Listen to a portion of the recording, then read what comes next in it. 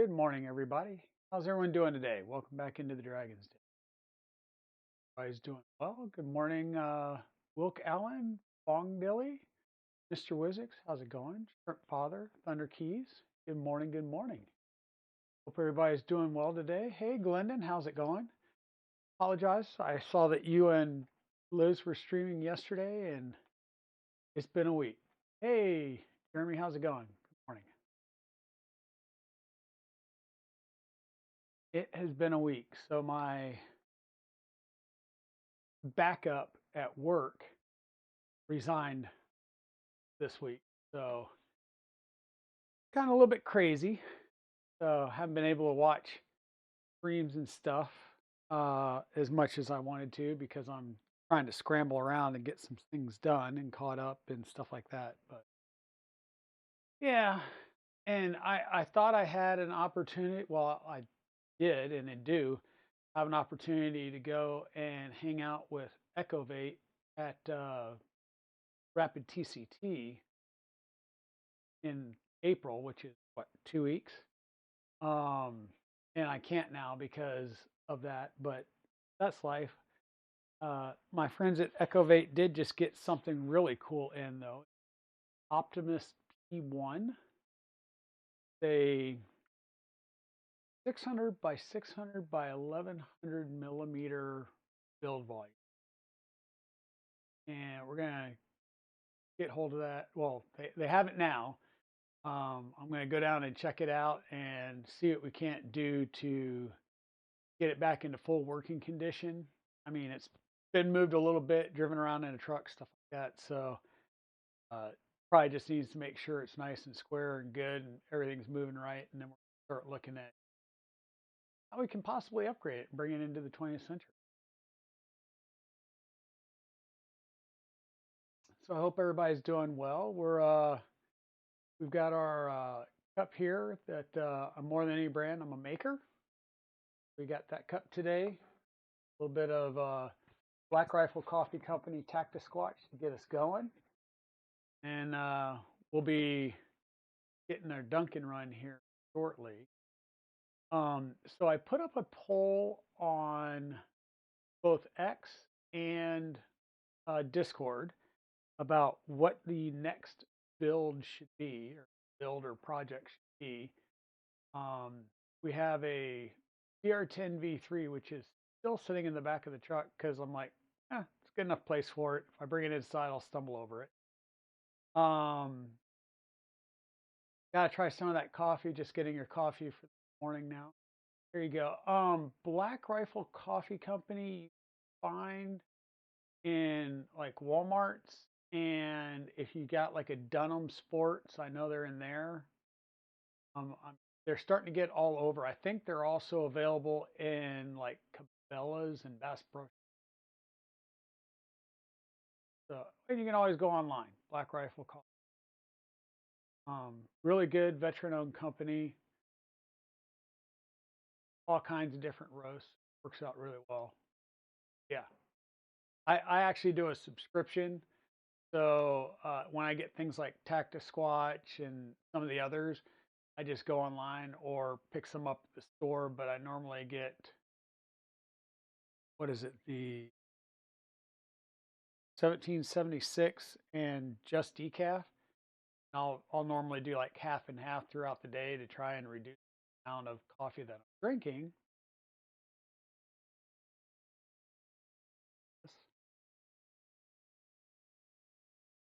So today we're going to be busting open a box here, and then we'll bust open another box.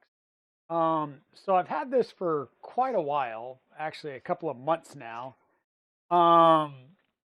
This is the Siboor Trident CNC kit, all-wheel drive.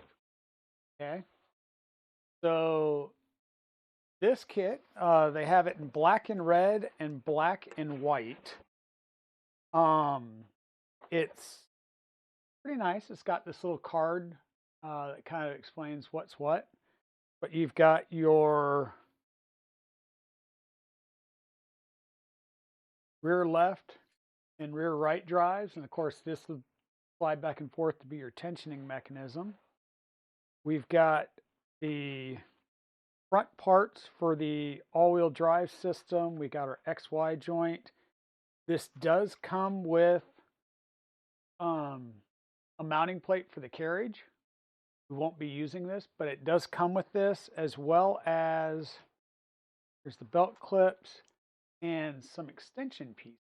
And the little extension pieces, what that allows you to do is run this piece here with like an ultra high flow style hot end.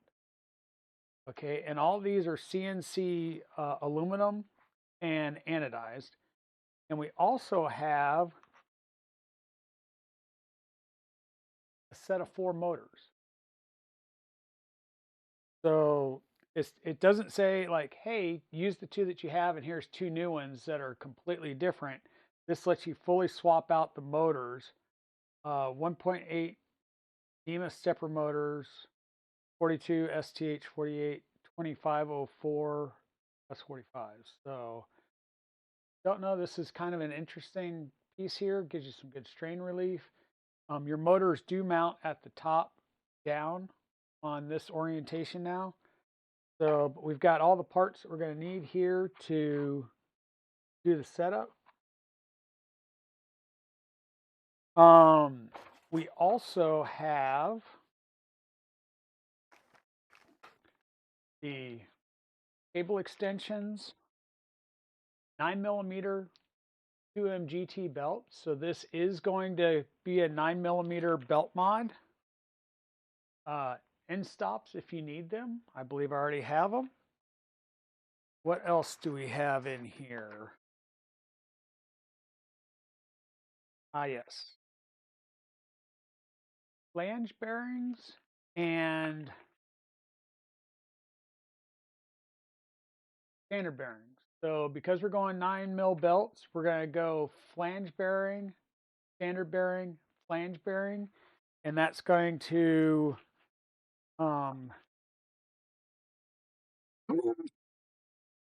about that. By the way, it's allergy season. That's going to give us the 9mm belt pass. We've got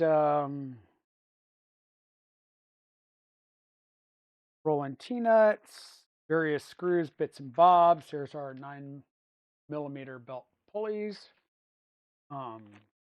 tooth idlers. Yeah, I think we got everything that we're going to need here, to include a cartographer, V3. Never used one of these before. This would be a first. I've got beacon probes, but this would be the first time I've used a cartographer. So we'll set that off to the side. Take this and get it somewhere out of the way. Realize that I did this over here. Get this moved over real fast. And when we go to do this kit, what we're going to do is just follow the regular Voron documentation. So what we're going to do is take off only what we need to take off from the printer and then come back in and reassemble the things. And we're probably going to try and do it without taking things up all the way apart on the gantry. That way we don't have to try and re-square everything like crazy. Oops.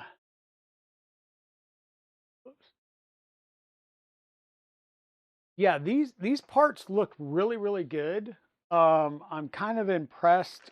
The Siboor kit stuff is getting, I don't want to say a lot better. It's not like they were really bad, but I think when Siboor first came out, everybody was like, "Oh, great, another cheap knockoff." The kits, from what I've actually seen, they work. They're very good. I mean, everybody's like the Siboor stuff so far. I guess they just came out with a V0. But yeah, they do have some decent product that I've seen so far. Um, hey Rob, how's it going? Welcome in.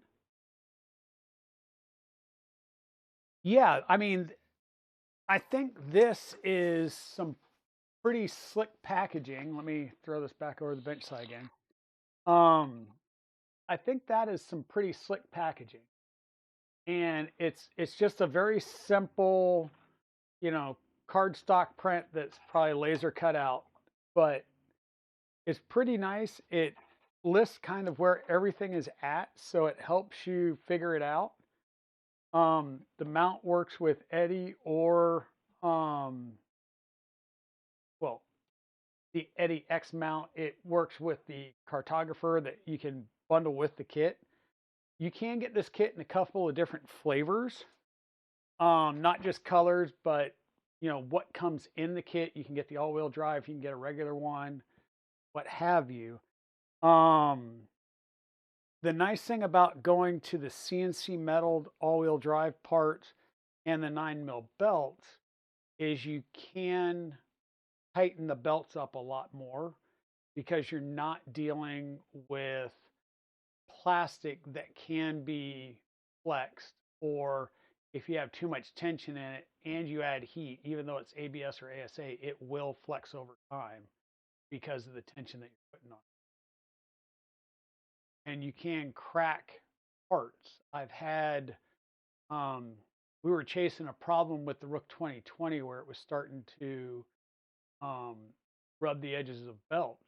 We're like, it's not running wrong on idlers. What is going on? What we didn't realize is one of the parts on the XY gantry cracked, and as it's moving around and putting tension on those pulleys doing the movement, it was allowing some flex, some vertical flex of the rods, which of course was driving your incorrect movement of the belts. So once again, there was no real directions on the Siboor site. It was more of follow the Voron directions, and you know, here's what's in the various kit stuff. So what I am going to do is follow the Voron directions. At the browser window, get this set up.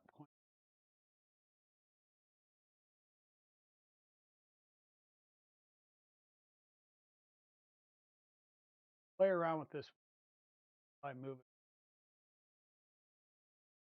and make it a little smaller. Sorry. Um, and I might have to play with the position of, because um, this is a 350 and it's going to go like full edge to edge here. I have to get things off of the table so I don't bang things around.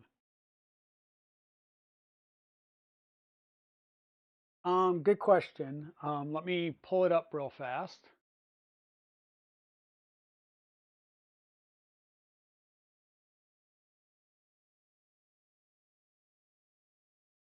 Um,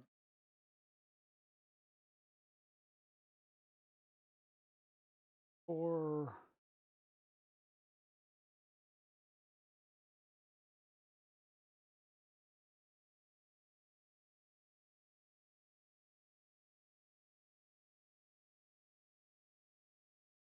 verifying that I'm.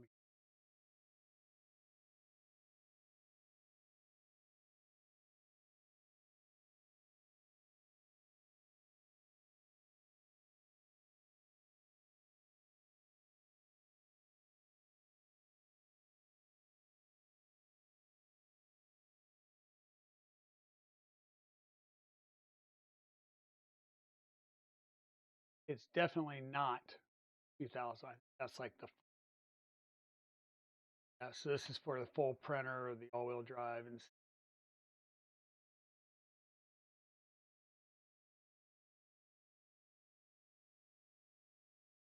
you can see Trident all-wheel drive kit.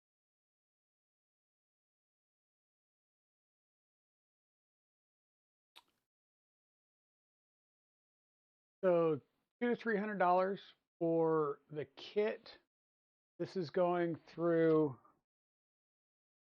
one second, folks. Miss Dragon just got up here with some Dunkin' coffee for me. Yep. And she brought donuts too. So we even got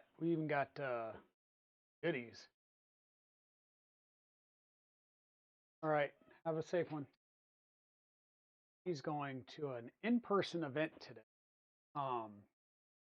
But yeah, this is depending on what you're getting. So once again, package B includes only the CNC metal all-wheel drive kit, motor, fasteners, whereas package A additionally includes the drive components such as pulleys, bearings, idlers, and timing belt. So this is obviously the A package. So we've got an A package for black and white instead of black and red. Basically, that means that really the only parts that I see here that are primarily white would be these sliders here. You can get them with black and red instead of black and silver, or white as they want to say.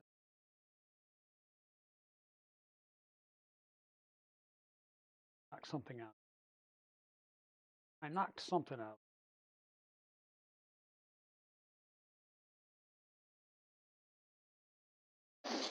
Okay, so we got that, and limited offer of the cartographer. We said yes. I think that adds, what is that, like $10 to it? So this package here, add to cart, is 307, like 310 plus shipping. Hey, Eagle the Dragon, how are you doing? Hope you're doing well. Hope your birthday went well. So overall, not bad considering the amount of CNC parts that you're getting. You're getting 4 new motors so that all 4 motors are the same. If you don't like these motors and you're going to go to something something else yourself, then maybe this isn't the package for you. But just be mindful. Well, no, I think package B is still going to come with the motors, right? It's just, yeah, package B still comes with the motors. So, you know, if you want to get superpowers, just know that you'll do this and then you'll have to either get superpowers or already have superpowers on. Probably where most people are going to go. But the other thing that we're going to do is we're not just going to do this upgrade, but you may remember that earlier I said we're not going to use the tool head or the X carriage bracket. And that is because we're going to install the takeoff tool head, which will actually go like this. So the takeoff tool head goes front to back in the Y direction. Calamity goes in the X direction. So you potentially lose some X travel, where this you could potentially lose some Y travel. Now, they say if you're going to do this, you'll lose some Y travel unless you do certain mods. We will do a couple of mods that will add spacers to our Z motors, which I still need to print. So I'm going to have to, I found the spacers that we'll need, but you'll have to do that and then possibly do like a clicky clack door to give you the amount of clearance that you're going to need. But this is a 3D printed metal takeoff frame. And this is literally 3D printed. If I kind of bring you in, you'll see that the texture, that this is not a CNC milled part. This is 3D printed metal. You can order these from Luke's Labratory, or you can wait for the gentleman, I think it's Kimizi 123, who designed this. You can wait for him to make some, but it's got the built-in provisions for your strain relief and everything, you use these 3628 12-volt fans. So once again, server class fans. So this is just going to be loud. And here is your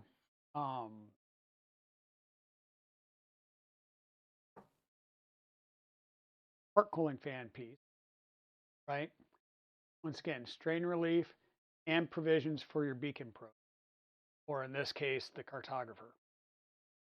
So, pretty nice setup. It, like I said, expect it to be loud because of the fans. There's just no getting away from these fans. You get, if you want the airflow, you're going to have to deal with some noise. And if I remember right, the cartographer or beacon or whatever comes off to the left. So we'll be mounting it like this in the printer if this is, if you guys are the front of the printer. You also have the top plate. There's our belt clamps. And yes, I apparently did get the perfect version with the cat ears. There are different plates depending on what extruder you're going to use. By the way, this is going to mount one of these. So this is designed specifically to run that. And on this one, we're going to run the, let me make sure I grab the right one.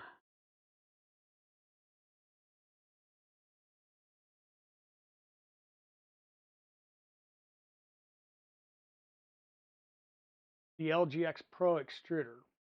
So this is metal. So you've got a lot of metal on this, a little bit heavier, but this is the LGX Pro. So it's designed more for push everything.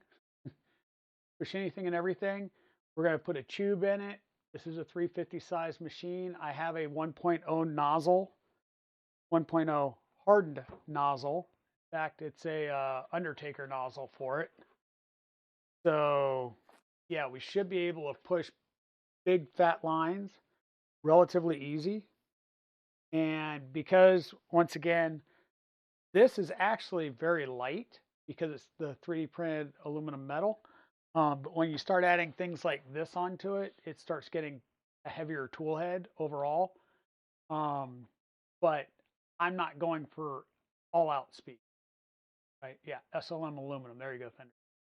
I can never remember the process, and I know as soon as I say it that it'd be the wrong one. SLM, is that centered laser metal? Centered layered metal? I don't know. Metal dust.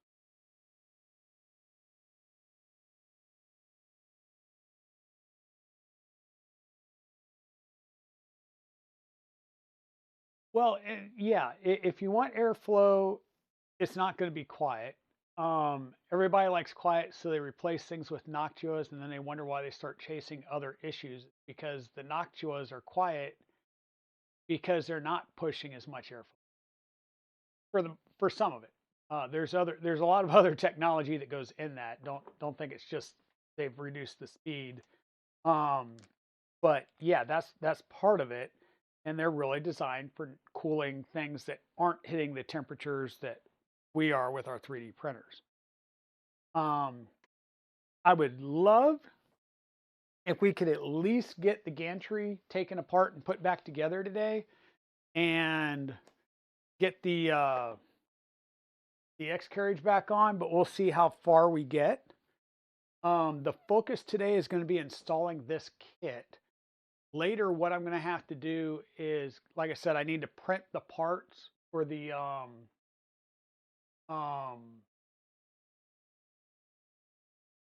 spacers for the Z-lead screws. And when I install those, I may do those on stream. I may do them off stream. We'll see how that plays out. But right now I'm just trying to make some room so that we can bring the beast up. And the beast here, I have already removed the panels just to make it a little bit easier to move around. But you can see when I call her the beast that she's pretty much the beast. She pretty much takes up the whole depth of my bench here. And yeah, so we do have a CAN bus tool head on here now that you cannot see. Bring you up here. We do have a CAN bus tool head, cable gland. We have lights on each side. We've got a bento box in the back. So we'll have to undo some of the wiring, of course, because we're going to be swapping motors and all that jazz. We're going to be trying to take off the rail pieces one at a time as we work on them. We'll replace one piece at a time. I'm going to attempt to do the same thing when we get to doing those Z braces. What I'm wanting to do is I'll lay this down on its side. We'll undo one motor. We'll unscrew it basically from the bottom. We'll add the spacer because that spacer will go between the printed part and the motor. So it's basically going to lower the motor a certain amount of millimeters. And that's to give that takeoff tool head clearance over the top of these lead screws. Right? Remember, Trident lead screws, they're built directly in. So you either switch your motors, go to couplers, and a shorter lead screw, or you can add spacers in here. When you go to add those printed spacers, you're going to have to disassemble your X or your Z.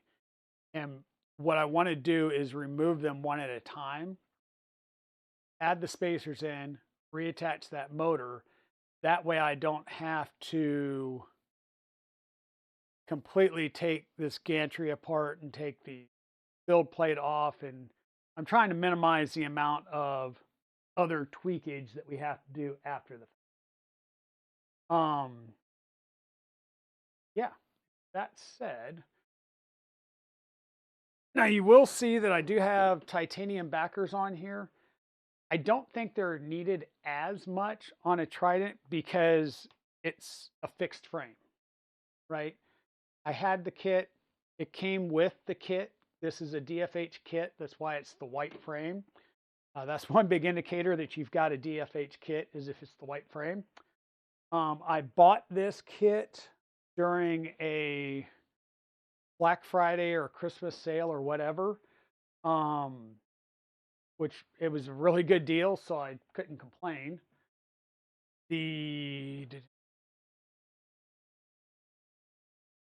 Yeah, we may have to do some. I just realized, not sure. No, we can still probably do CAN bus on the takeoff tool head. We would just have to do. I'd have to get an EBB 42 board, do it that way, versus SB. So we can stay with CAN bus and just switch that out. Now the interesting thing is I do have a 2-wire pen over here for some reason. I have no idea what it goes to or what it did go to. I cannot remember anymore. So we'll have to fish that back out when we're doing all of our stuff today. But my plan is let's go ahead and get the tool head taken apart and off, because that's going to have to come off. We're going to do the belts. I will try and keep this whole tool head itself intact. This is a Filametrix, so it can go on something else. There is a Box Turtle that is associated with this printer. Who knows? Maybe that Box Turtle will be another Box Turtle that goes to Echovate, or if somebody wants to make me an offer on a Box Turtle. It is not fully updated. It does use the Big Tree Tech MMB. And no, I do not plan on fully upgrading it. So if you want an earlier model Box Turtle that you can upgrade, I've got one. I don't think it would be an exhaust fan wire. The only thing I can think of is it was a straight, like, 2-wire, because it's 2 wires. The only thing I can think of is that it was for a standard light where these are uh, RGB. Well, yeah, these are RGBs where it could have just been a standard light that I had on here. I don't know. It's weird. It confuses me. Okay, this comes around and we'll have a couple of wires that we'll have to undo.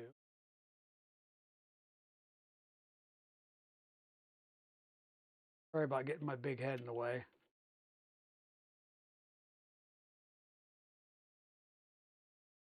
Hey, Edge 3D, how's it going? Um, I don't want to downgrade Edge of 3D, and I have one of those Core XY conversions now. About ready to find itself a new home somewhere.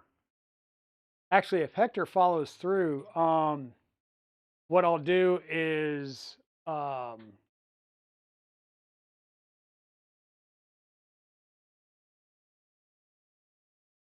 if Hector follows through, I'll have a Ender 3 NG kit coming, and I'll just take that Ender XY apart and because I did do the triple lead screw mod on it and it's working well until I did something on the hot end and let some magic smoke, and I have to replace a thermistor and a couple of other things. Speaking of which, I picked up a Tech X Pro from my DM last night, my dungeon master last night at D&D, and he's like, it's not heating up, and I don't know why. I think I have to replace the heaters and stuff. Yeah, I don't think it's a heater issue. And the reason I say that is the thermocouple wires are ripped out of one of them.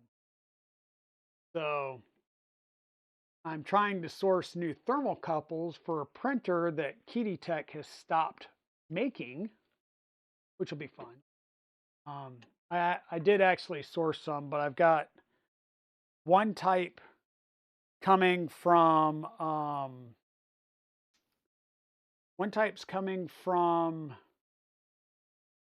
eBay that are used, look to be in good condition, and then I ordered some from AliExpress, so we'll see what I get. Now, if I remember right, I should be able to, as the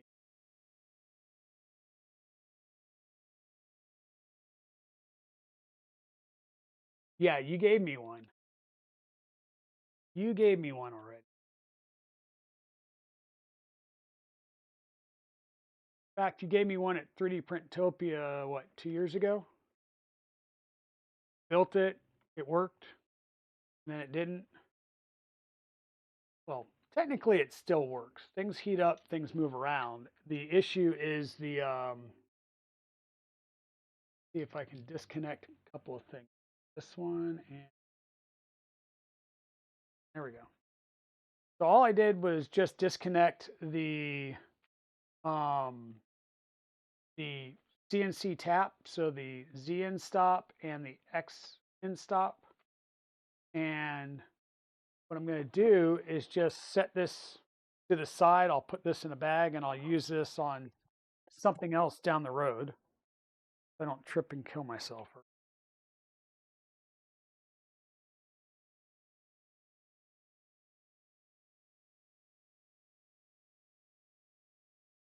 And I knocked something off the table as thought. What? Find that later. Okay. So we've got the tool head taken off, we will release our belts here in a second.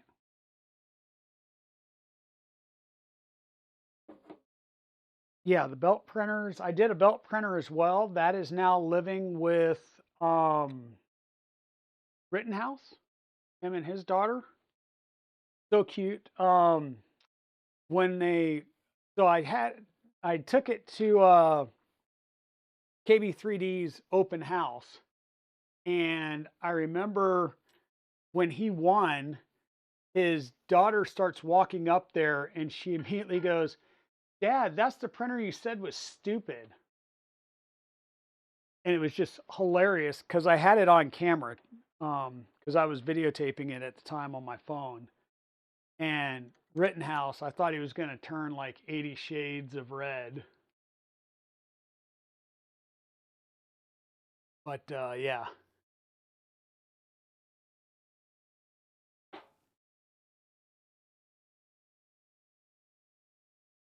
All right, so see if I can pop this one off without it attaching itself to the magnet. That one's get to out.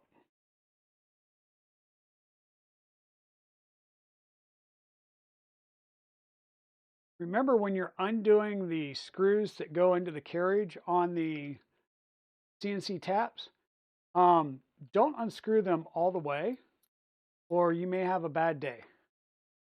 Because if you unscrew them all the way, you've just unscrewed the, oh God, words on stream. You've unscrewed the screws through the rubber grommets that are around the back side of the screws. And I'm gonna have to turn this around and dig some because the belt clamp attached to the magnet, which is now blocking the screw hole.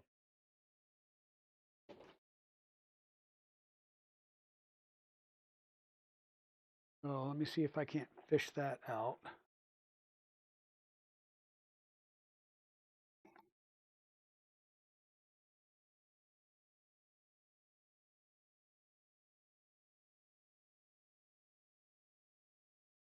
And you may see a USB extension cable here. That was a good way for me to work on the Box Turtle when I was trying to get it installed and making sure that everything was talking right. All right, belts are out. One of these still has thread in it.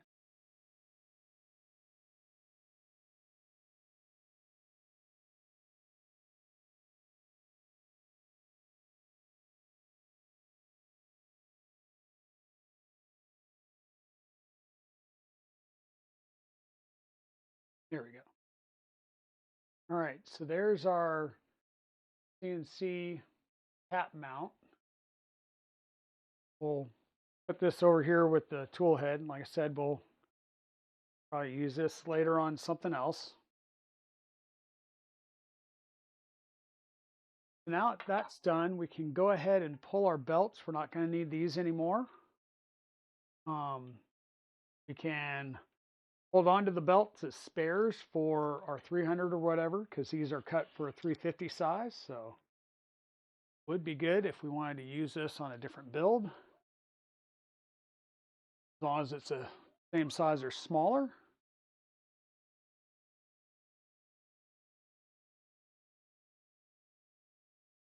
Because once again, on this build, we're going to go to 9mm belts.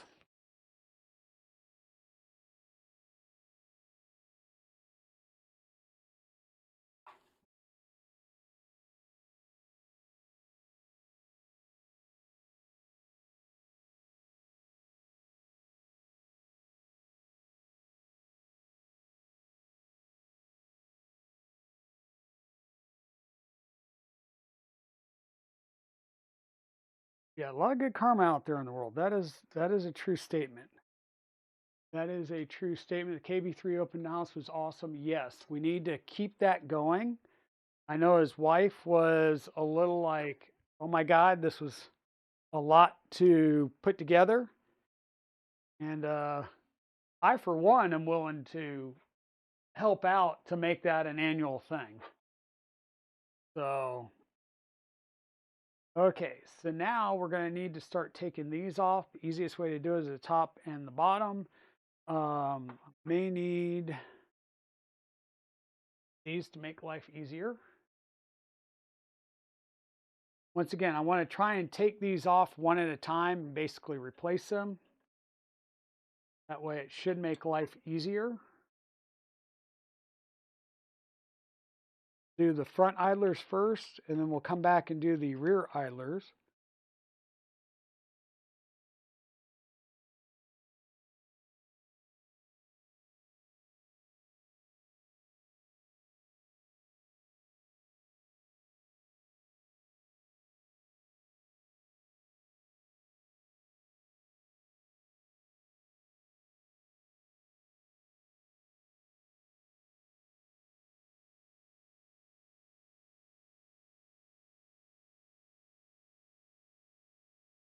Oh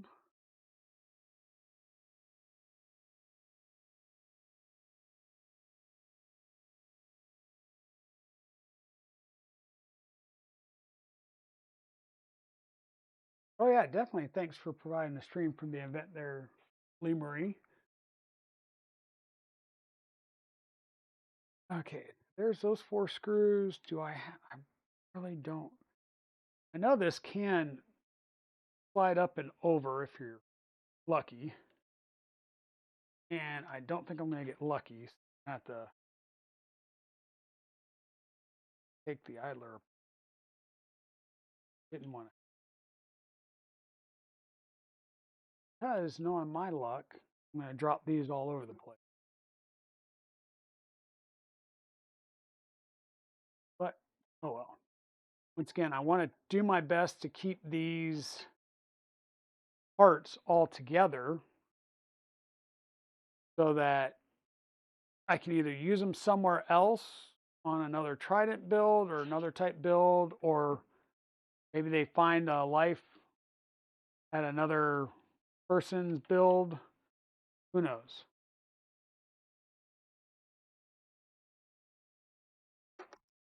Who knows? Now, let's see if I can get lucky. And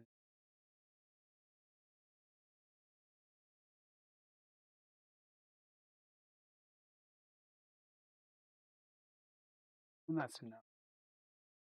Partially.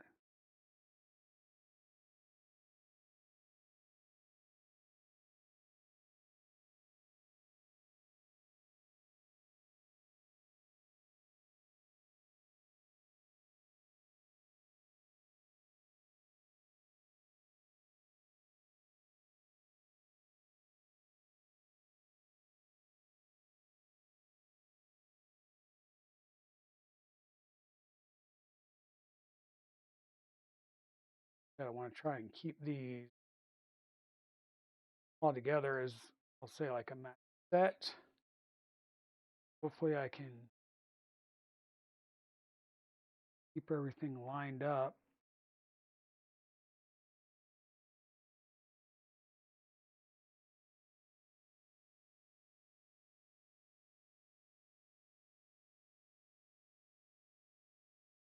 That.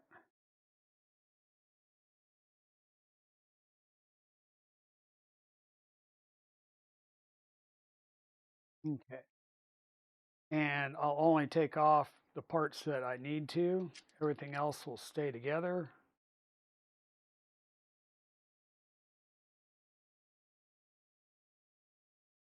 And either be used on another build that I'll obviously keep the same color scheme on, or will make available to somebody else.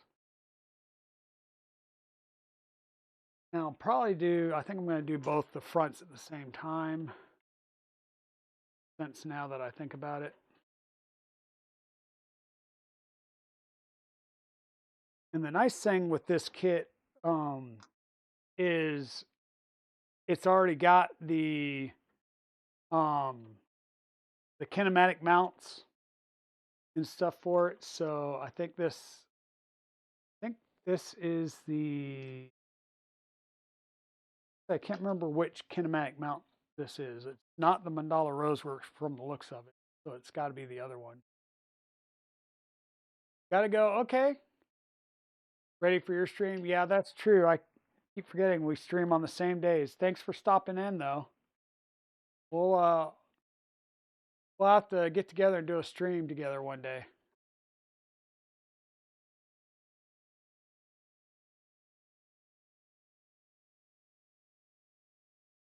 Yeah, one of these days I got to figure out a, we'll say a portable streaming setup. Because I just don't have that capability today. Well, I guess I do. Technically, I have all the equipment to do it. I would have to figure out how to get it all set up to do it.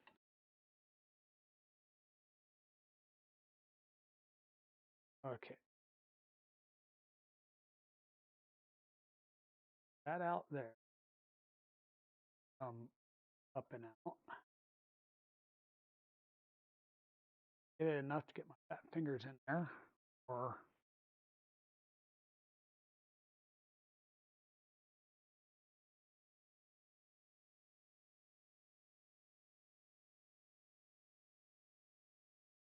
Scott, are you planning on being on the show scene this year? Saw that you started streaming again.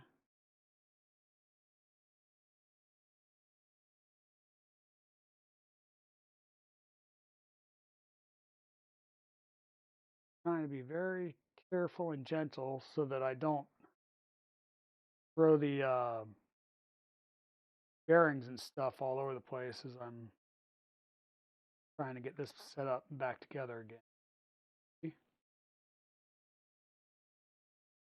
Keep everything in alignment.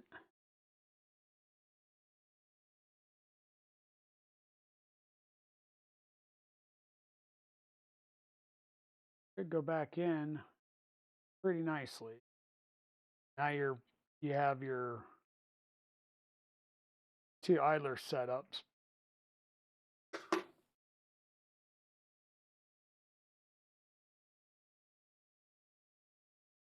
Yeah, like who am I going to see at Rocky Mountain this year? Should see a good many of you there.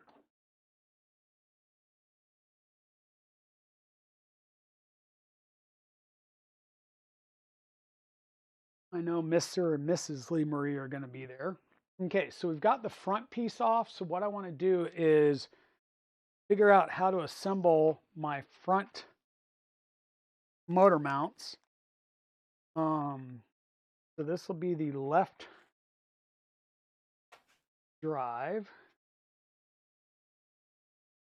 And we'll have the right drive on the other side, of course.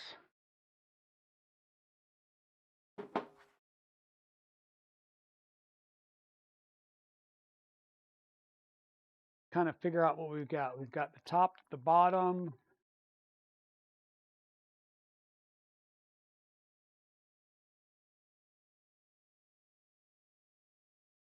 Bottom, we'll need, going to assume some spacers,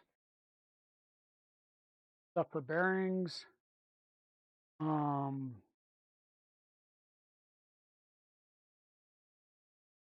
Back parts.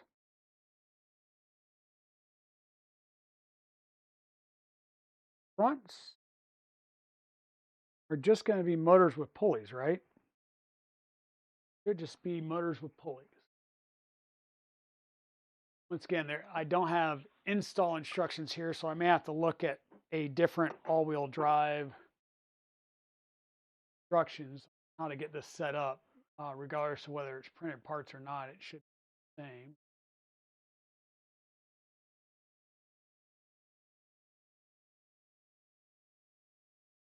Because coming here, it basically just says what's in the kit.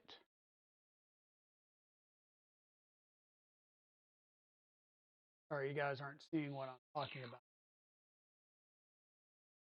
So this basically just says what's in the kit.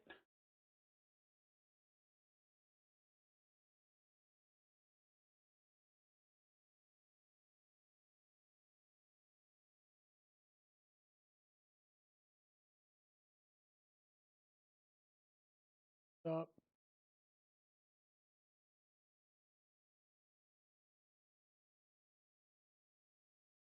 add. You wish you could go.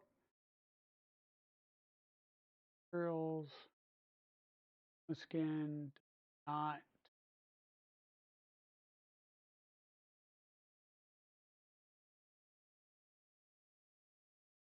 talk about construction.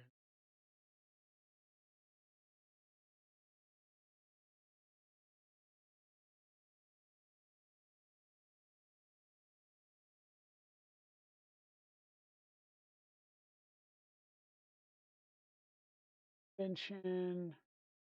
Travel will be impacted some. Once again, the front and back.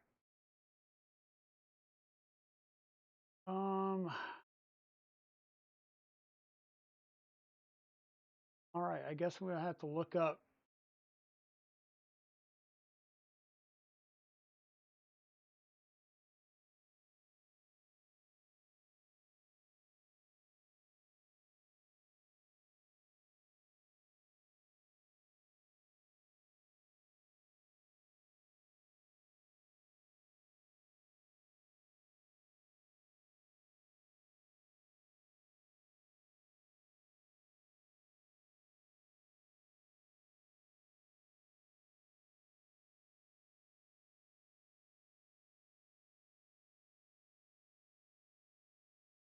XF file.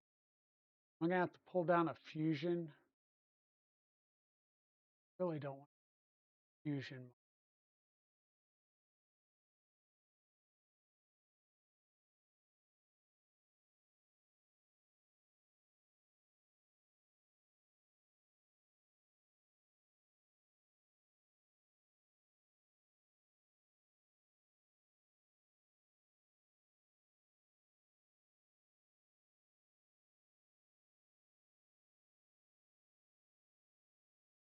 'This may work close enough.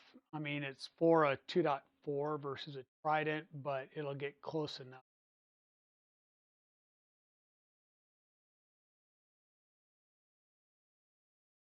Gantries are the same. The only difference is one's fixed and one's not. So we'll know that we have some dual idlers in some places, single idler, single idler.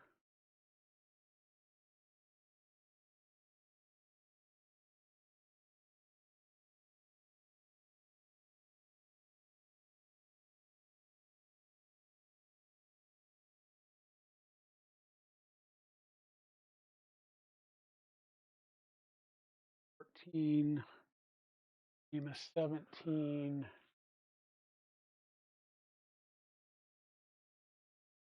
Okay, one thing we don't have, and I'll have to look at the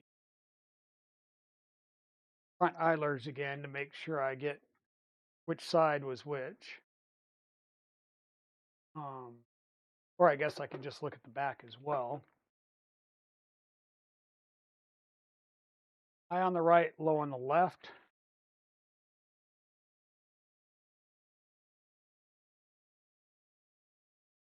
And by that, I mean, where do I need to add, what am I thinking? On the idlers.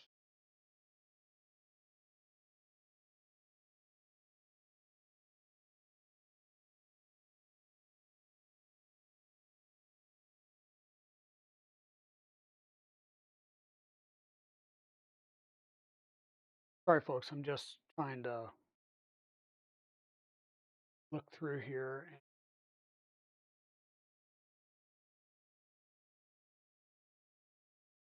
I think the best way is just to look at a few. Siboor kit.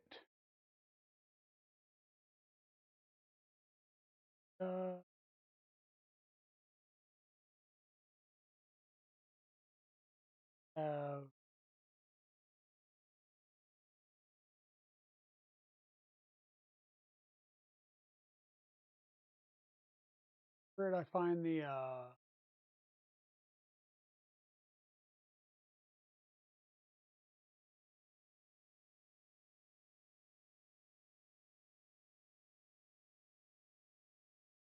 here did this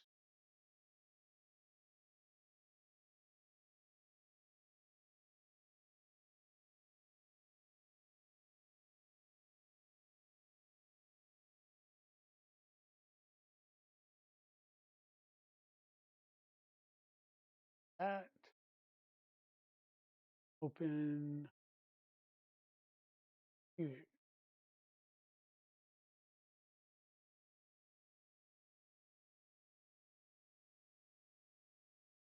Yeah, I'm definitely going, but I tell you what, hotels are flipping insane. In that right there in Loveland, like we're gonna wind up most likely in Longmont and driving uh, each morning and evening over because otherwise it's, let's just say, stupid crazy.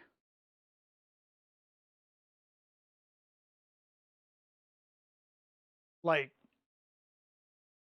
yeah,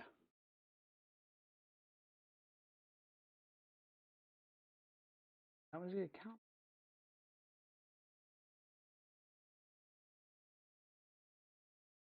Yeah, I'm pretty sure that was the account I used. All right,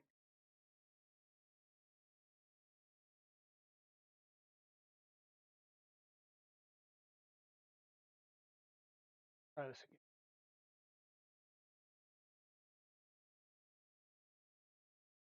That account.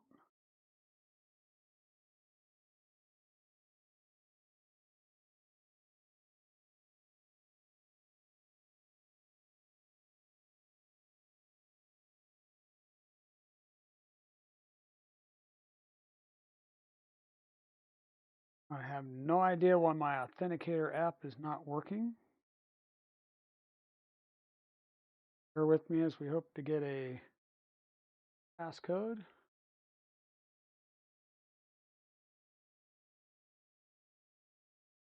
Hey, there we go.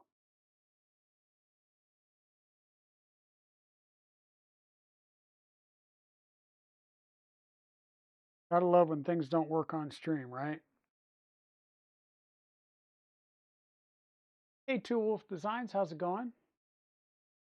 I like the OSB bot cameras. Osbot, OSB bot, however it's better pronounced. Um,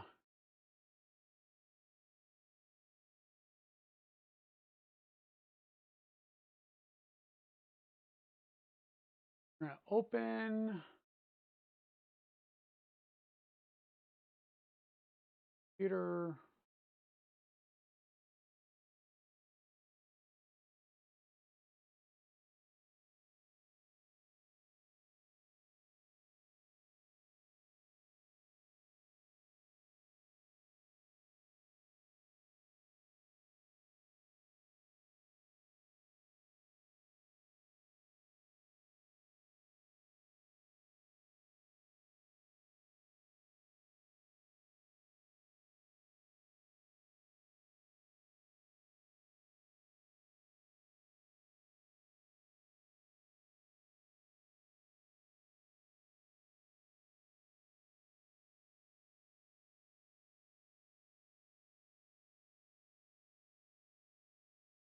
Did unzip that.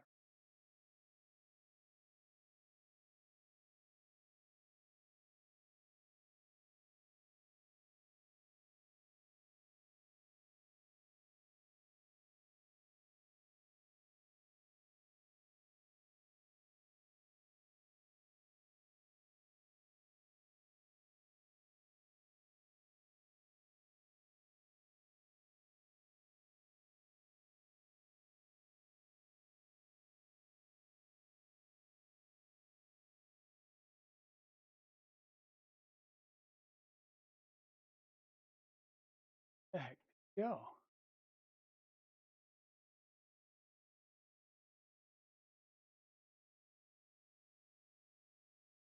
But yes, I do like the OSB bot cameras. If you talk with your hands a lot, just be careful.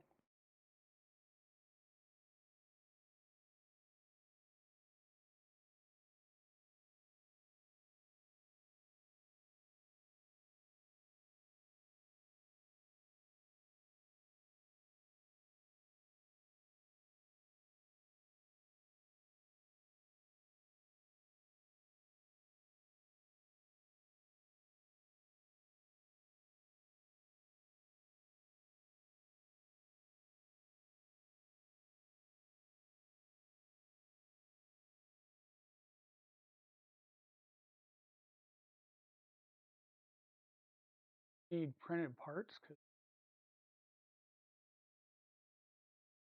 that looks like a printed part right there.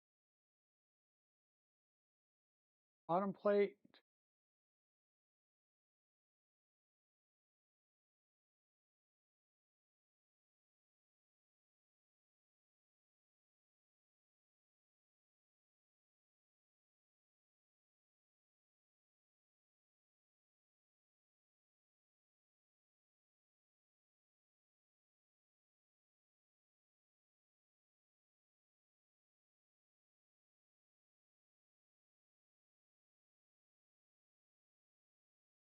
Now I should be able to see.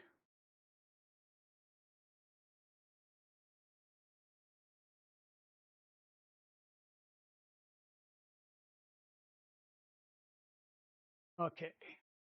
1, 2, 3. Pulley. Okay, so we're going to need 3 stacks. And what I'm doing here is taking our pens or our shafts that have the spacers on them, and we're putting these down here. We're going to have 3 of them. This one might just be a dedicated spacer. Down and see if I can't double check that. Not like that either.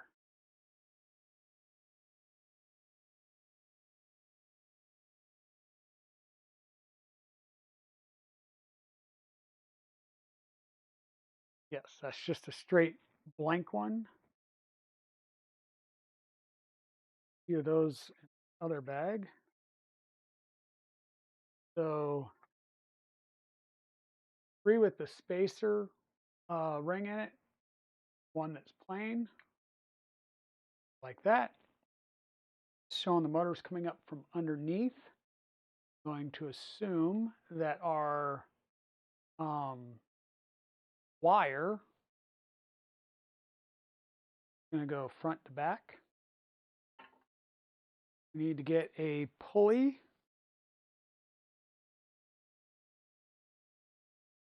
And we'll build our flange stack bearings here 1 second. Got a pulley, our flange stacks. And we'll be stacking these up in a specific order. Because once again, we are going to be using 9mm belts.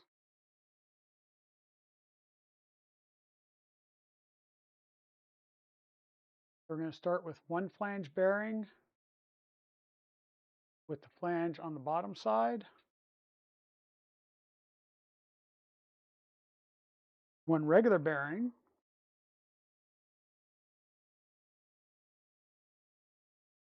So non-flanged bearing.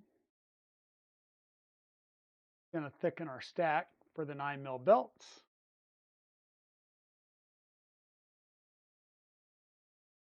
And then we'll grab 3 more of our flange bearings. Stick them on with the flange facing down. That gives us our 3 flanges, 3 bearing stacks, I should say. We'll have our motor. We're going to need to find the flat on our motor. There is no flat on the motor. Why is there no flat on the motor? That's interesting. Do none of the motors have flats?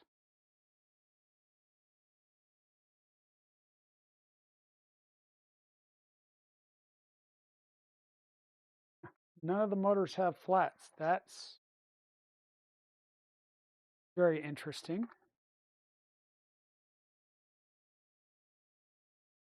We are going to be using set screws, so we do need to have our Loctite out and available.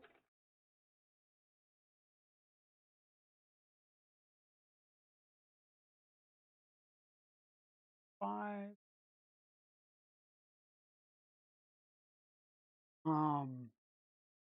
Hey, Chris, how's it going? You made a Saturday stream. Yes, you did. How are you doing, friendo?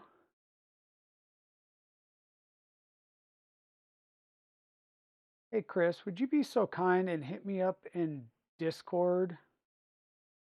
I'm not sure if you're going to be sending me panels or a frac. Should talked at one point about maybe doing a fracs together.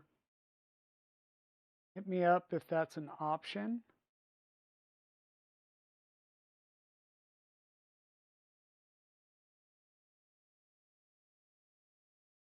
I might even be willing to do that on a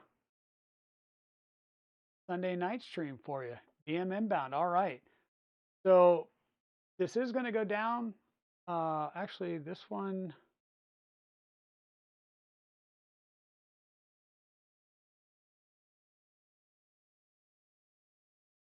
goes down. Well, I don't know how far down it's going to go. We'll have to get it lined up once we get the motor on here. So I set the motor on, plate on the motor. That will let us set our height. I'm going to do this up here so I can be at eye level with.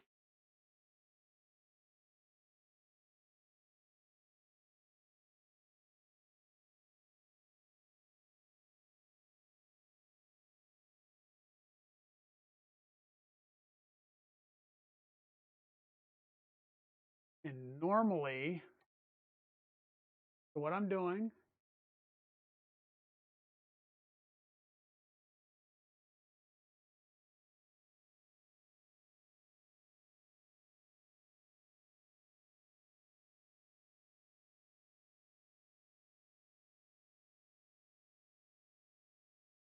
is losing my mind as my camera decides to do its own thing. Okay. So what I'm doing is I'm kind of putting this at eye level so I can be looking straight across at my bearing stacks and setting up my pulley at the same height. And because there's not a flat, I'm doing both of these directly to the shaft itself. I am not going to even think about or attempt trying to grind a flat on this shaft. Now, this should be at the correct height for these. If we need to make an adjustment, we can once we're belting. But we've got the left side mount, so I'll have the bearing stack, bearing stack, bearing stack. The one in the middle or the rear left is going to be just a straight shaft. These are all through holes so that we're going to be doing long screws coming down through the top. And let's start figuring out some other plates that have to go in here now. XY.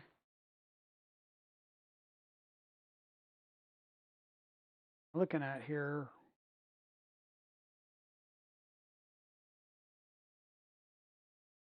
Okay, there's the top plates, the bearing seats. Front left, front right.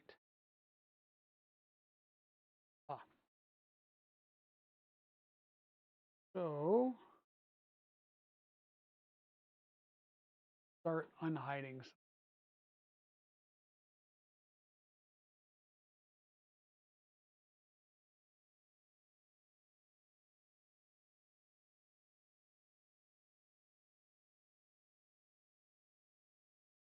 This is what's throwing me for.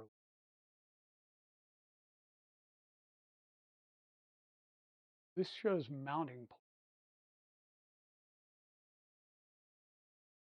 Then we have the motor mount. Guess that's what's throwing me for.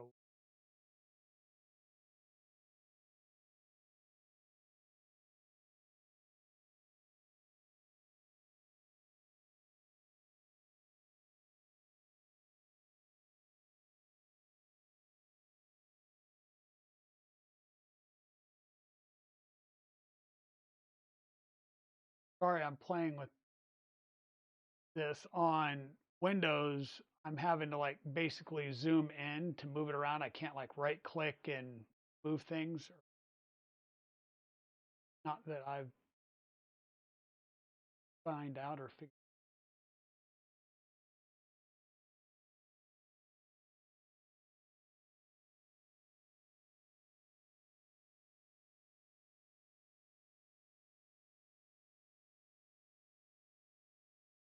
It has to be this bottom plate. This shows this.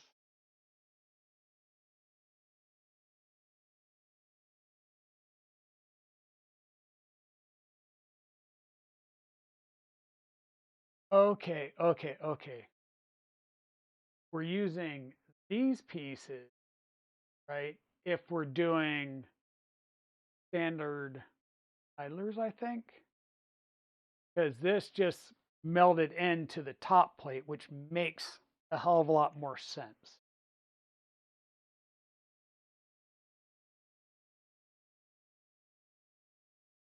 So these would be used if we're just doing two-wheel drive and not using, this would be like the front idlers.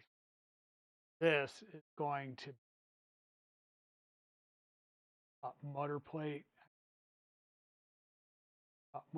so go on,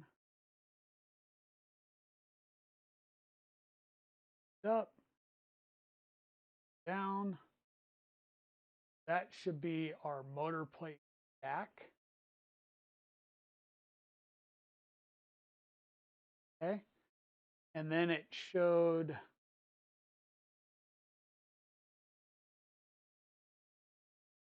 here's our motors, right? Our motor, bottom plate, our idlers, top plate. And now we need one of our top plate bearing seat. So this is going to provide the strain relief bearing at the very top, right? But before we do that, we're going to have to put in at least one screw. Funny because this is going, oh,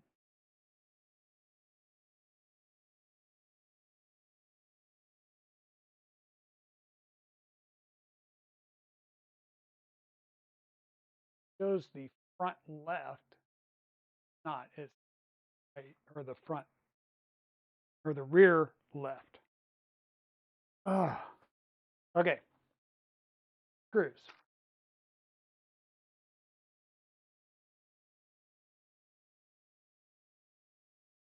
These will be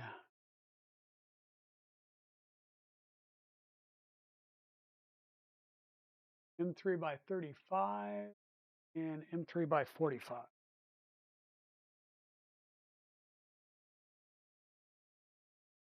5 and 45.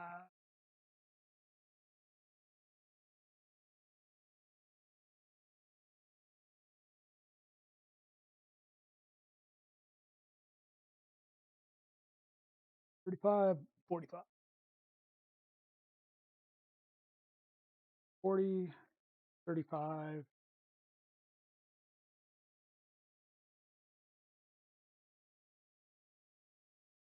Okay, so an M3 by 35, I'm actually putting this in the back left because that would be the only one that has a recessed hole in it.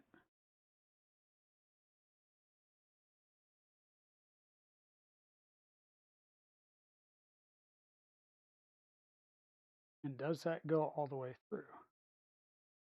It does not. Hmm.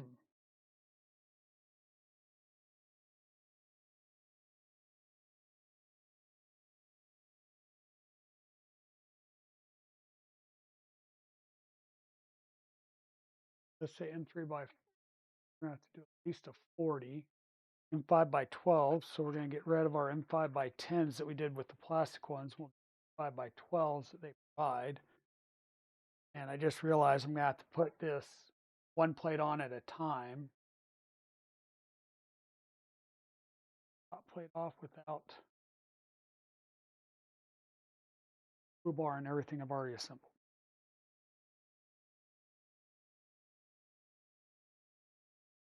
Oh, I get it. That's not going all the way down the motor. It's just attaching to the lower plate. 35 is correct.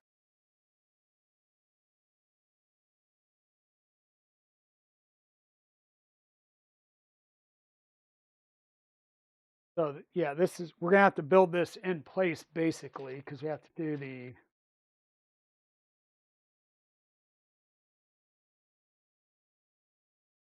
bottom plate, then the top plate. You know, we can build our stack, get our motor prepped, get the top plate on, and then we'll come in and install everything.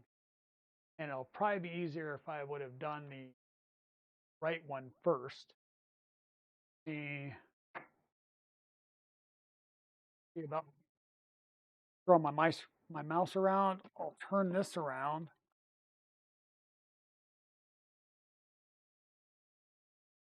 Hopefully see what I'm doing over here. Grab my mouse because I'm going to need that eventually. It's almost like I'm a hot mess and don't know how to do build stream. So we're going to take the plate,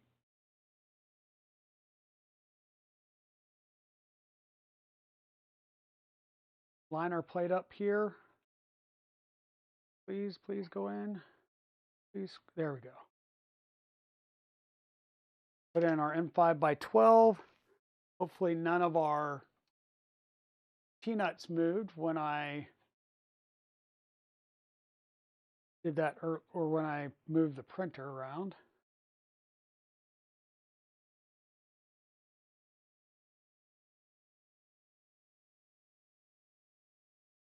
They did not. Awesome. Okay. So that's there. We've got the lower mount end. Once again, there's no way that our motor's going to go at the bottom. Don't know why it was even showing me the bottom. That one in place. Do our M5 by 12s to get this lined up and attached in place.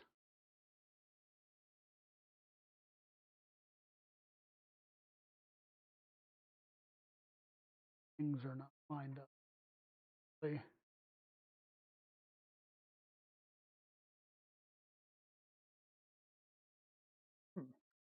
Spacing wise, does not look like things are lining up.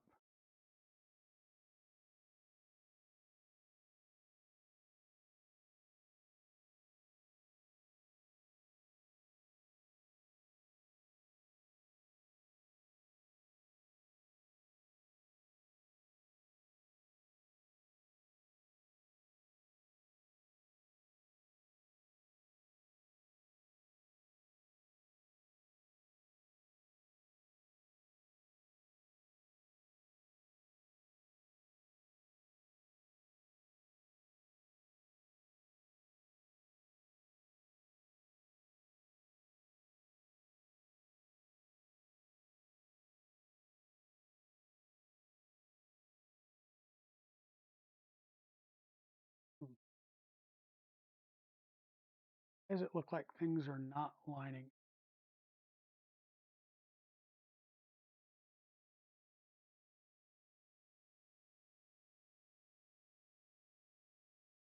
I mean, it does not surprise me that things are not lining. I do not know what is causing them.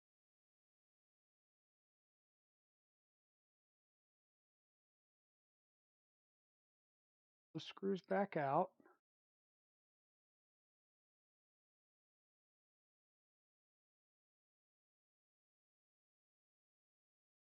Back on there, get everything on their shafts.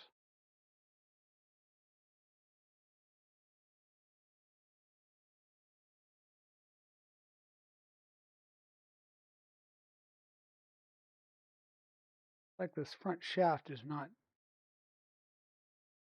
going on or something.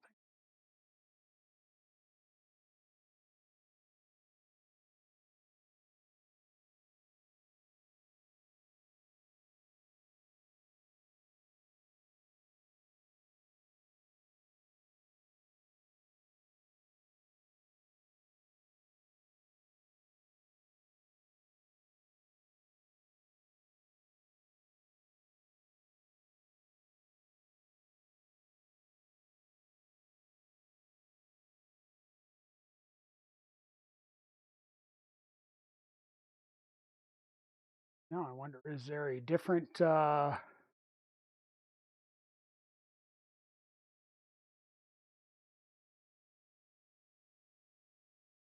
I think there's different size spacers, and this is a too long space.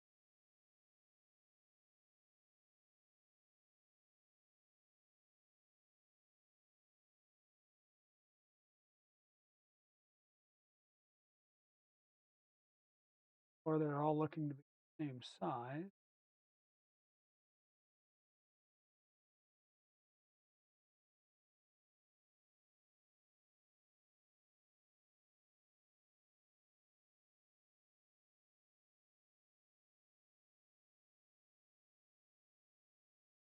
You know what? How much you want to bet that that particular one does not get used because that's the idler if you're just doing the idler.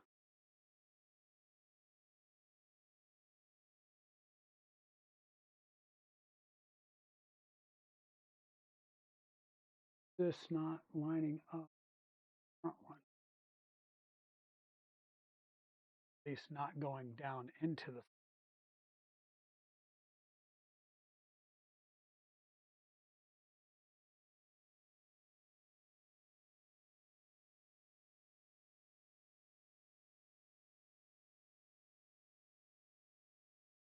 All right, folks, dealing with a why is this not fitting right? I just have this at an angle or what the deal?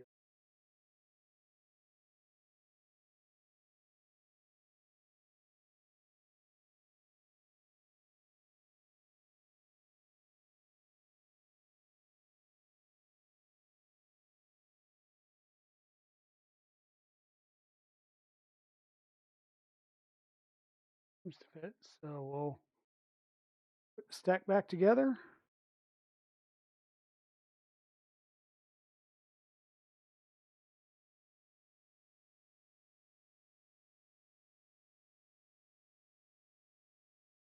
La, la, la, la. So how's everybody doing today? Enjoying the nice Saturday weather that we're having?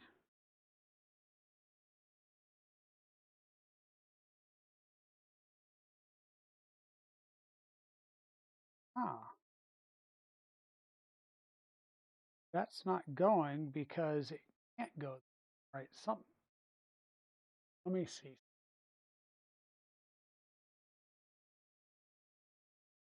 Wheel drive, two-wheel drive.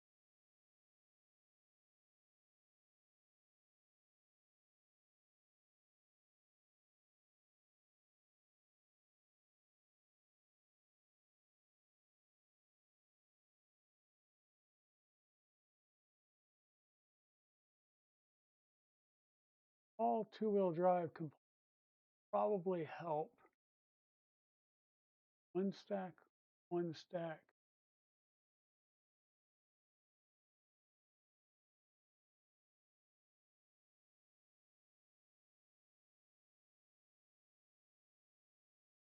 That.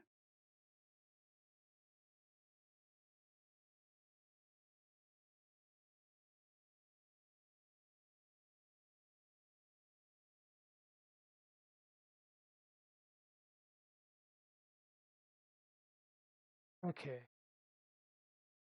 I think I'm seeing what I'm doing. Yeah, I've got the part upside down. See? Follow directions, look at CAD, really look at CAD, turn things off that don't need to be turned on, less confusion.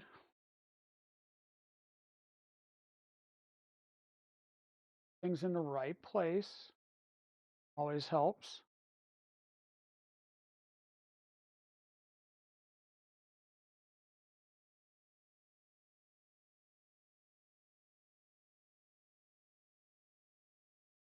Always helps.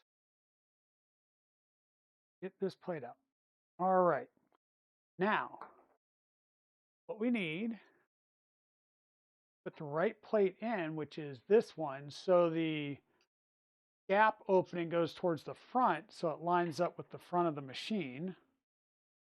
And when you do that, all of a sudden, all of your things will line up in such a way that, they actually will fit and go together. You won't have any issues or shouldn't have any major issues.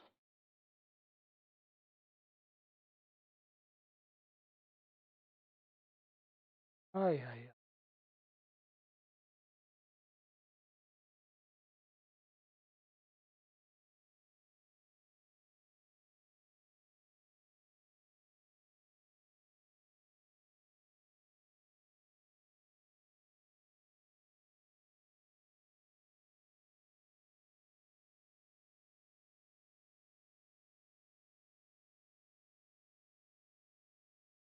And I'm pushing this all the way to the front so that the front edge of the motor mount is lined up with the front edge of the 2020 extrusion. Now I can pop these off. Need one in the back.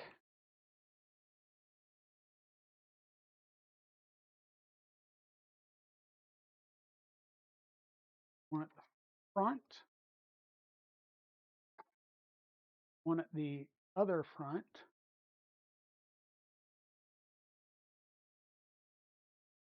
And spacer.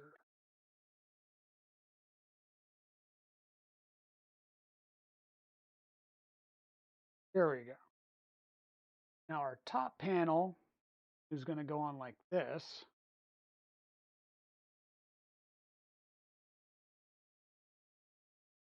And look, everything sits down on there nicely. Amazing how that happened. Now I did squirt this forward just a tad bit, so I'm going to have to adjust my uh, peanuts.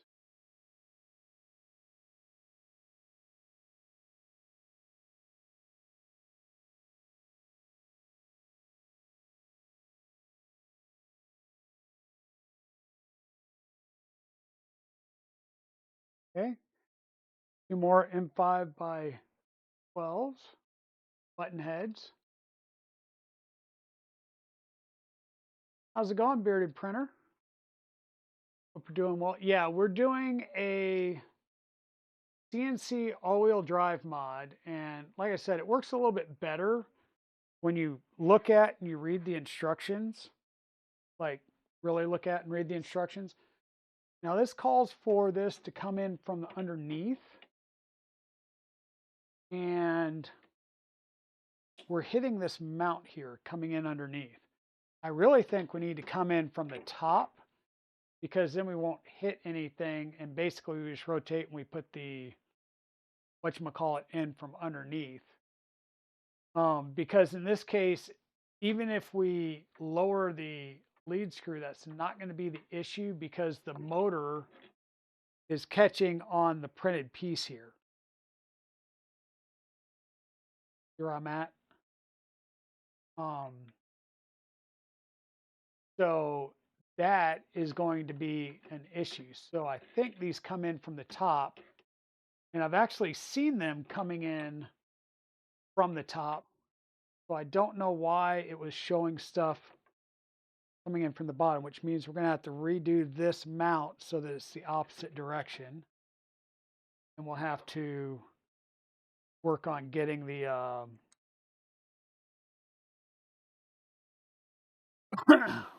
we'll have to work on realigning this after we flip the pulley.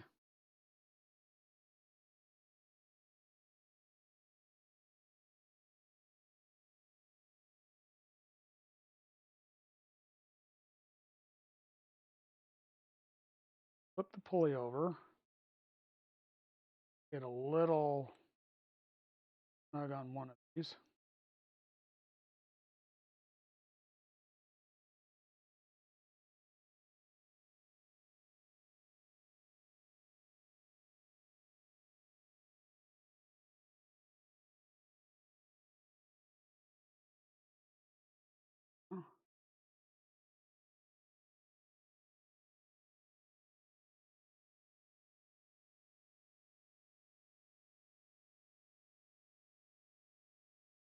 You push the displays there. This might help you guys. Okay, there we go. So what I'm going to do is bring this pulley back up. I can get it.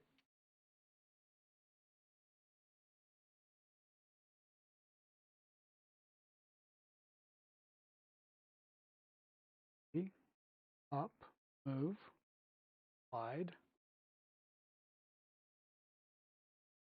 rotate, slide up. What is going on with you?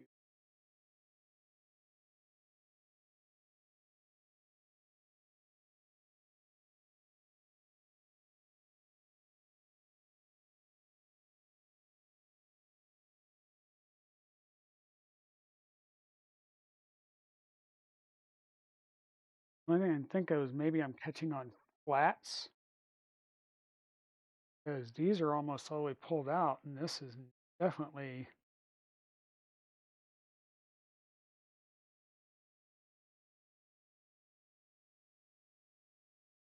going on.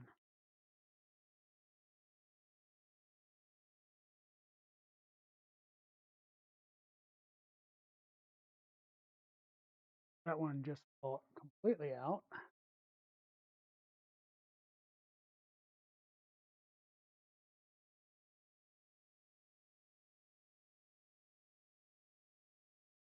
I may have messed up the roundness of the, oh, dang, that was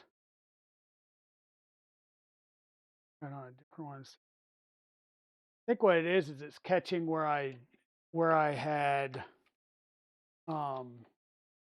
tightened the set screws on it the first time. Now the question is, I do these with the things facing back. We're going to do the same type of thing that we did before and line up our pulley by eye.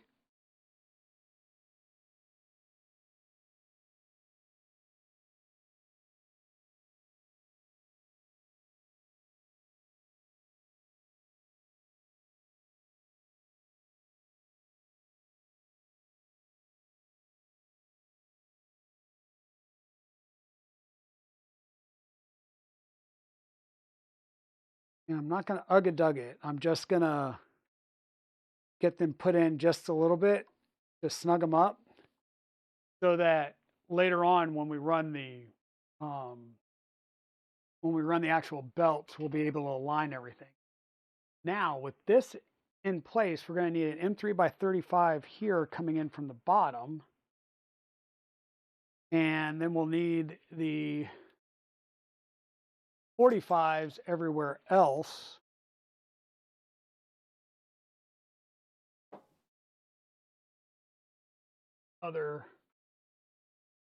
Bring these over here. Put these over here and I'll knock them off like 18 times during the build, but it'll be good. Once again, this one is screwing in and just holding the stack together because it's going to be screwing into this metal plate.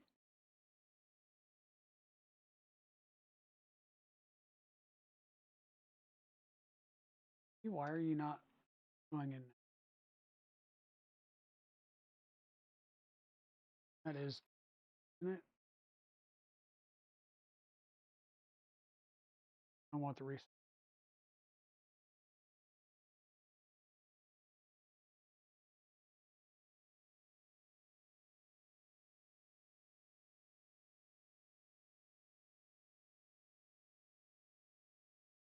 Probably be better if I dropped the bed down.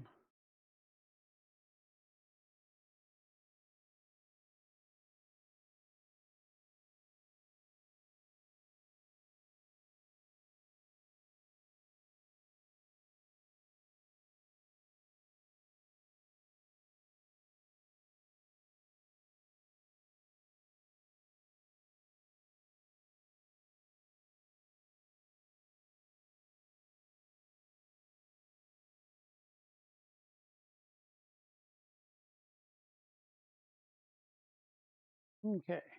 Give myself a little bit more room.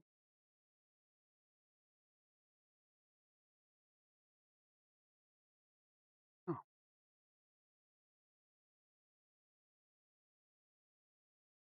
got the.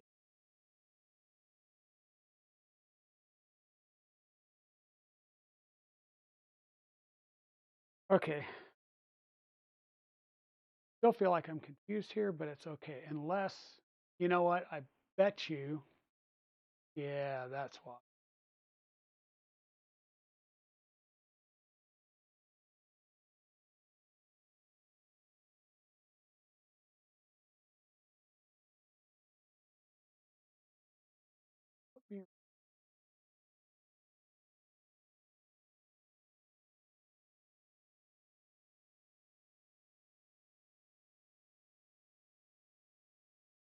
Stop.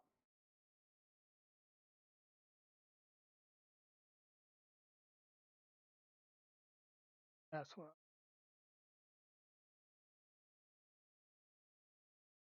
Okay. So this is actually the one that we're working on. When we orientate things right, things work. Hide the motor.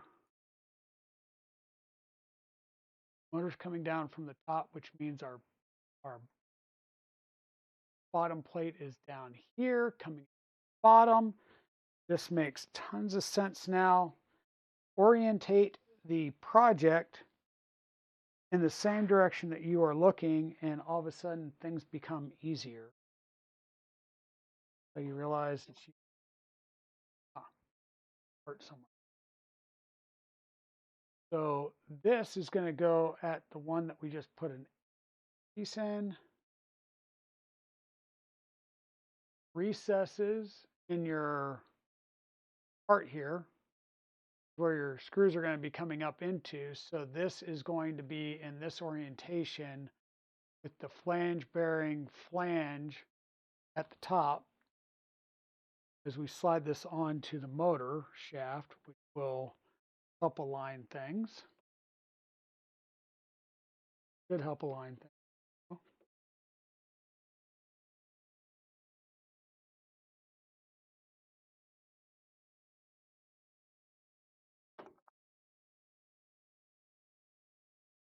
And we'll need some M3 by 40s, 45s. Moving myself.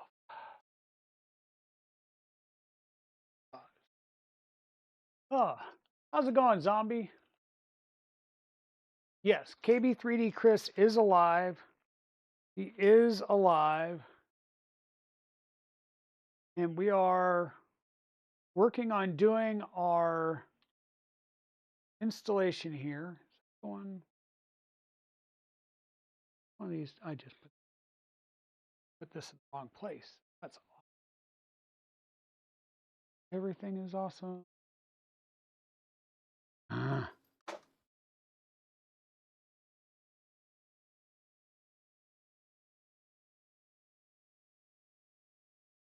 Tight fit on bearings, and then we put the plate on wrong.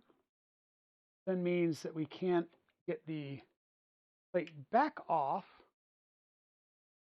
the motor shaft easily.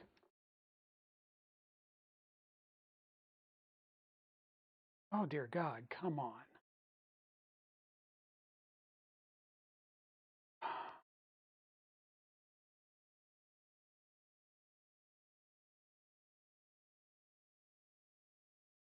Not my Saturday morning, guys and gals.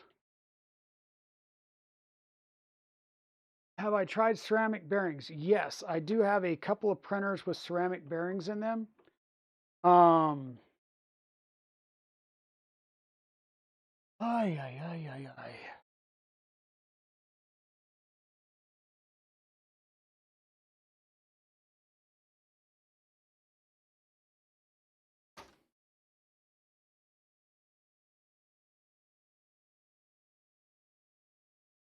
Make sure you are on the shaft and not on the bearing edge here, or you will destroy your bearing. What I'm trying to do is get some gappage here because I need to rotate this lower plate just a bit.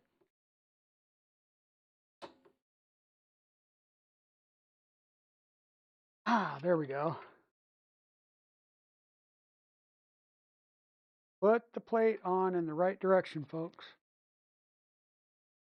Moral of that story. Motor in the right orientation. Plate in the right orientation. Triple confirm everything. Then stick your shaft through the bearing again.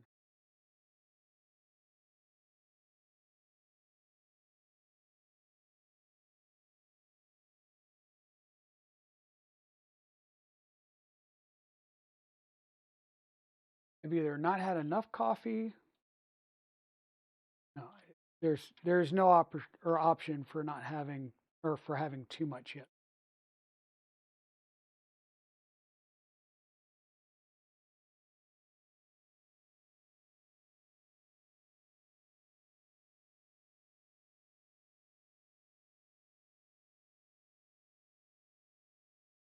Line up on motor.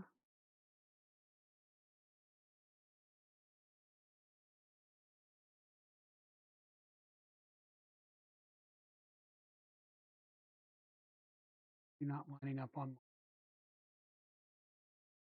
Ay, ay, ay.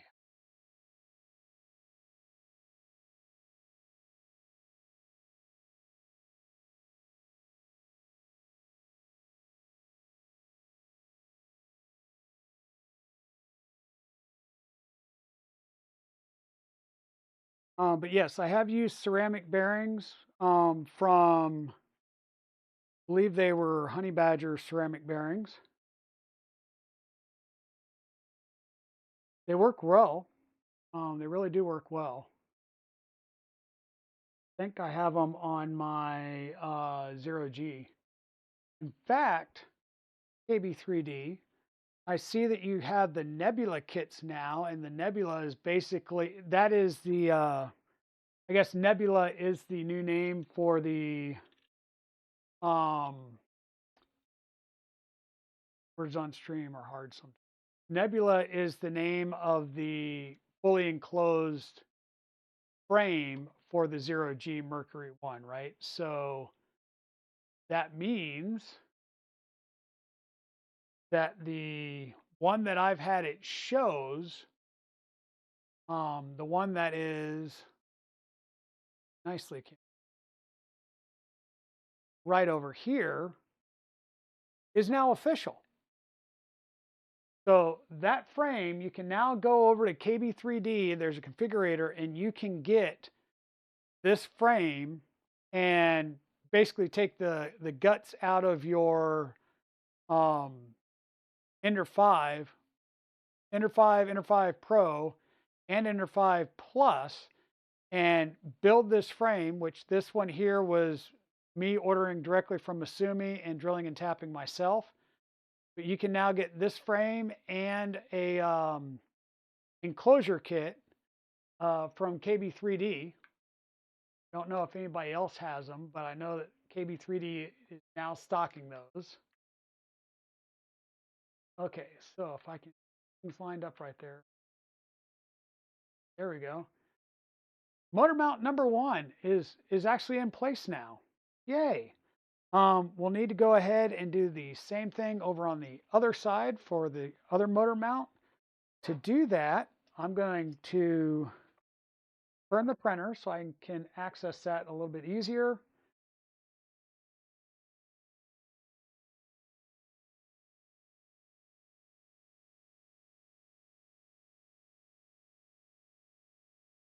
And it puts it right here for you guys.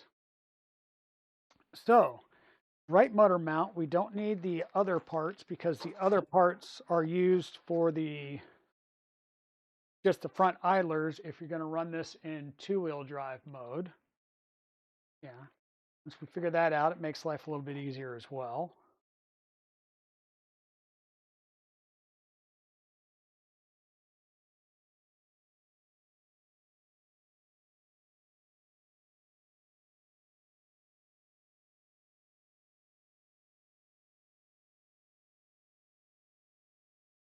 Okay.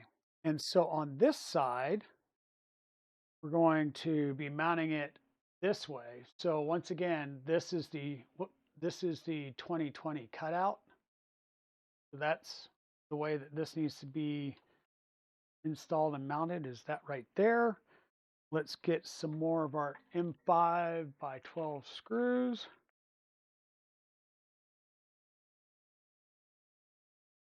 Yeah, and so what I will probably do in the near future, Chris, is I may potentially be ordering a frame kit for the Ender 5 Plus to replace the Ender 5 frame on the one up or downstairs, and also the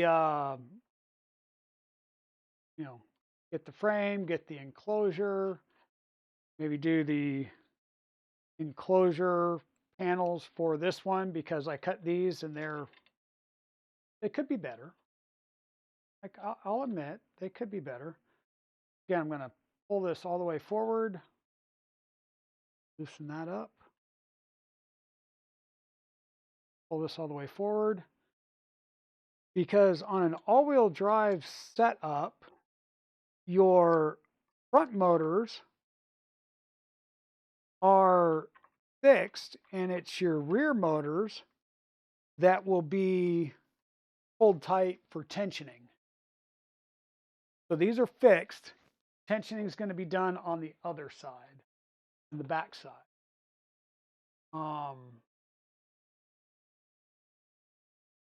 That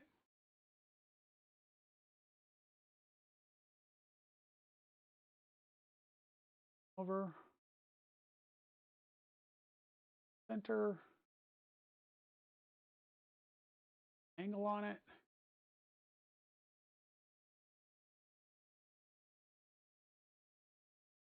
Okay, and so this one we're doing lower our flanges on the lower side. So we'll get our bearing stack set up with a flange bearing, standard bearing, flange bearing, and we will come and put these in place. So we're going to have it on the front right,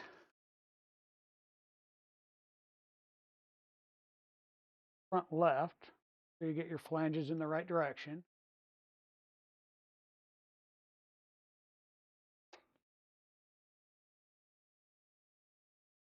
You're thinking what would be good? Oh, the ceramic bearings, probably. And we'll have one more stack, and this is going to be rear. So once again, you're going to have 3 bearing stacks, 2 in the front, the one on the, we'll say the inside rear, and then the outside rear closest to your 2020 wide gantry is going to be the spacer bar. And once again, these are on the lower side.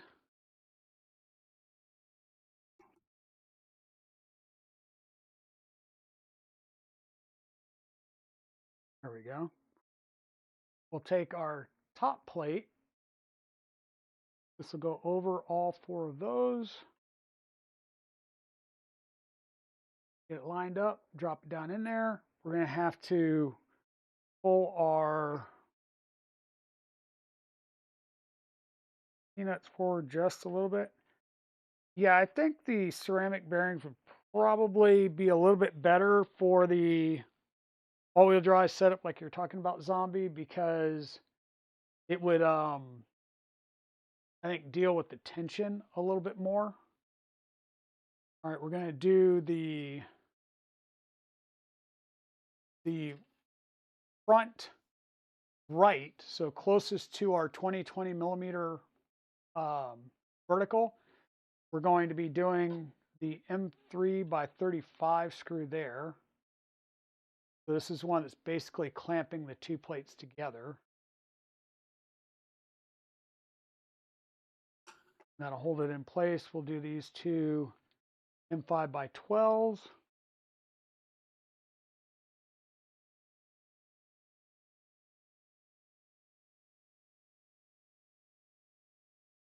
Now, I haven't done this to all of my builds, but there's no reason why you can't put a little bit of Loctite on these, especially since we're going through CNC parts now. Put a little bit of Loctite so they won't back off the peanuts, but I've really not had an issue with screws backing off the T-nuts and mounts or anything getting loose. Hey, Westery, how's it going, sis? We are fumbling around here. Yeah, that's kind of what we're doing. Is fumbling around trying to do our all-wheel drive mod here for our machine. And giggle. Bearing stack.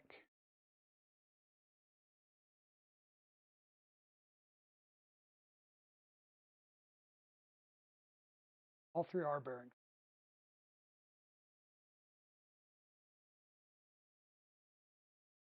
All three are bearing stacks. The motor's going to come up from the top. We're going to need to put in our pulley. This is going to be at the bottom edge, so we're going to want this with the thick flange towards the motor body itself. We're going to need our 2 millimeter hex driver to pop out our grub screws and put in some Loctite, especially since these are going to be going up against just a round shaft. So these motors provided in the Siboor kit do not have flats on them, on the shafts. They're straight shafts, or just standard round shafts. So you definitely want Loctite on these. You're going to have a larger chance of these backing out and not being centered in the longer run. Slide this on. Set our motor on here.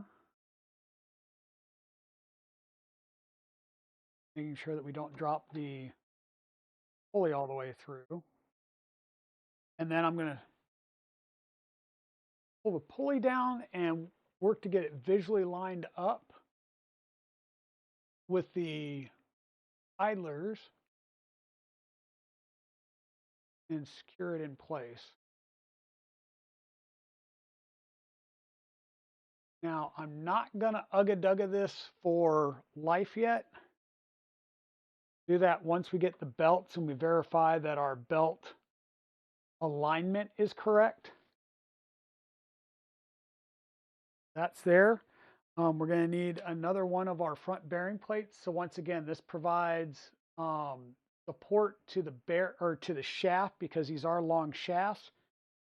You want to make sure that when you go to put it in, that the full flat side here is where the flange of that bearing is up against the bottom plate, and that your arrow here, where you're not going to have a screw hole, is pointed to the front 2020 side.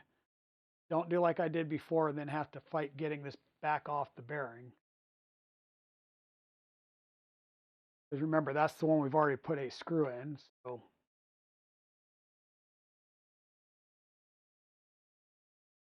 and this is a pretty tight fit, which is what you want on a bearing surface anyhow. You do want that tight fit.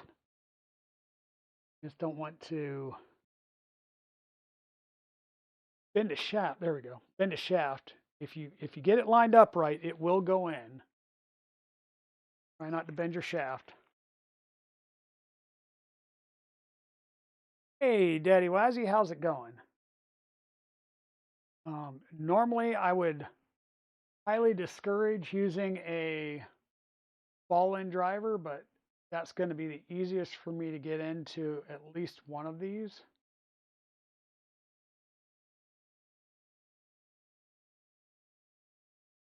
And what I'm actually going to do as well is I'm going to put a little bit of Loctite on the last few threads of these, because that's going to Loctite it into the motor.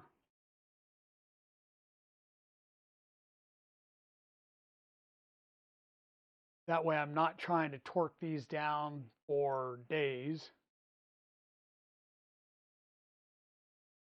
Hey, Stay Creeping, how's it going? Good morning, welcome in. Westry One, how are things going? Hope you and the animals are doing well. Hope my little girl's doing well too.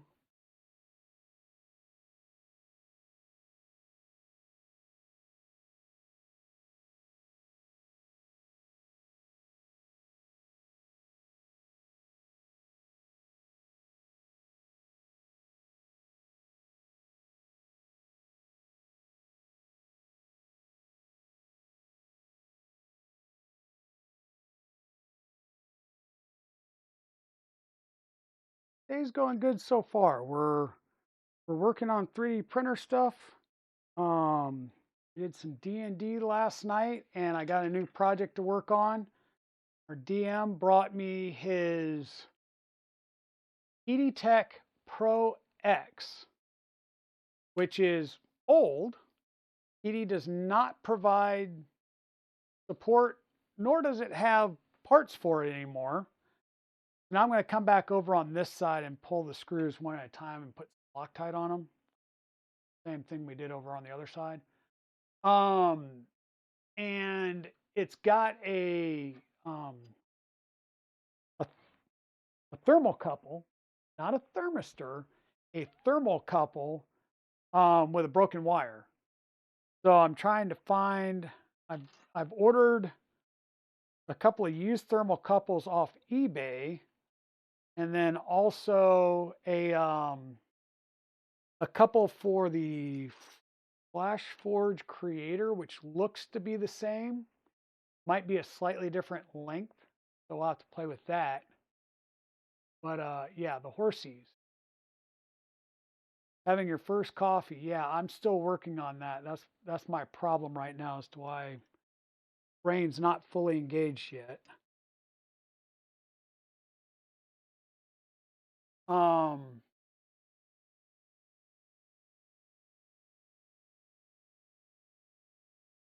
Send them a horse if you want. Yeah.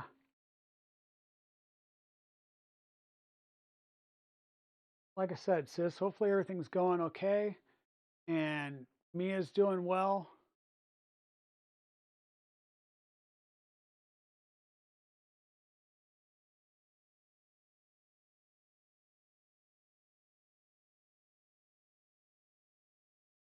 You're enjoying a cold brew.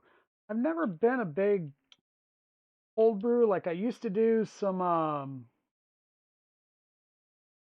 oh, what are the ones you get in the Starbucks ones you get in a bottle at the store? Um I used to drink those every once in a while, but now yeah, it's just regular coffee. I'll do a foo-foo one every now and then, but Dragon runs on Dunkin'. Oops. So if you ever want to get me coffee one day and we're around, black Dunkin' with some sweet and low will be good.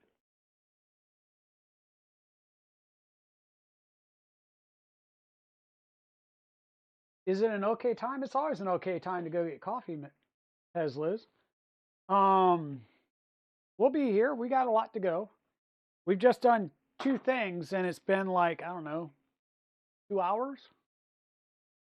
At this rate, we'll be here all day and we'll have swapped, 3 things. Those out of the way. I think I'm going to hold off and do the X gantry. I want to do this last or do it? No. We'll go ahead and do this now. Should just be dropping some that later. Drop 4 screws and off of each side, and that should allow us to drop our gantry, and we'll be able to work on it. So all I'm doing is taking the 4 screws out of the carriage.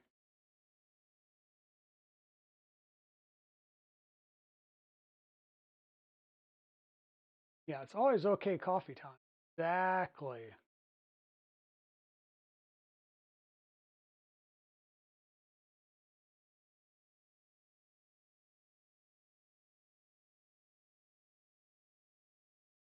So there's still 1 screw in on this side. I'll come over here and take all but 1 screw out on this side.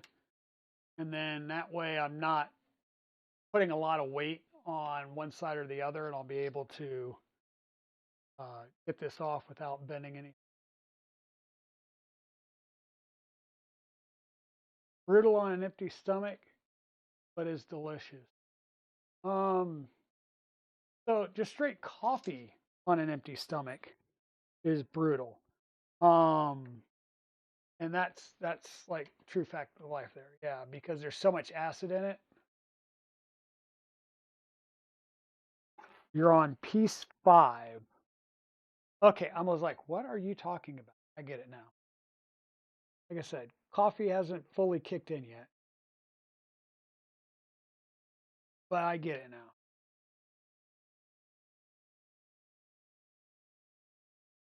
All right, there you go. So our gantry's out now. This will enable us to do our XY joint next.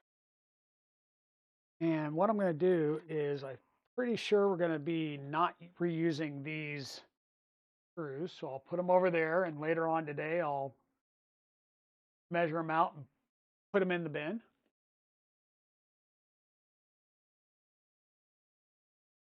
Bring you all up a little. Okay, so we've got our XY joints over here. What I'm going to do is just take the whole joint off. We're not going to be reusing it. So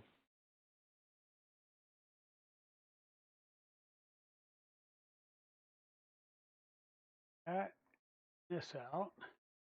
Take the ones out of the bottom.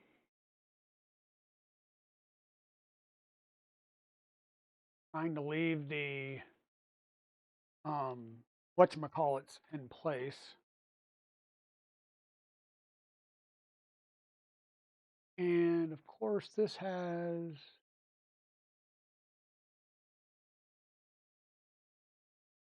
one button head, other one, no, just the one button head. There we go. And that slides off. So this way we keep this whole setup, whoops, we'll keep this whole setup ready to go because it's going to give us all new parts and pieces. So once again, we'll take the mounting screws out, but we'll leave this whole piece as one. Set aside on the bench. And we'll go ahead and rebuild this right-hand side. So, boom.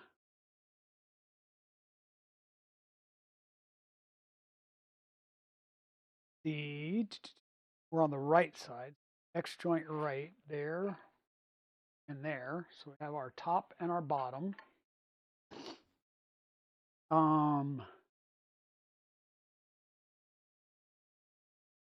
Flip down here first.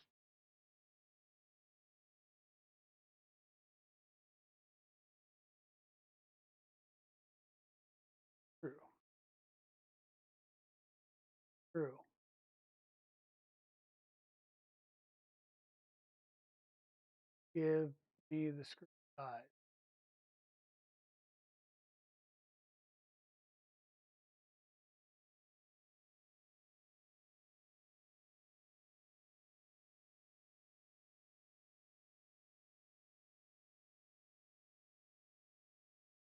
Find and browse. Does it tell me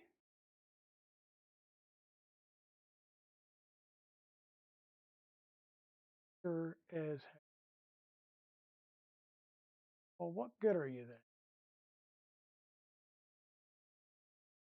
Good are you then? All right, so what size did they give me? M3x6 button head, M3x8 socket head, 3x8 button head, 3x16 button head, 4x20, M2x10, M5x16 button head. 35s are done. This is done. So I'm going to go with the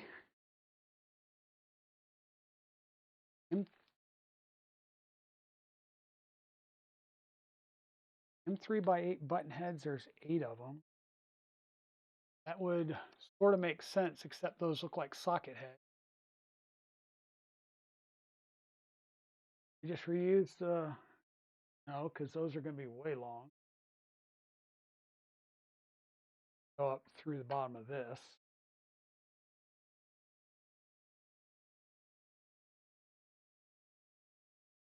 Oh yeah, that'd be driving to China. So, but heads, the only thing I've got 8 of would be the M3x8 button heads.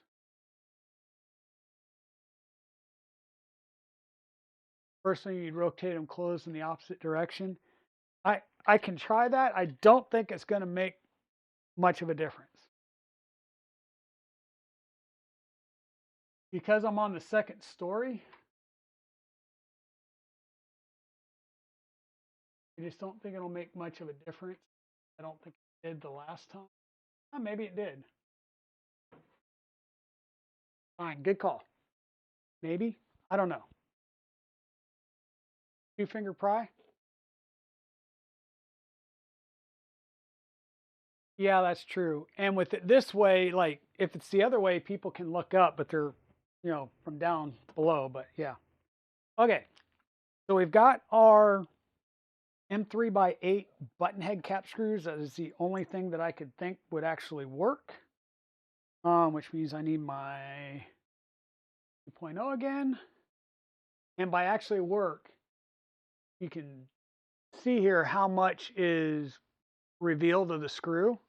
And that's what you want. You're going into a carriage. If you go into a carriage with a long screw, you're going to have a bad day, because what you're going to do is impede the bearing races, and yeah, you'll damage your carriages. Now, I'm going to put a little bit of Loctite on this, because once again, we're now all metal, no printed parts. 2 of these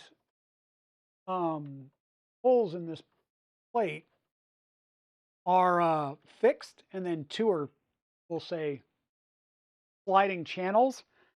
So we're going to put in the screws on the fixed side first. And I think this just enables you, if you wanted to be running lighter rails, and by lighter rails, I mean like maybe not MGN12. I don't know why it would have that, unless because there shouldn't be different bolt patterns. So I guess you could be running, I don't know. I don't know why. We'll just go with that. Hey, Adam, how's it going? Welcome in. Hope you're doing well today. So what I'm doing right now is I'm mounting the lower bracket right here, trying to get all 4 screws in first. And then once I have all 4 screws in, I'll go through and tighten them up in a crossing pattern.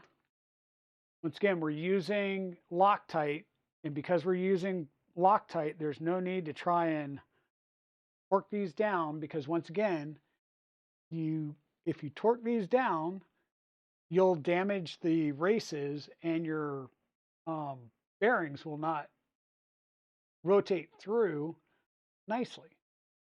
That's why, when possible, use your Loctite. And when you tighten them down, make sure everything's going nicely. Now you're saying, well, that's not, going very clean, or I'll say cleanly, but I know some people, this has some preload on it, is what I'm trying to really get at. Some people have them where they're really, really loose and you can like barely flick them and they'll go the full length of the rail. I don't necessarily do it that way, just because I prefer to have some type of pretension on them. And the few rails that I've had that are loose enough to really fling around like that, they're actually loose enough so that they wobble on the actual rail, or on the on the linear rail, and that leads to a completely different type of issue, which is also not excessive play. Okay, what I'm doing now is I'm mounting the one on the other side over there, and we'll kind of do the same thing. We'll start building these up in place. We'll set the rail down, and then we'll add the top on. We'll keep everything, when we're doing the XY joints, we'll keep everything a little loose because we need to square up the gantry. Once we get the gantry squared up, then we can tighten some things down.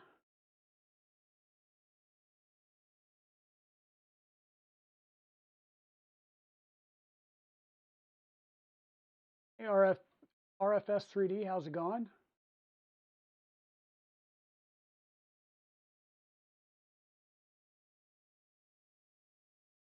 Well, and yeah, there's the thing is, I've got the CAN bus cable on here right now.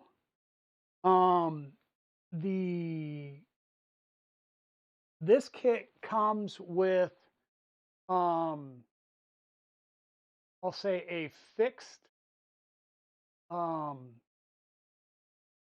carriage, or X carriage, and I'll show you guys that in a second here for those that are just popping in.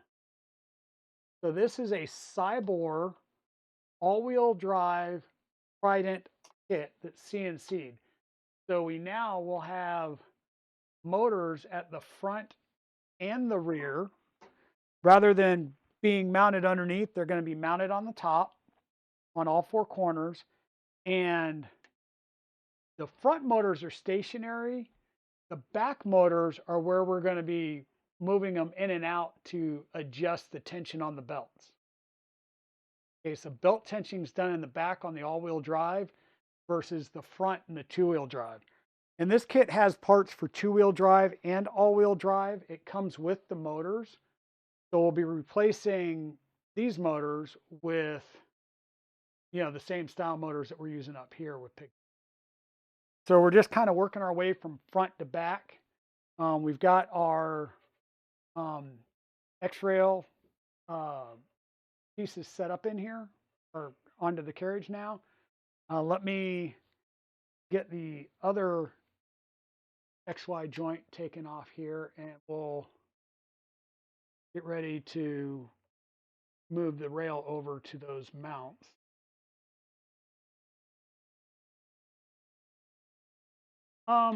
Yes, because the annex is also an all-wheel drive setup.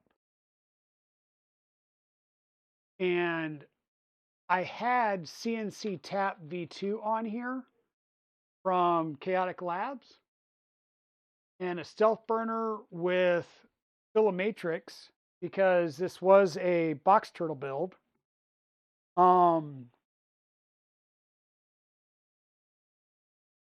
And the plan is to go to a takeoff tool head with a tube,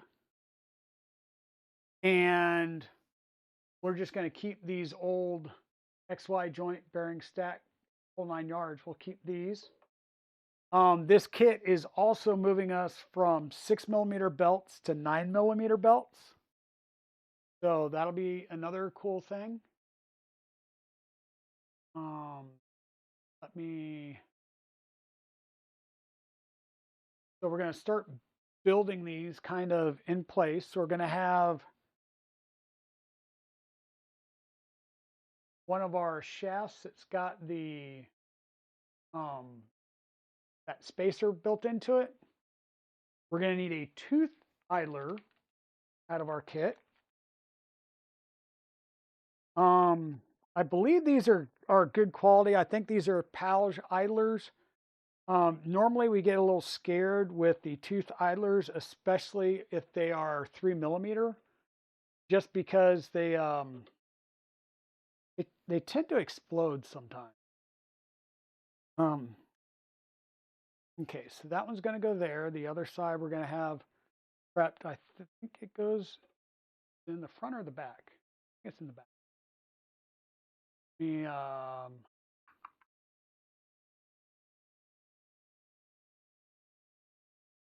Nope, in the front. So we got that one in the front, and it's at the top. This one's at the top. This one's at the bottom. That's why you can't see it.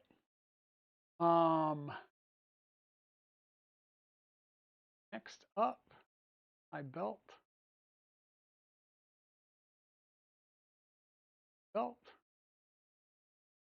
Lower pulley.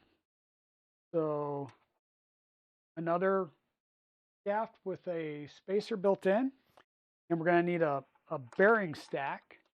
So we're going to go flange bearing, standard bearing.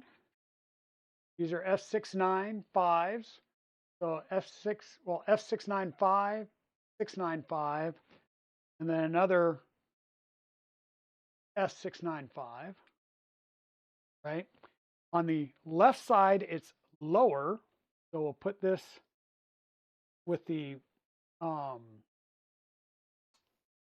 pulley at the bottom, right? And on this side, it's going to be upper. So we'll build another one of these. So again, flange side down on the peg. Standard bearing with no flange. Flange side up on the peg. That's going to give us our 9mm belt path. And this is going to go on the top side, so right there.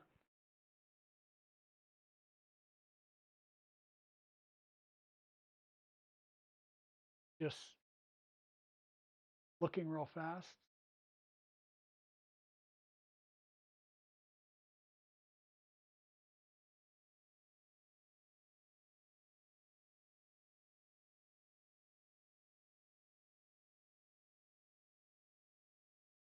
Okay, so blank spacer in the back side and blank on the inside. Okay, so what I'm trying to do here, sorry for, oh, you guys aren't even seeing the CAD anyhow. Why are we not seeing?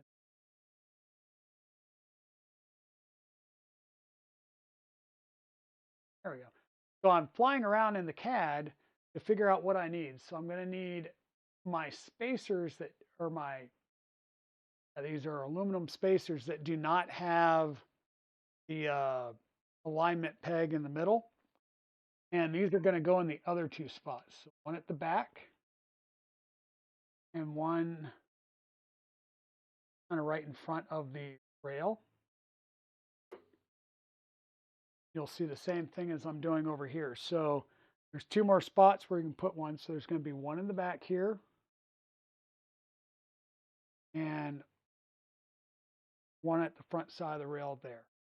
So we've got 4 shaft base screw holes for compression, and then we'll have 2 at the top, one at the bottom to mount our gantry rail, just like before. Be able to just set this in place.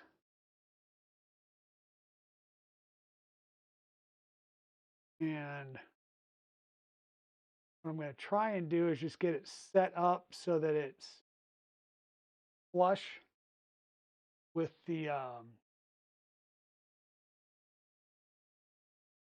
cutout nub spacer piece, and that should line everything up. This will sit right on top, and we'll line all of our standoffs, spacers, whatever you want to call them. Do that on both sides.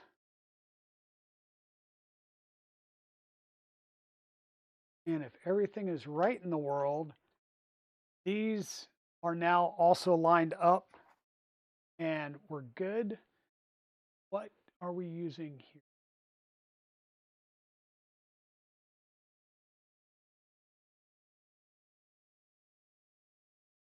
Well, awesome.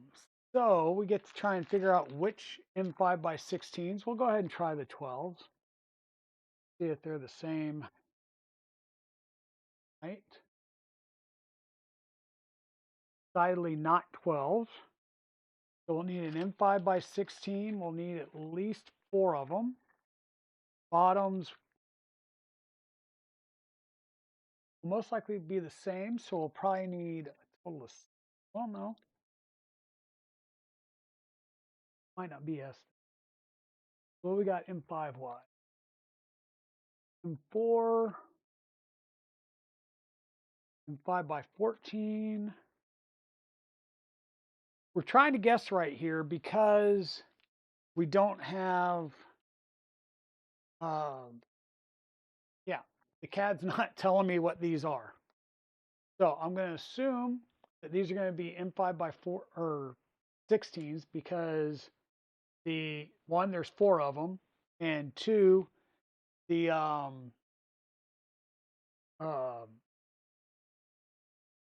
words on string. I think the ones on the bottom are a little bit thinner, and I love that these are lining up and screwing in without an issue. Hopefully means the ones below are lined well. Oh, maybe there we go. So that's good. So what I'm going to do is put a little bit of Loctite on each of these. Hey, Waters, how's it going? Are you at the store today, Waters?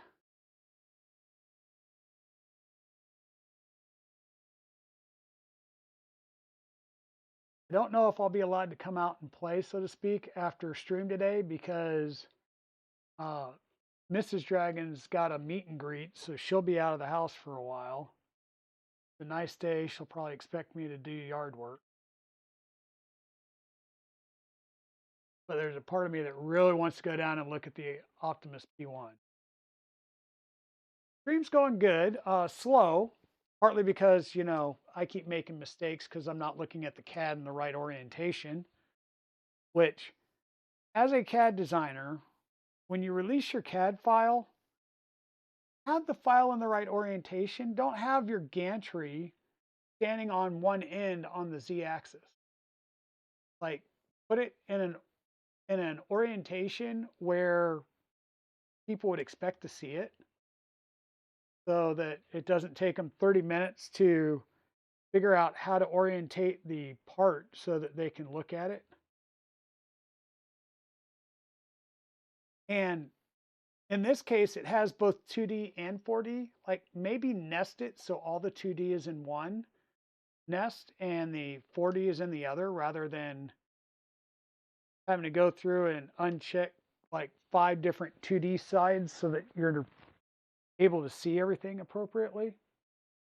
Okay, so these top ones are lightly done in. I'm not going to go ahead and do them all. And those were 16s. I think the 2 14s will be the other ones that'll be at the coming up from the bottom side. Makes sense to me, at least. because it does look like it'll be a little bit thinner in this area. Oh, and it's recessed.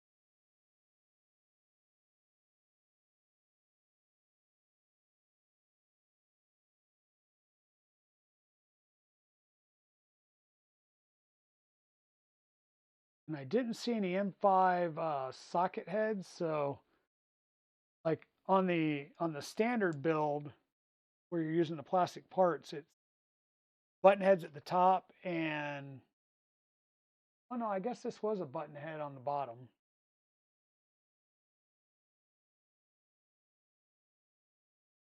Okay, so that one's in there. I want to go ahead and get my M3s from the top, not telling me how big those are. I'm going to make an assumption that since I have a plethora of M3 by 40s, that they're probably 40s. Double check that assumption here in a minute.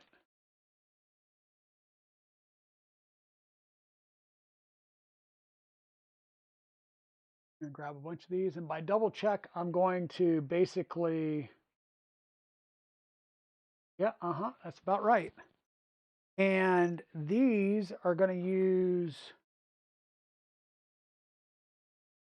I'll say these are almost like a prettied pressure washer type thing. So it's a conical shape, and it's made to go right down around that socket head cap screw, and gives you a nice clean appearance. If it'll focus, there we go. Gives you a nice clean appearance and a much larger compression zone underneath. So once again, a little bit of Loctite. This is going to see the most movement, jiggling, wiggling out of everything. So get our little pretty washer, spacer, compression thingy in place. A little bit of Loctite. And we'll get these set up so that we can screw them down and start locking things in place.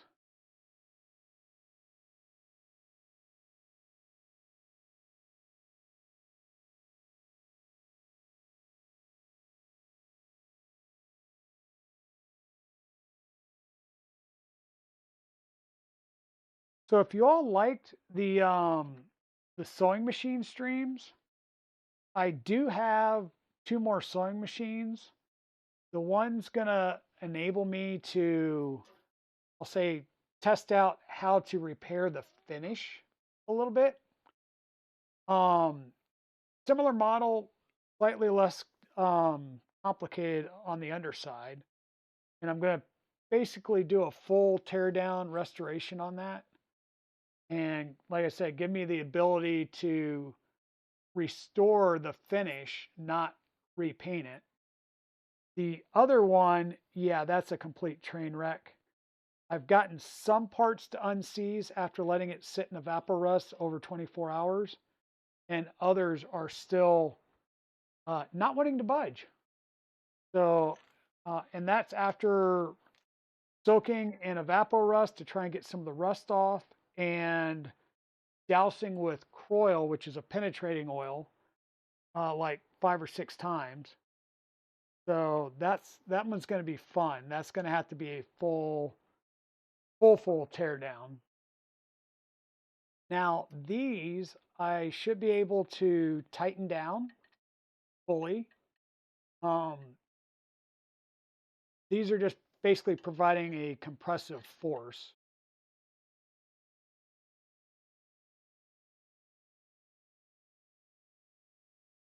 Once again, I'm not ugga-dugging the crap out of this. I'm just snugging them down.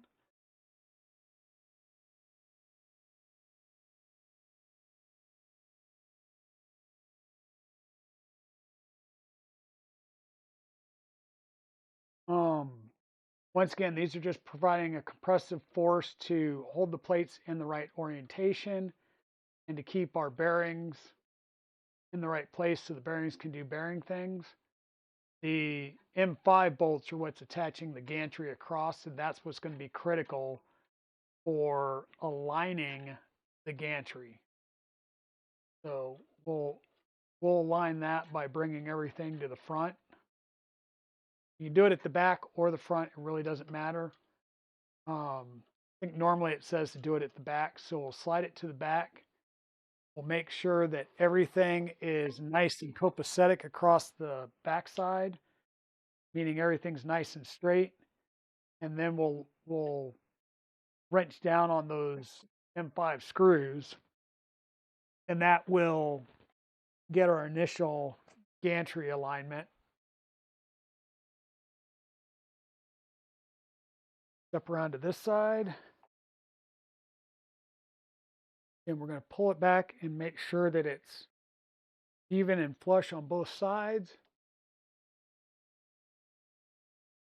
And then we'll come through and we'll snug down these M5 by, what we say, 16s at the tops, 14s at the bottom.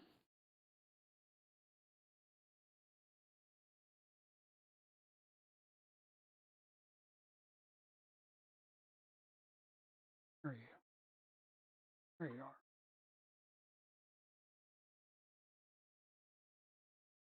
And once again, what this is doing is aligning the gantry side to side, because there is some wiggle room for the gantry, and by doing it at this point, it now ensures that your gantry isn't kicked at an angle.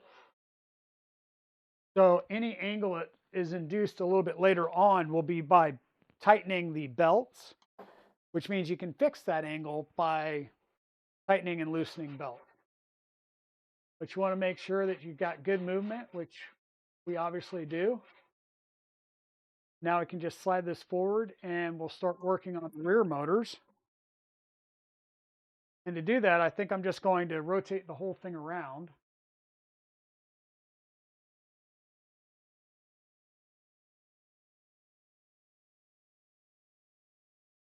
We'll just rotate the whole printer 180 degrees. Let me get a couple of parts out of the way so I don't knock things off and make a mess, any more of a mess.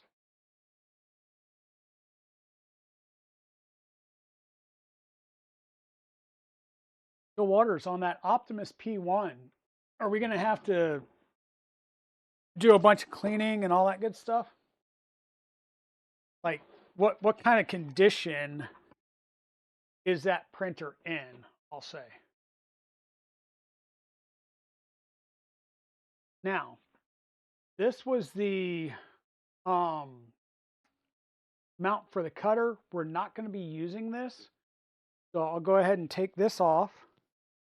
We're not going to be using it because I'm not going to have a cutter on the other one. And even if I did, this would most likely not be at the correct height, distance, and all that stuff. And quite honestly, at this point, this is just going to be a let's go and print things bigger, faster type of setup. Because this is my 350 by 350. This is my largest build volume to date right now. And yeah, you normally use your larger build volumes to just print things faster, which means printing them faster would be printing them with thicker layers, this, that, and the other. I'm going to unplug that motor, and we're going to have to be doing some shenanigans. But I'm going to try and do this one side at a time because it's going to enable me to do a little bit. I'm looking for. By doing these one side at a time, it's going to help me keep everything lined up. Now, one thing I am going to need to do, I may have to take both these off at the same time. How am I going to do this? Let me think through that last statement. So because we're going to 9mm belts, right, we're going to have an issue with this. And let me turn the printer real fast while I while I can.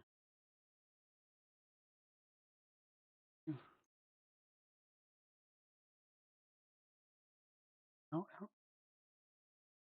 Let me move the printer around. The issue we're going to have is in our belt path right here. So we're going from 6mm belts to 9mm belts. This area right here is about 6mm. So these belts are riding right along these grooves.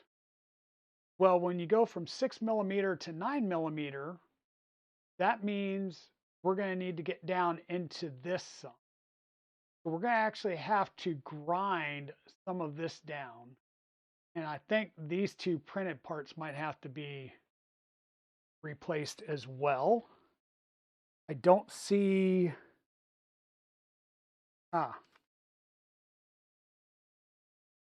what these, yeah, we're probably going to have to do something with these printed parts as well. Not showing anything in the CAD, but these printed parts will have to get filed down some as well. Now, this side right here is about in line. It's this side right here that'll have to get filed down. Now, what they do is they actually tell you to file it. I'm thinking I might mark a line here, measure down 3mm, mark another line, and just cut a notch in this frame rail. Now, to do that, that means I would be best served to take this out, tape some things up, especially if I'm going to use a death wheel on, say, by death wheel, I mean a grinding wheel or a cutoff wheel on a Dremel to do that. Because trying to file 3mm of material, it might take a while. I don't know, we'll see. I just don't want to mar this side up one way or the other. So I am going to have to take this off before I do that, and probably tape up my rails just to make sure I don't get anything in the rails. But I don't want to really take this bar out, because then it's a whole other different thing trying to get it realigned. So if I don't move this plate, it might be easier to realign. Take this completely. No, it won't be, because linear rail on the Z-axis. So yeah, whatever mod I do to this is going to have to be done on the printer, and we're going to have to kind of mask off the areas so we don't damage anything. Hey, Royal Nomi, how's it going?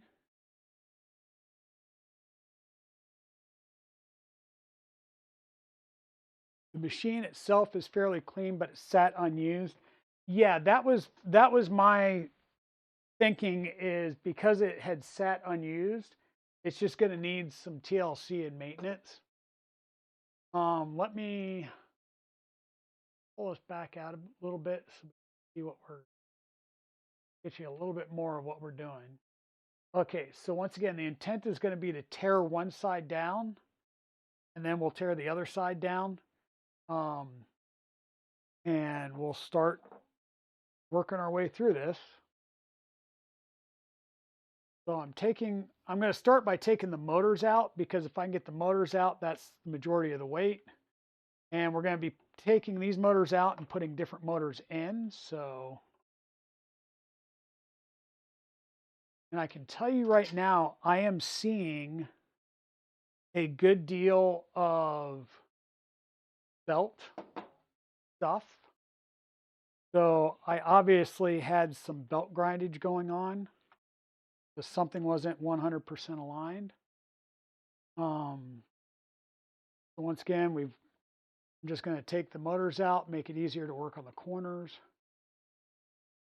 Hey, Chewy, thank you for the resubscribe for 22 months. That is amazing, dude. Now, I don't know if I'm going to be able to reuse this cable gland here.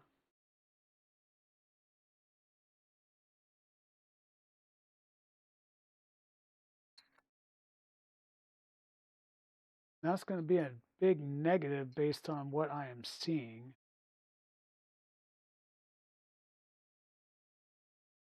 So we're going to have to think about how we route our cable here in the near future as part of this. There was a part of me that was like, do we even stay with CAN bus? But I think they actually suggest sticking with CAN bus because it reduces the cable complexity. But because we're switching the tool head out, like if we were staying with a if we were staying with the same tool head, that would be one thing, but we're not. We're going to be actually swapping over to a whatchamacallit, a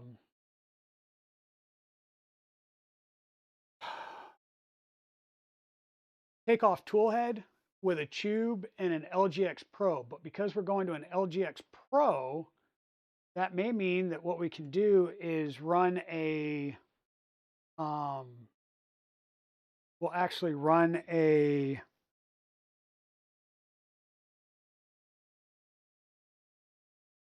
so difficult.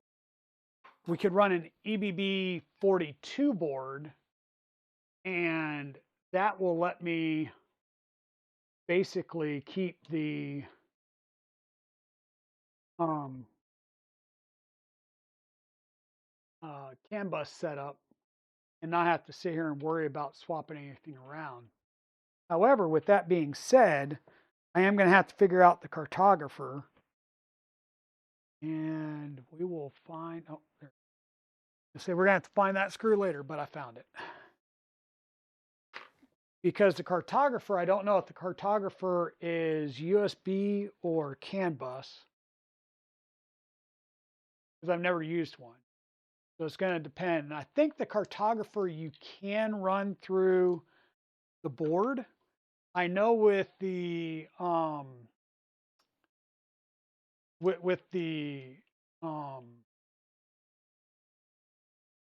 beacon, they highly suggest that you do not run it through the like any type of toolhead board. So this is a V3 cartographer that comes in this kit. Don't know if that matters or makes a difference. Okay, so this I'm pretty much going to have to take completely apart and take the top stack off, then move the bottom stack, which means I'm going to most likely put my bearings all over the place.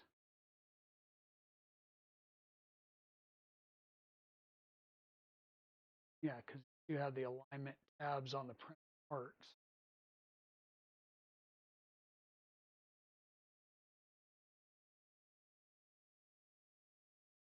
That off.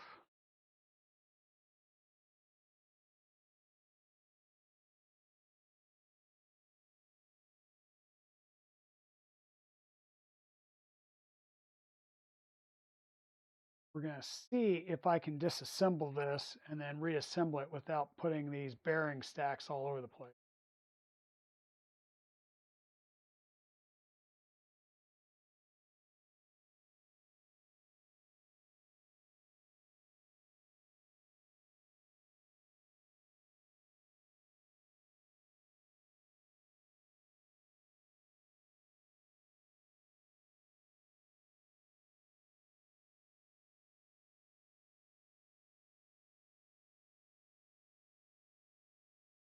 Far so good.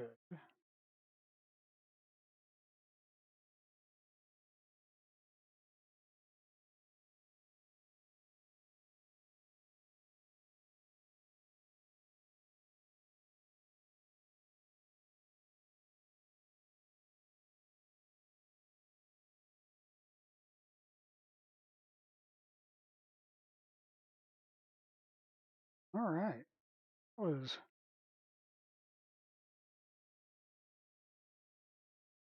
We are 3 for 3 for getting these taken apart and reassembled, keeping the bearing stacks in place and not shooting them all over the place.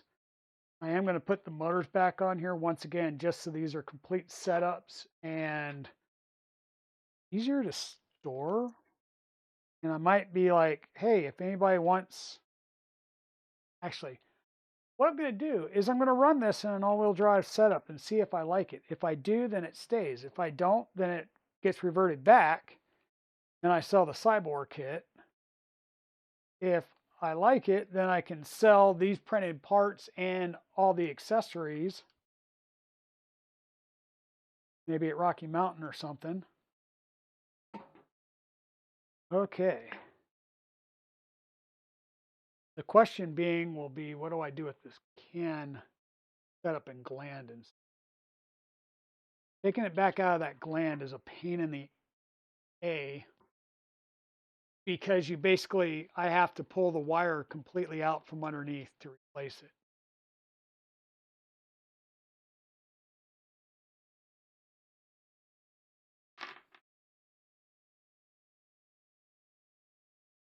Whoops, darn it. And this side, we have the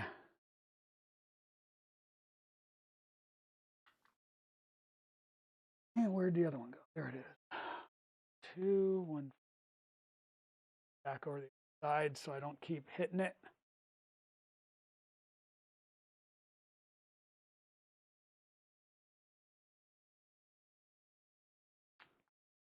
Otherwise, I'm going to keep leaning into it and knocking it over. And this is, yeah, a 5 and a 3.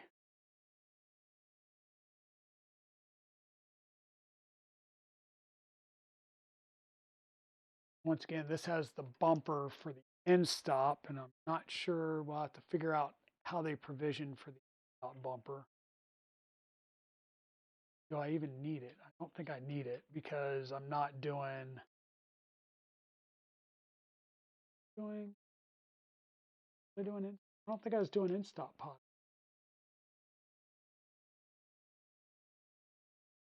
Canvas. I was probably doing whatchamacallit. Oh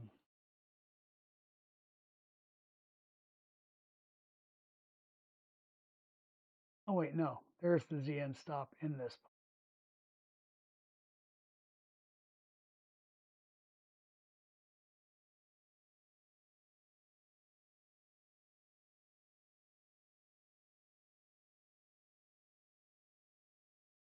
Y end stop.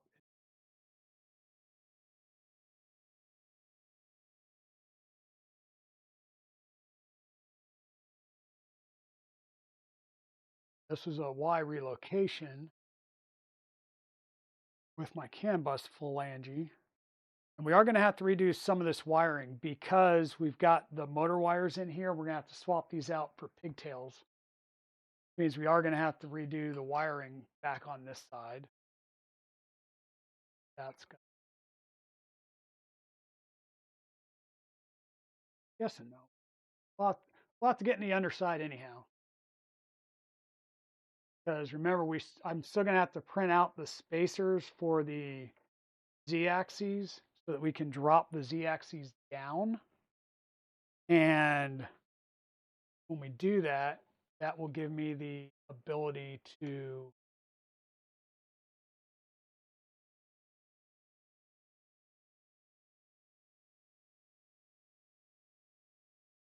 I'm going to have to drop the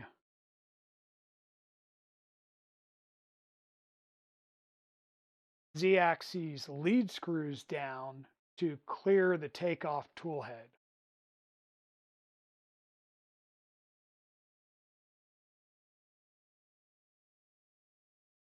That is something that's going to have to happen as well.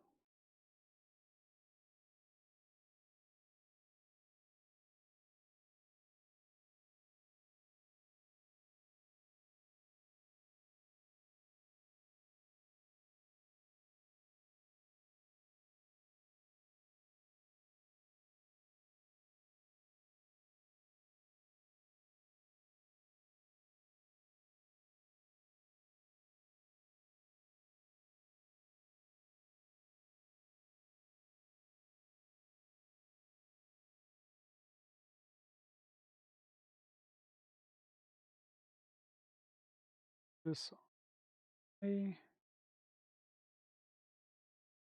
Try and run our screws through, bring everything up.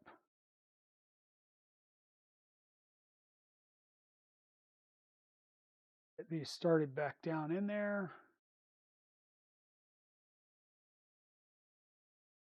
So the AB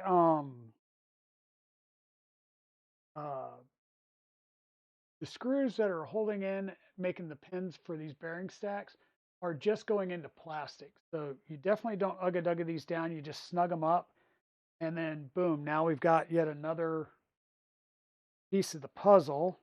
Line the motor back up. We'll add the motor to the stack here. And that way, once again, all of the parts stay together. So if we decide to revert this, we'll do it with the minimal amount of fuss.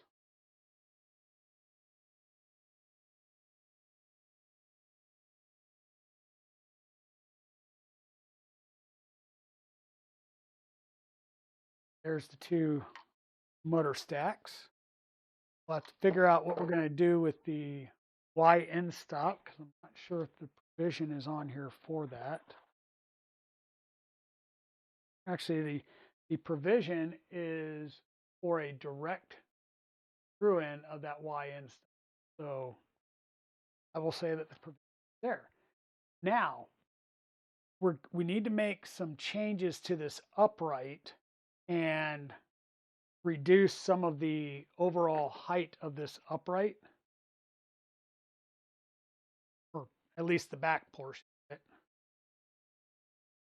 And we can either do that with a file or, like I said, a death wheel on a death wheel being a cutoff wheel on the Dremel. The Dremel's downstairs. Death wheel is definitely going to kick stuff up everywhere. I'm going to undo the two screws here at the bottom center post, which will let me take this off. And that's what I'm going to want to do, because I'm also going to need to drop these two printed parts down or just file the whole thing in place.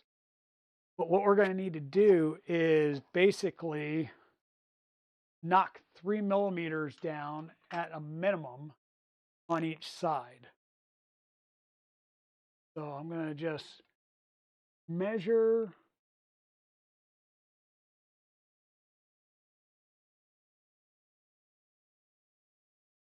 about 4 millimeters.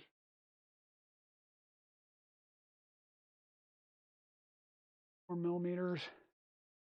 Make a straight edge line across those.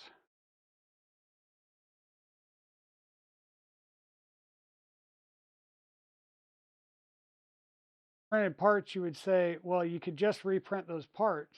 True. I could just reprint those parts.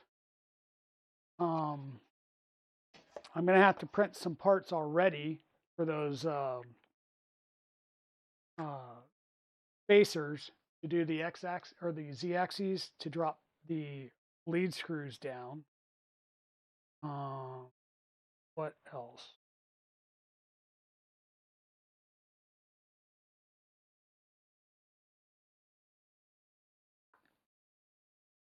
I'm just trying to think through this, what I need to do. We're going to start by taking top rail off. We'll set it right down there, hopefully without moving any of the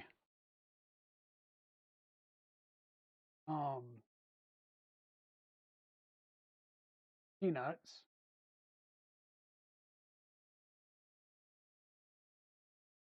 That screw and this screw.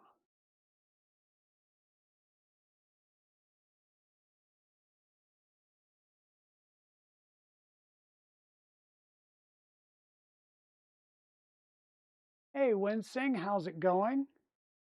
Hope you're doing well today. And switch to a pug gland. The pug gland is the printed gland, is that correct? That you can do in like 2 halves? I've tried doing those and they just never turn out well.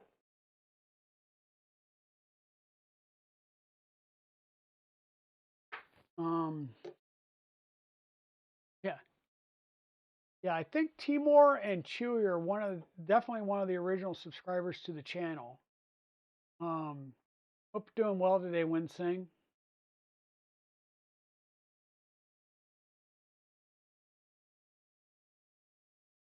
Thought your first stream was the bug boot? Yeah. Um, yeah, well, like I said, I may be talking to KB3D Chris about getting another, or not getting another, but getting the the frame um kit for the 0G. Now that the Nebula, which is the 0G fully enclosed frame build, like it is a frame and enclosure kit that replaces the Creality frame. I'm going to turn this around, and basically what you're going to see here, get you lined up, and I'll bring you guys in on the camera.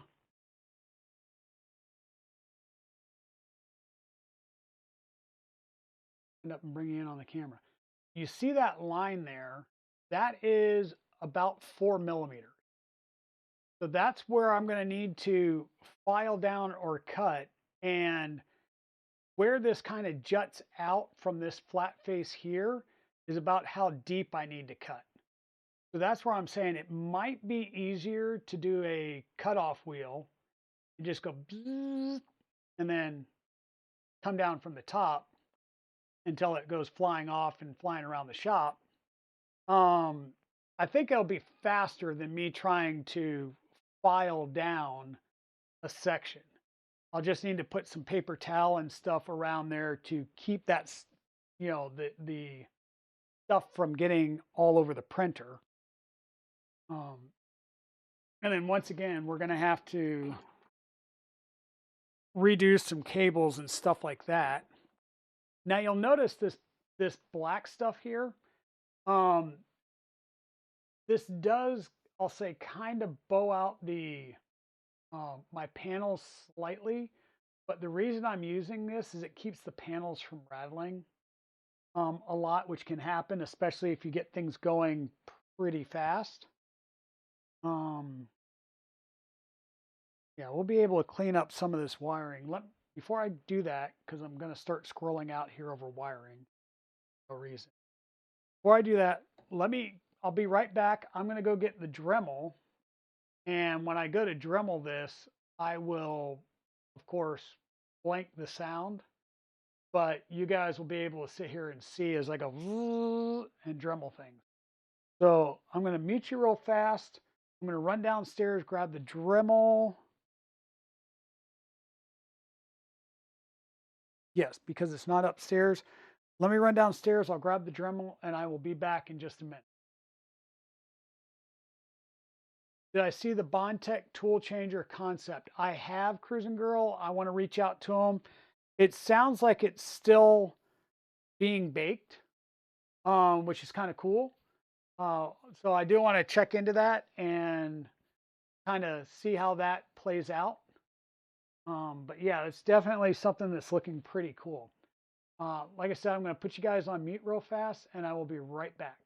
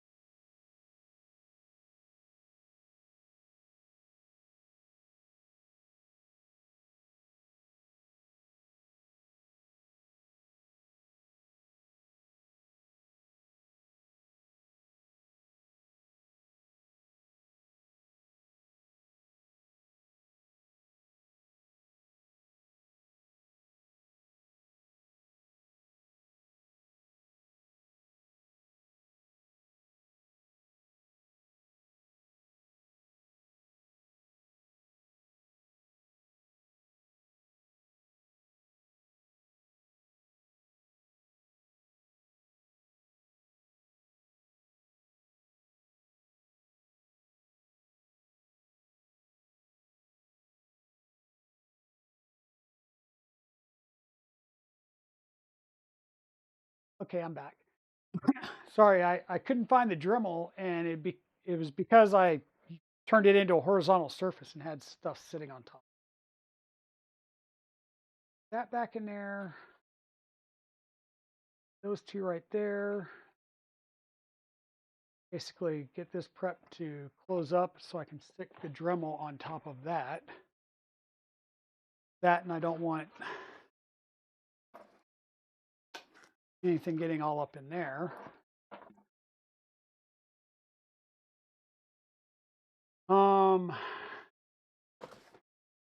And like I said, we're going to get ready to make some noise and some debris.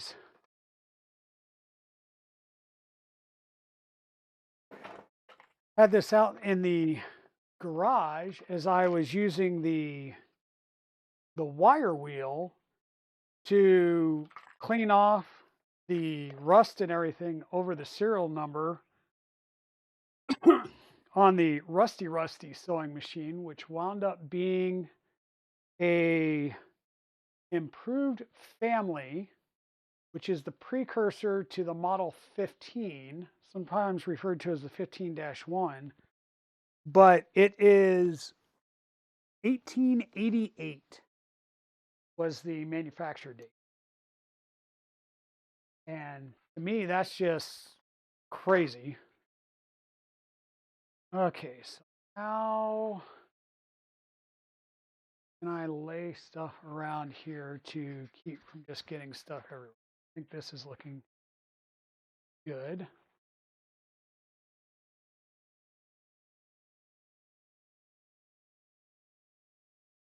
That may keep across there.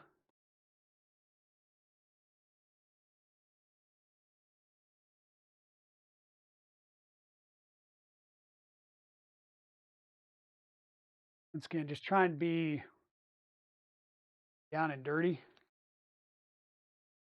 as we do this, so I don't have to take a whole bunch of stuff apart, but I do want to try and keep from getting particles down in my linear rails and lead screws and stuff.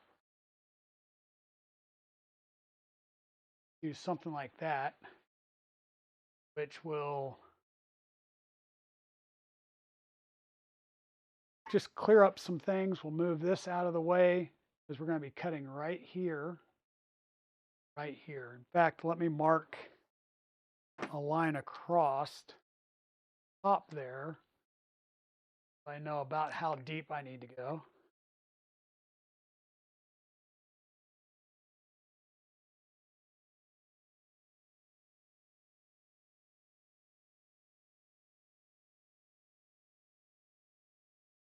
So we're really not taking off a whole lot. We're just basically making a path for that 9mm belt to go through. Okay, and safety squints. Probably really put some goggles on for this, but I am going to put you guys on silent because this is going to make a racket. So I don't want that to pass through. So I am going to turn the mic off while I do this. Folks, please be safe. Don't be a little safer than what I'm going to be right now on this.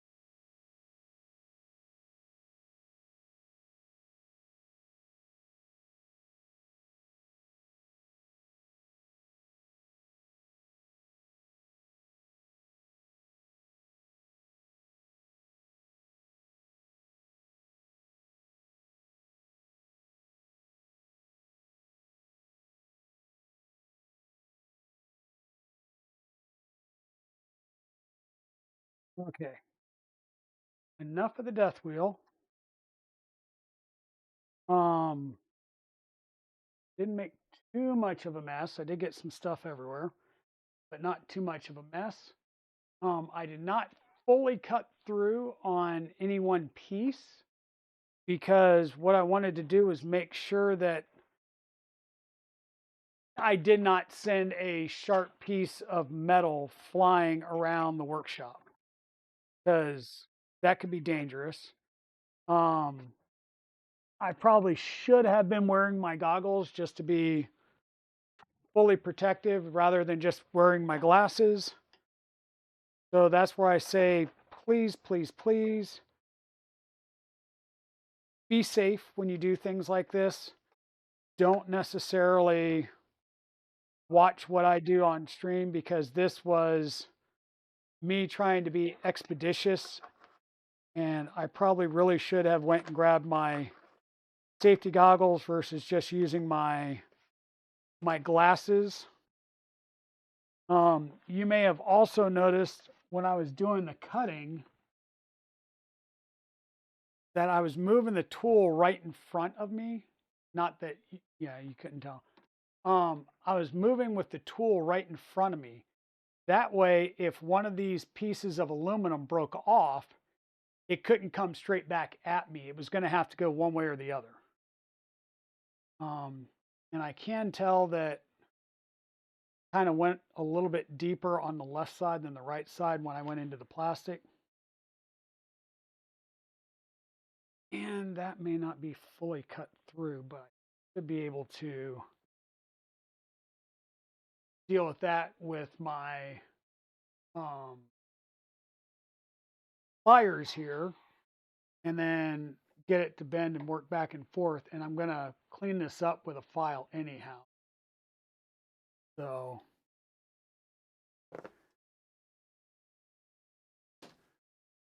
we'll get the big boy file out. Once again, we're going to keep our stuff in place here.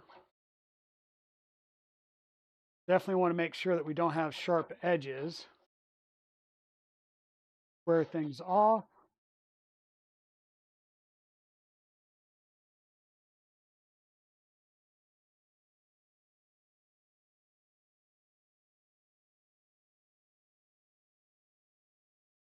Clean things up, round things over.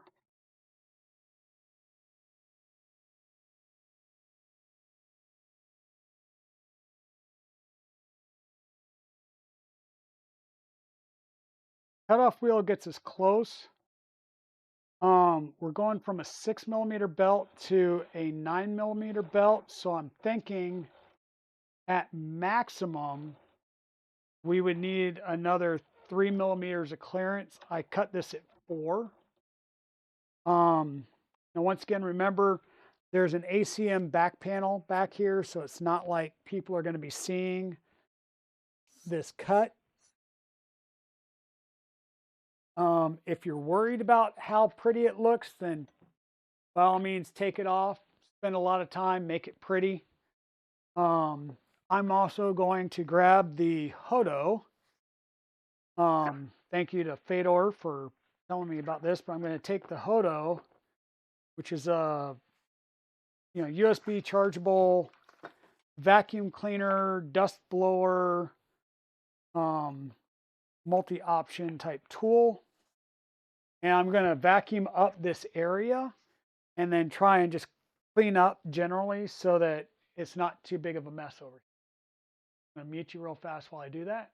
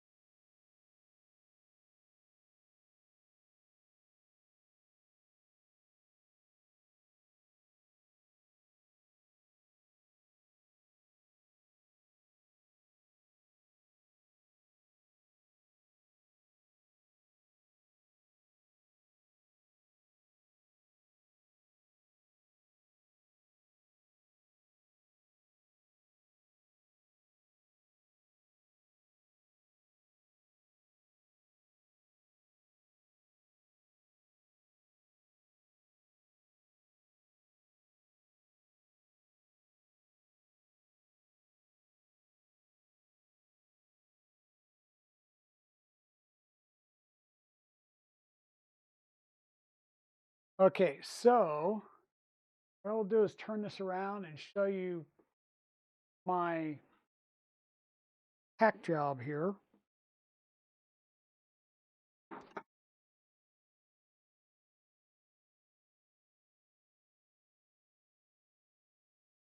So you'll see my little hack job here. I'll bring you in a little bit closer.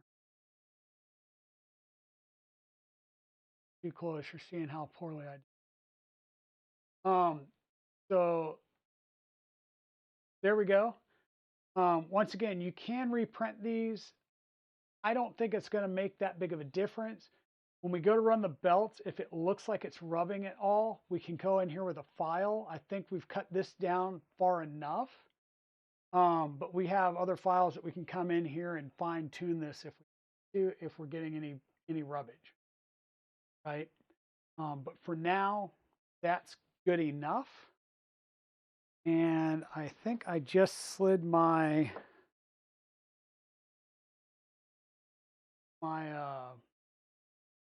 Loctite went up underneath here, I think. Nope. Where'd my Loctite go? Is it up underneath there? Yeah, it is. There we go. I need that. Okay, so we're going to take the Hoto and put this away for the time being. This is a great little vacuum. It works great if you've got cars and doing detail work and stuff, because it's fully chargeable. So you charge it up with USB-C and then you can, it becomes very, very portable. I got it because it's great for vacuuming out the bottom of your printers when you're doing routine maintenance. But if you're doing, you can use it for your car to do car detailing, stuff like that. So, okay. Where are we at here?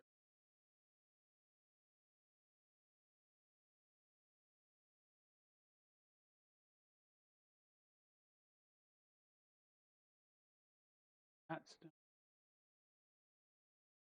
coffee.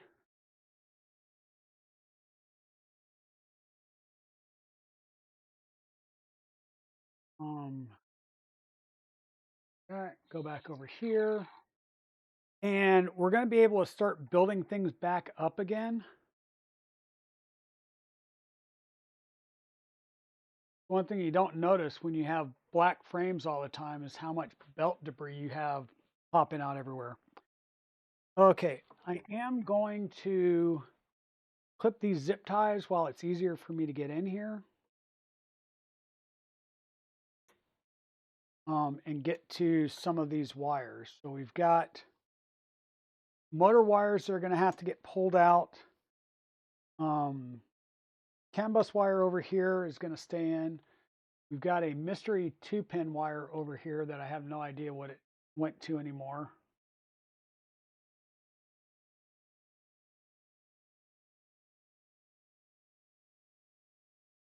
Get those out, or at least pulled back. Motor wire out. Got lights. We've got the end stop, and we've got our CAN bus, and of course our bento box wires. But we will need to pull our motor wires through because we're going to have different pigtail motor wires that'll come up there eventually. Let's get our box of goodies open again. And get our XY joints out. It's going to be the one over here. And what I want to do is mount the underside first. Right, so we're going to need M5 by 12. We're going to mount the underside first, and I realize I'm on full. Let's go this way. There we go. Now you guys get to see a little bit more. We're going to mount the underside of these first, and that will give us a platform that we can start getting our other rail lined up. Remember that your wire here has to go into the channel when you mount these up. Otherwise, you're going to run into an issue.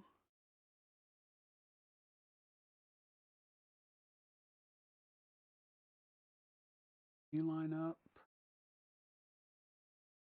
Right one. Oh, that is the right.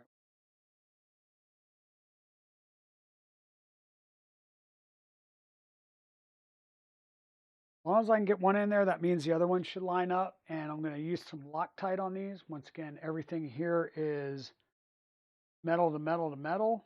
Yes, we're going into T-nuts, but just to make sure that things don't back out with vibration, kind of a insurance policy.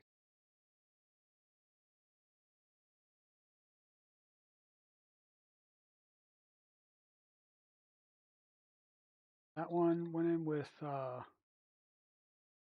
Loctite. The other one's going to hold out, and we'll add in Loctite. That's lined up. And yeah, that new Bondtech setup looks very interesting. I want to check it out and see what it winds up being.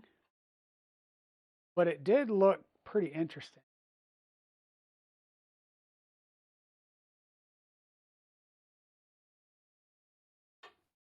Now, I'm not sure if these parts are just slightly like different size, but it looks like all of these parts can be pulled to the edge a little bit more.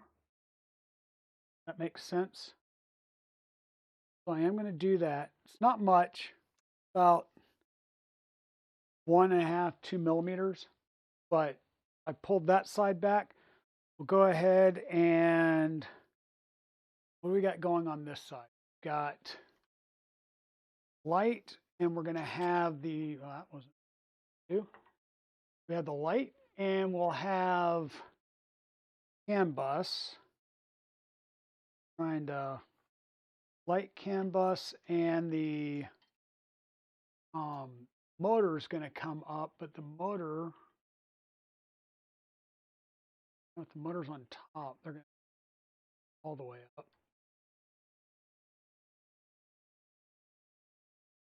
I'm just thinking out loud through things, trying to figure out how things are going to route. We're going to grab the other motor mount, and we're going to go ahead and get the base installed over there. Once again, this side is also going to have the end stop mounted in right there. So we will be able to redo that pod. That means our M3 screw over here is not needed, but we will worry about that later.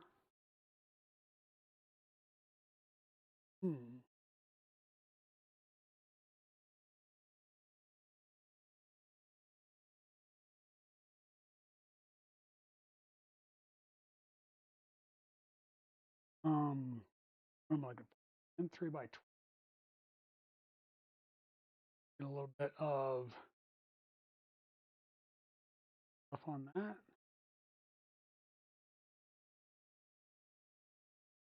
Now I got to remember to play my gap a little.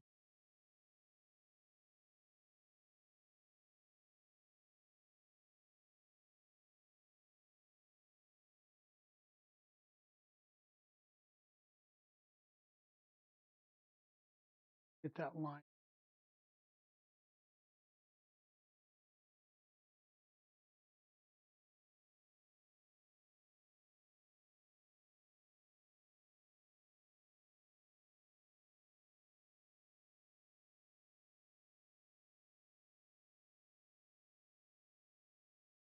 Up, make sure it's all the way to the back, and tighten that up. that's in place. I'm going to go ahead and sit this back in here.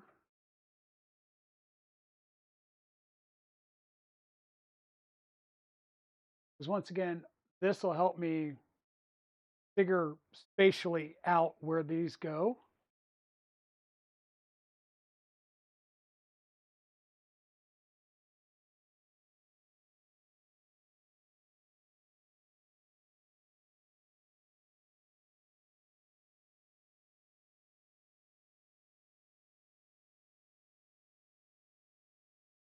There, oh, there.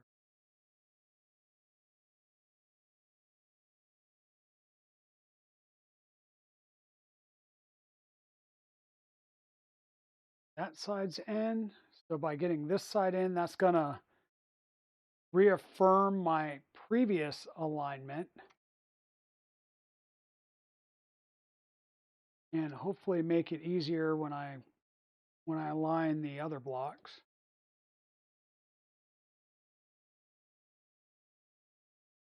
Through, pull.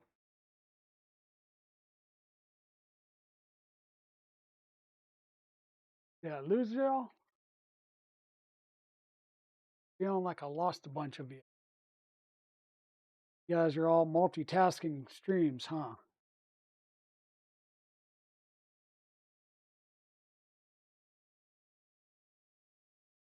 I tell you, go heckle Lee Marie, but he's probably doing the same thing and telling you to come heckle me.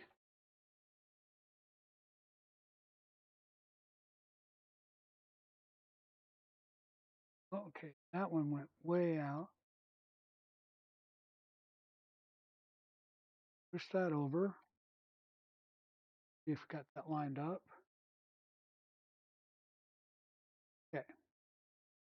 Now, what I'm noticing is I think this first one that I put in kind of walked on me because this is not centered in any way, shape, or form. I'm going to loosen that up a bit, and I'm going to try and push that over, loosen that up a bit more.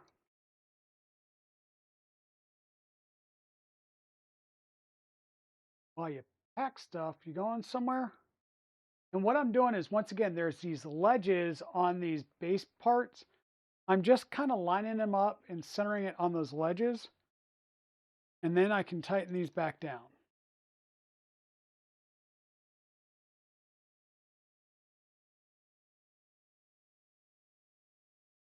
Okay, so now that's tightened back down, and hopefully these screws should line up again. Be some M5 by 12s.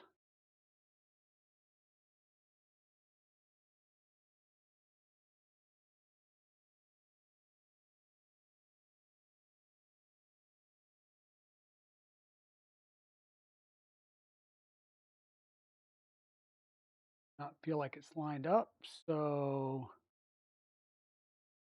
I'm going to have to grab my tweezers and look up from underneath and try and get these lined up. Oh.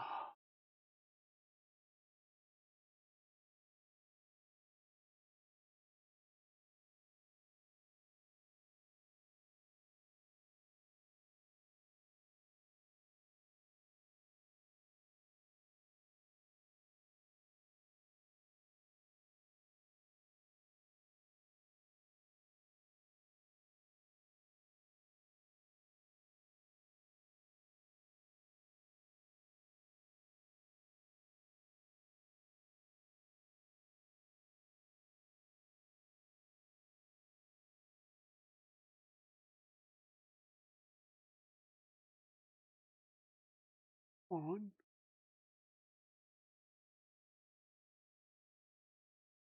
Not line.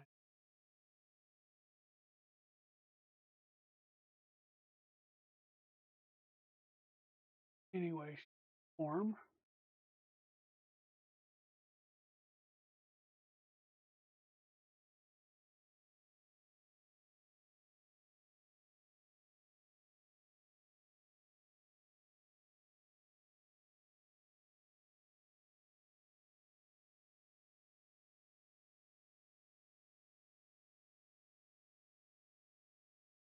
Okay, now let's try that. There we go.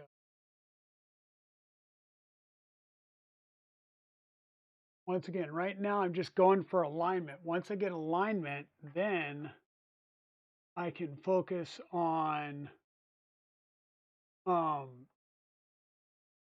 making sure that things are Loctited down and stuff like that.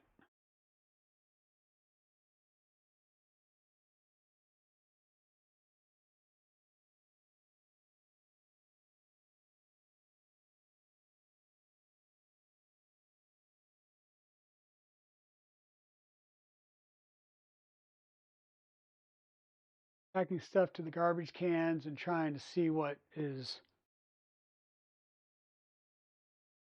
savable. Still have to stay clear of the house. Been too cold to work the last few weeks. Yeah. No power. Yeah. So just being able to work during daylight hours around work and other life, because you have to be on call for a lot of your work stuff. So you also can't be without phone service.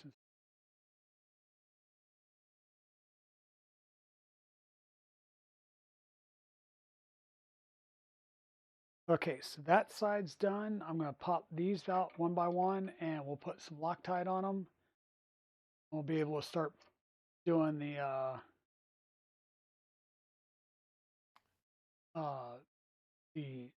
idler stacks on these.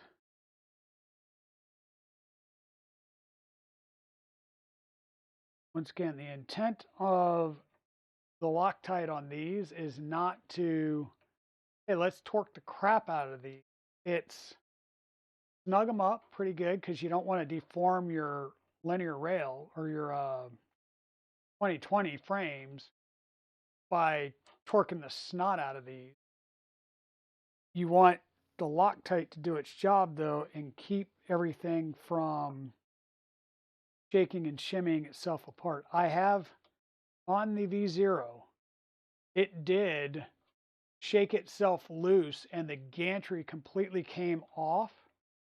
It yeeted the build plate out the front of the machine, created a blob, and I basically had to redo like half of the machine to get it working again.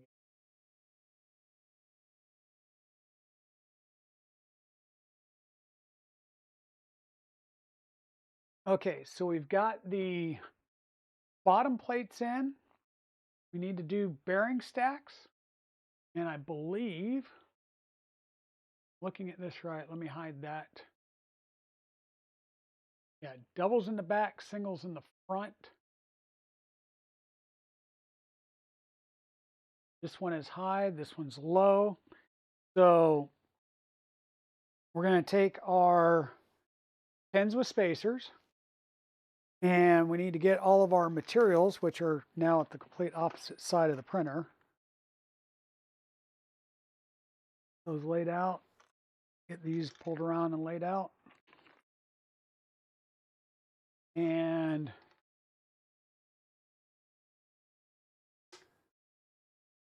we're going to do lower stack first. So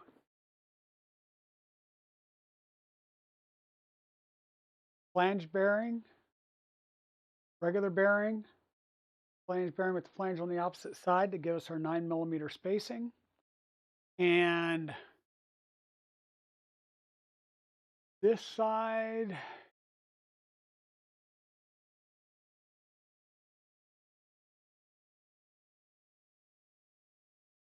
right side, or this left side, this right side. Left side, double in the front, or single in the front, double in the back. So we're going to put the low one in the front on this side.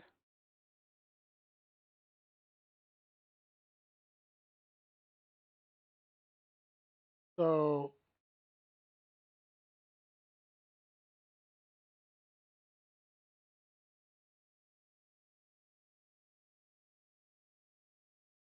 that one there.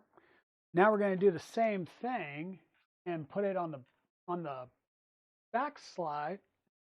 But when we do that, we're going to do one standard, or one flange, one standard, one flange. Stick that in the back slot back here. But then we'll do another bearing stack on it in place. So flange bearing, standard band bearing, flange bearing. So the two backmost ones are double stacks. So we'll get a flange, standard, flanged. Put that on the rear one.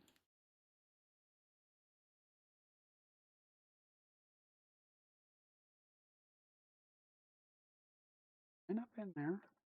There we go. Then we do another bearing stack on top of it. So flanged, standard, flanged. Now when we do the last one, we don't have enough bearings to do one stack. So it's going to be a flange bearing,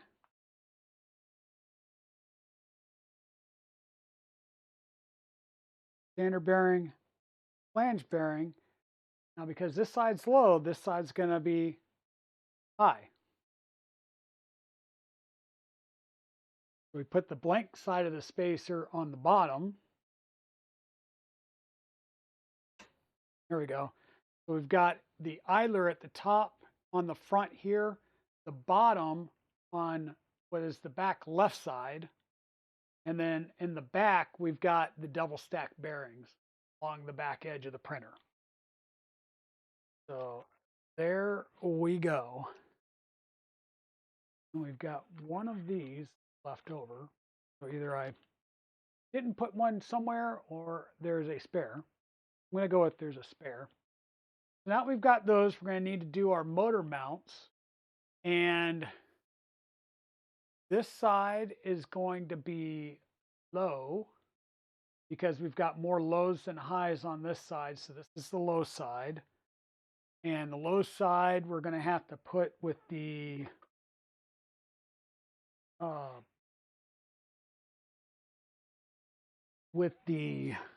pulley. The thin side of the pulley goes down. We need our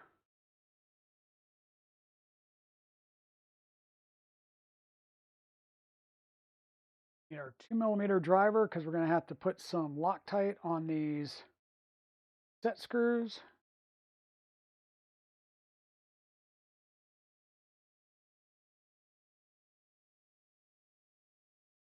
Don't fully seat them, leave about half of them sitting out so it makes it easier to put these in.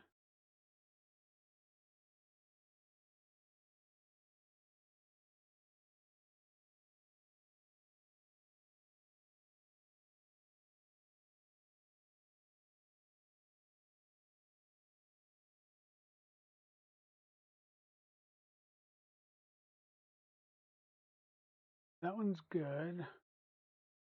This one. So one of these, I think, yeah. So this one, there's a spot where I'd had the other one on there before, so it's not going to go all the way down. I want to do this one where it's facing downward. That's going to make it easier for me to get all of the bearings and stuff lined. So we're going to have this standoff piece, which goes here in front, right in front of the rail there. We'll have our top piece.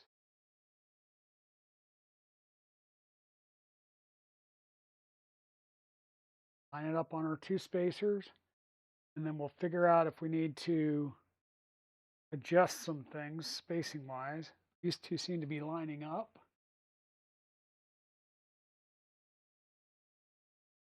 Go ahead and get these started.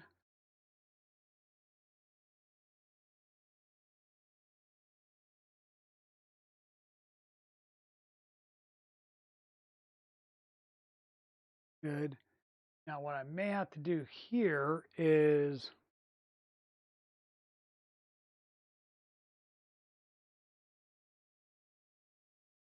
cut my strip down a little bit when I go to put it back in. Let's get these lined up.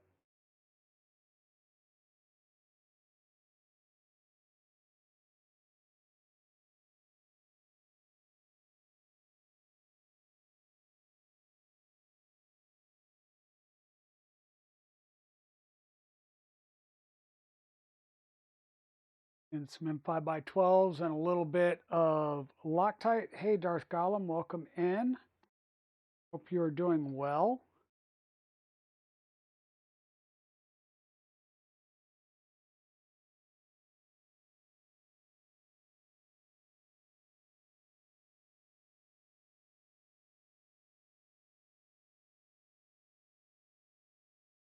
We're working on upgrading the Trident to all-wheel drive. So we have motors at the front as well as at the back. And when we do that, we're also going to wind up having 9mm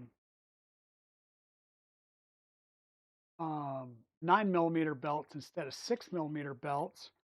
That's going to help us get our tensions a little bit higher on the belts, and or just have a little bit more rigidity to the overall system.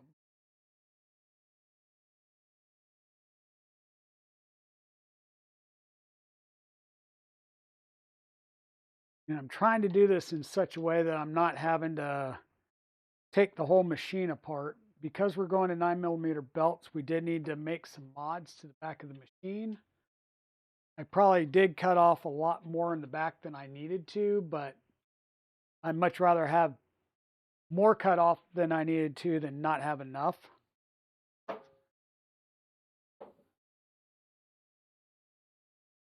Other motor set up, and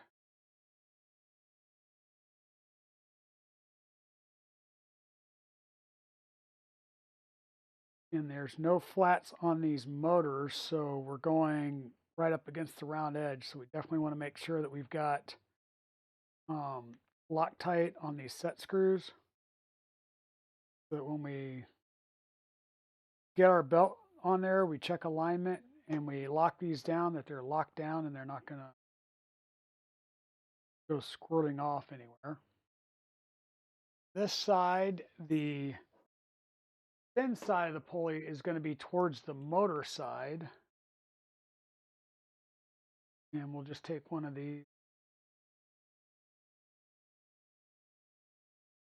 somewhat snug it up so it'll be close to help when we go to do the alignment. You guys just let me lock this down, and I didn't put, and there are screws that the top piece goes into. We have to take the top piece off to put the tensioning mechanism.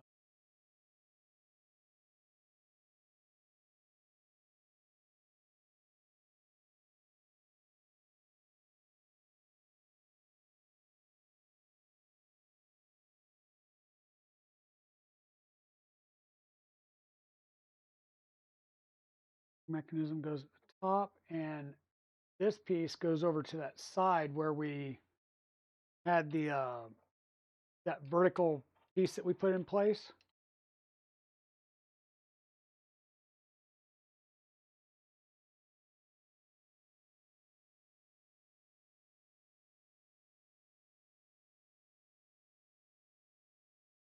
This will basically get lined up there. This will sit down on top of it. We'll line all of our pieces up. Everything sits back down on there. And we'll work on locking everything down again.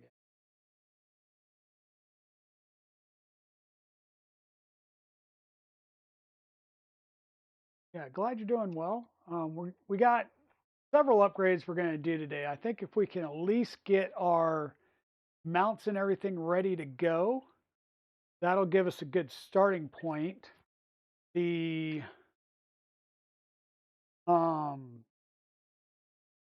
one of the next things we'll do is we'll have to work on the belts, the X carriage, And the X carriage is going to be different. We're not going to use the one that came with this kit because we're going to be doing some other mods. And those other mods being a takeoff tool head with a tube. Because, well, why not?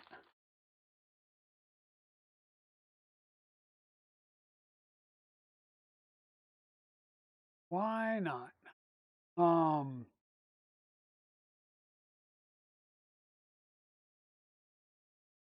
Not sure. We might have to come up with an alternative routing for our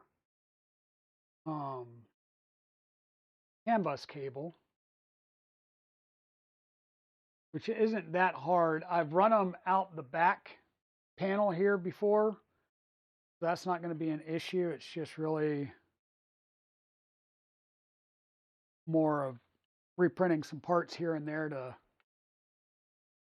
enable that.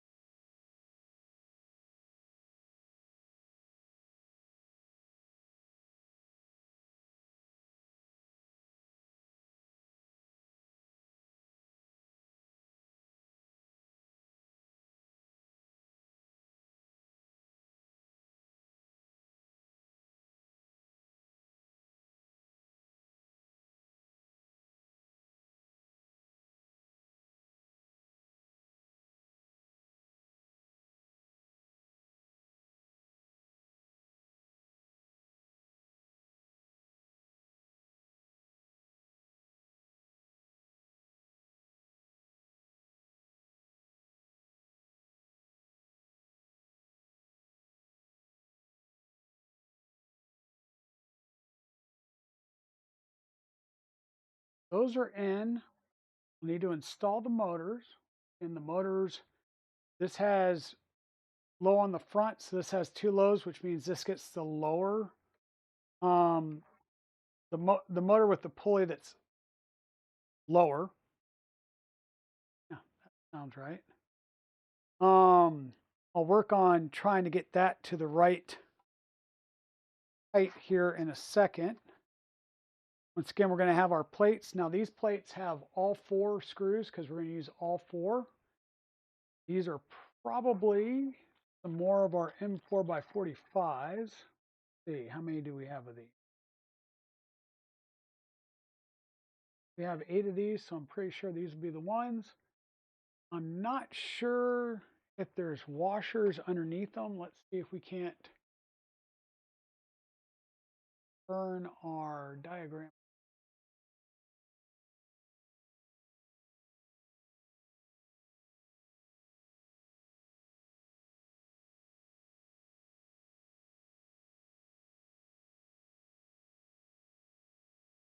I'm not seeing washers there, so we're just going to use straight bolts.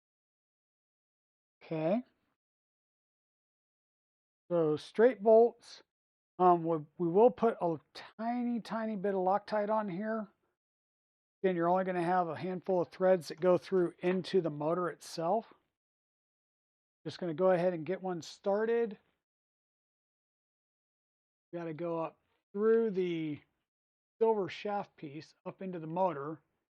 When we do, we're going to have to line this plate up on the shaft so that we can get it into the bearing.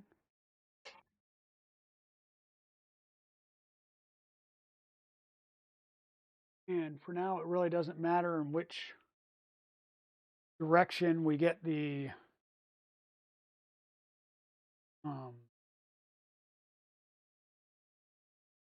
doesn't matter which way it's slid, we just need to get them aligned. So once we get alignment on all four of them, I'm going to start off doing corner to corner.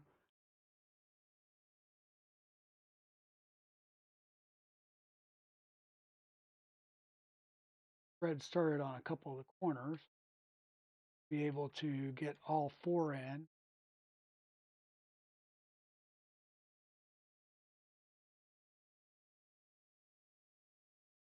And when we go to do this, trying to think. Yeah, you're going to want them to be all the way on the outside of their travel. We're just going to go around the outer, around the pulley, around the lower inner, and around up the front. And then when you go to tighten it, it'll be pulling the motor to the inside because that's where you're going to have the long screw coming through, and you'll use the screw to tension it. You'll loosen these 4 screws up.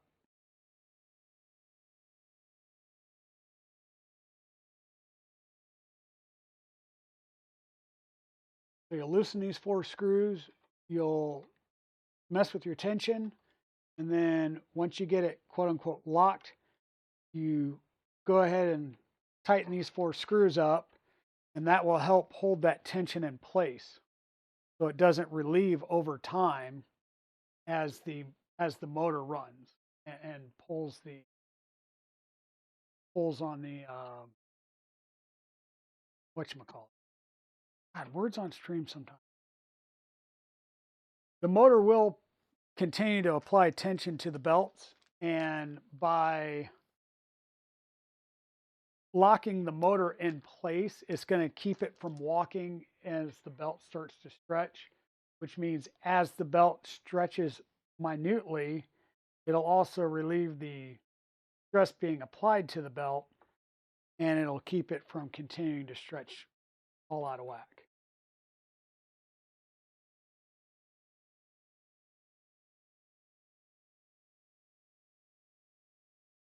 If that makes sense.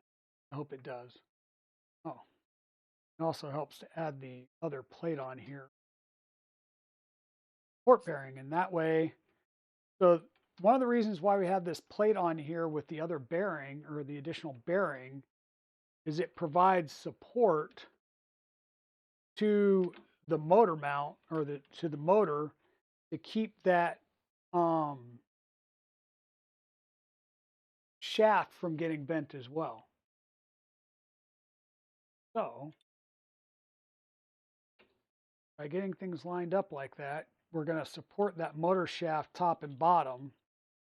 So as you tighten these belts up, you have less of a chance of bending the shaft of the motor.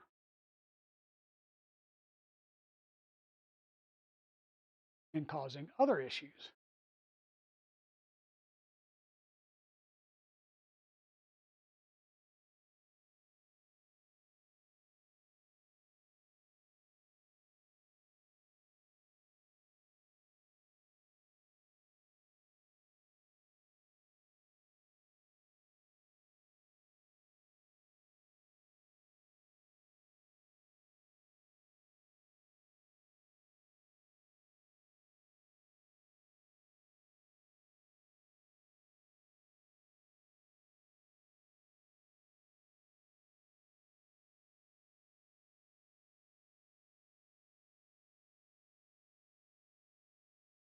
And once again, we're going to use Loctite here. It's one of the nice things about being all metal all the way through this, so that we can go ahead and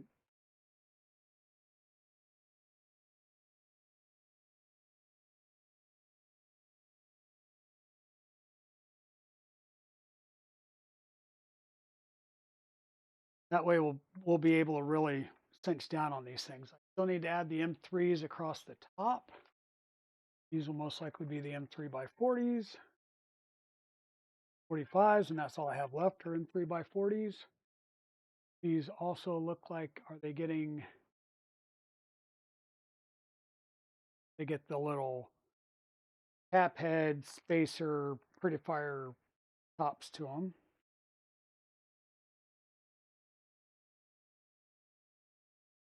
Drop one of those through. Again, we'll put a little bit of Loctite on there. Drop them in place. And they drop in place real nice and easy. We're not going through the bearing stacks here because the bearing stacks are already on the sleeves. So these are just dropping down in there. We'll snug these up They don't need to be ugga-dugged. Once again, they're just providing clamping force. Why we're putting some Loctite on them so we're not trying to like torque these down. Dang it.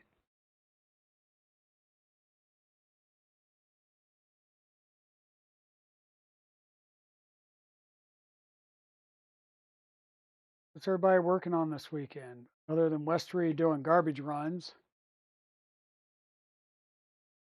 You got anything going on this weekend, Dark Golem?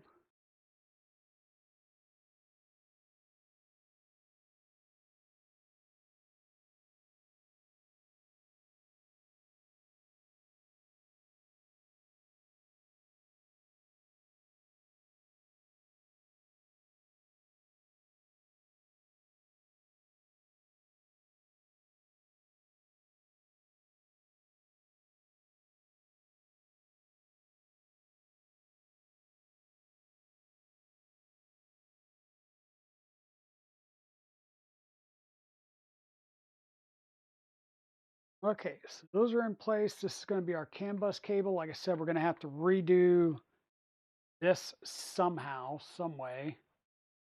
And the good news is, if I go to an EBB 36 or 42, I don't need this top cable portion, so I can just cut this off and re-terminate it, which will make it easier to get this gland and stuff out through the back.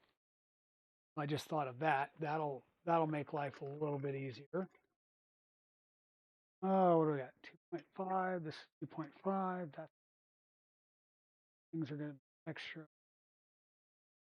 Yep. Throw that in here. Things.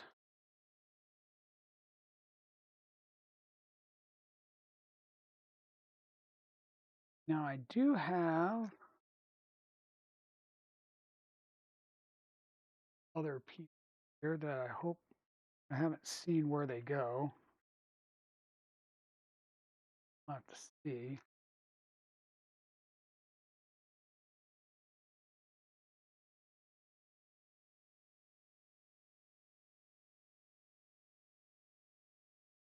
Back to that.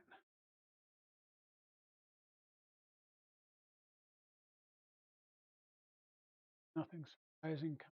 Bottom.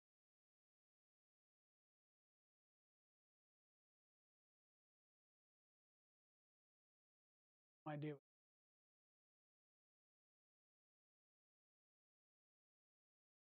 Oh, what is it?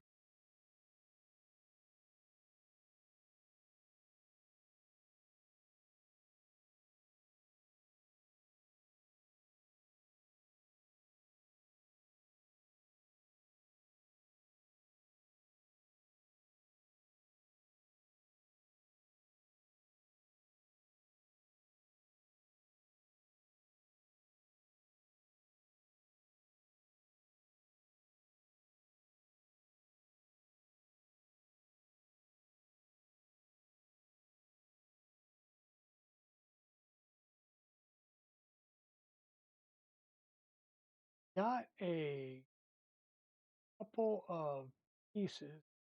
Sure, what they go. Only thing is I can think of is it for the X carrier itself.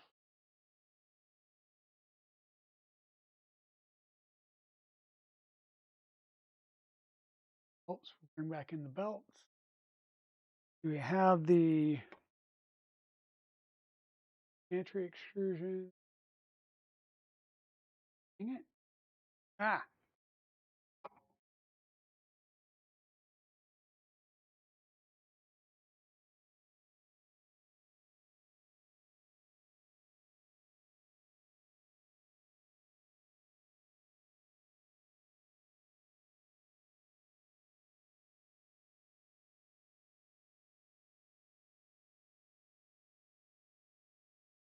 Two-wheel drive. Could be that those parts are needed for the two-wheel drive. Parts I'm trying to talk about are like parts I don't. I don't understand where these go. But there are options for both two-wheel drive and all-wheel drive in here. So that could also be why I seem to have a plethora of screws left over, is because some of these are used for the all-wheel drive. Some are used for the two-wheel drive, if you decide to go that route. And then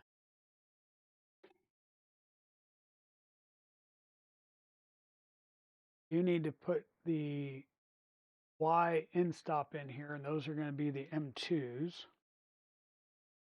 Assuming the other, another couple of these will be for the X end stop on the carriage, which we're not going to have per se on this build.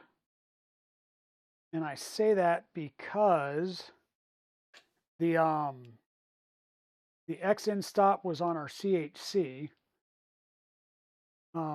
or excuse me, the CNC tap, and on this build, we're going to be using takeoff tool head. Let's see if there's a provision for the X end stop on that tool head, because basically what this is,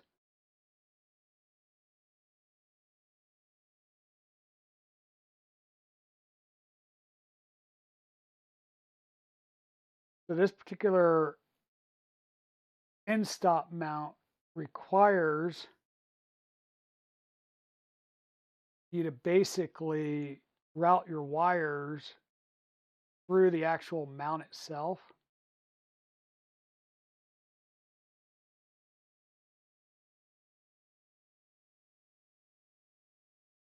I may have to cut into this to get this X or this Y end stop out.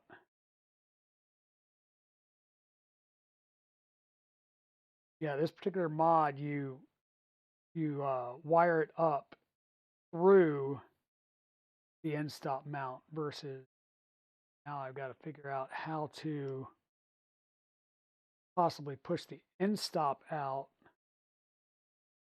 which is obviously a tight fit. We're gonna have to do something to the Y end stop here, because I don't want to cut those wires. We're gonna have to figure out how to crack this. Cut it open. Careful not to damage my soldered wires, but we'll try and cut the top open off this.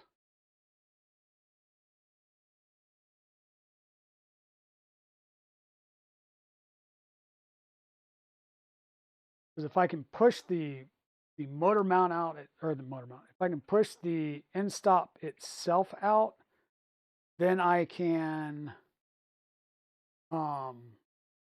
just desolder the wires. We'll resolder them. Cut the wires. I have enough room that I can cut the wires if I absolutely.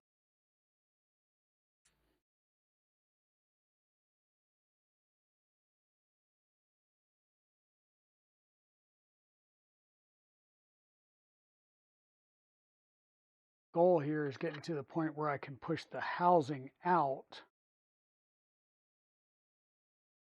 with the end stop. If I can push the housing out, then I can desolder wires.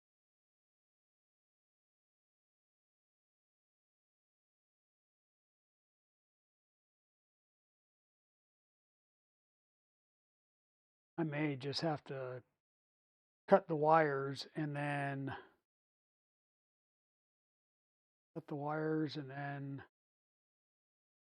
work on using a new end stop, and we'll dig this end stop out later.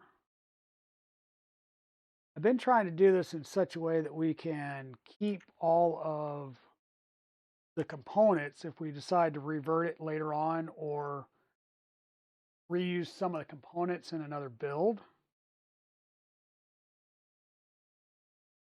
Like, I don't know, cell source another Trident or something.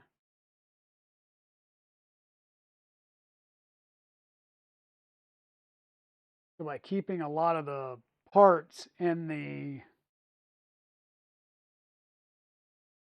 all put together and stuff, it makes it easier to say, okay, Now I've got it. If I need to replace something on the other Trident or what have you, I can. Oh, there we go.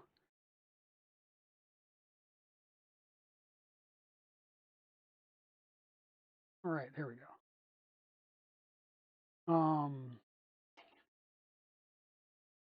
Yeah, I don't have an easy way of showing, but if I can get the heat shrink pulled back. Ooh, I could actually cut these wires and just pigtail it. We just had a pigtail down here.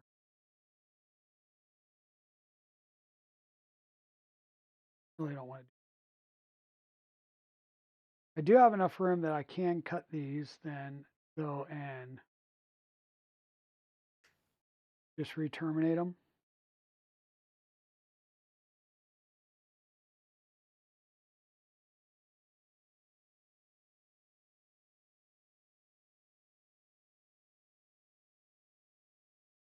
There we go. On, off. I can pull the, there we go. There we go. Now I can resolder.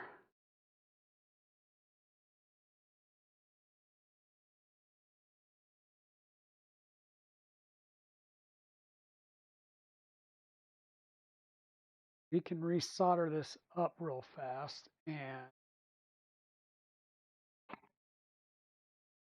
be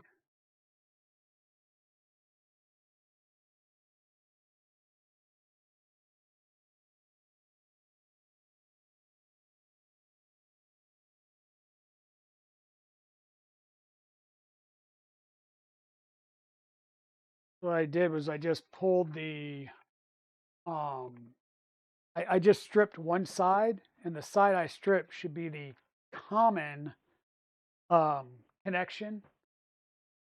So that way, when I wire it back up, I shouldn't have an issue with putting everything back in the right spot. What I'm going to do is lay all these back in there. I don't think I'm going to need them at the moment.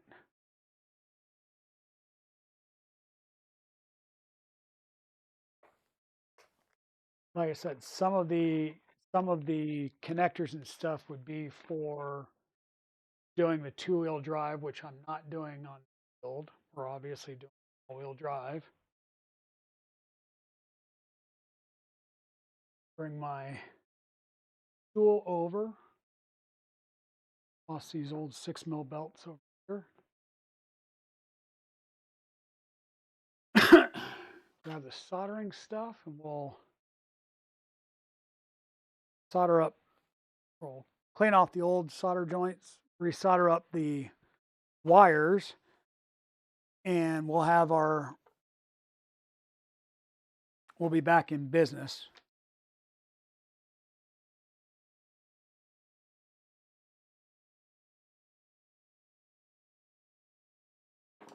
Sorry, I know I'm kind of doing this off camera, so to speak. I'd have to physically move the whole printer out of the way, and I'm actually going to be soldering wires that are still connected to the printer that I'm trying desperately not to take a whole bunch of stuff off the printer. Bear with me here, folks.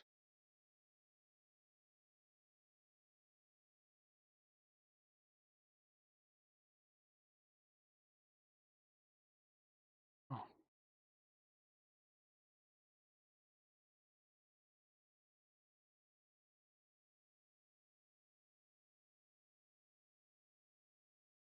All I'm going to do is grab the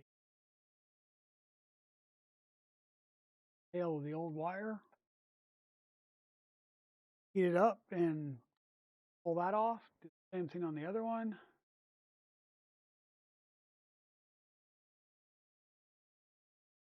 And then able to in these wires after I put a little bit of heat. Before I forget, because I was literally about to do exactly what I just said not to let me forget to do.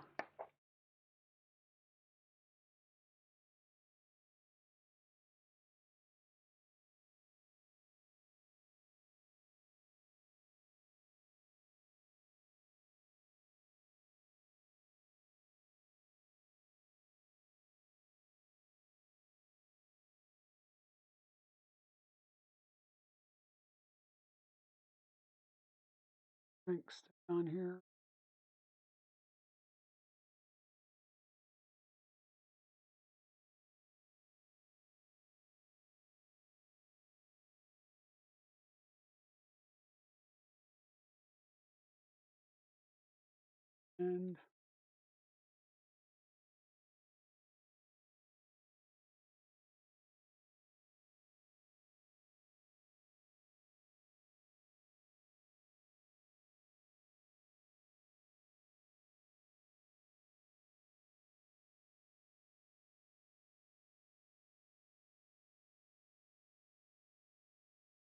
And we should little touch.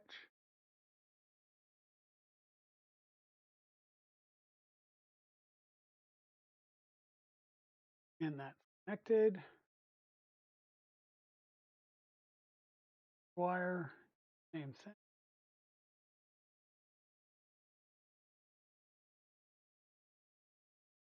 And we'll have our end stop back in act again.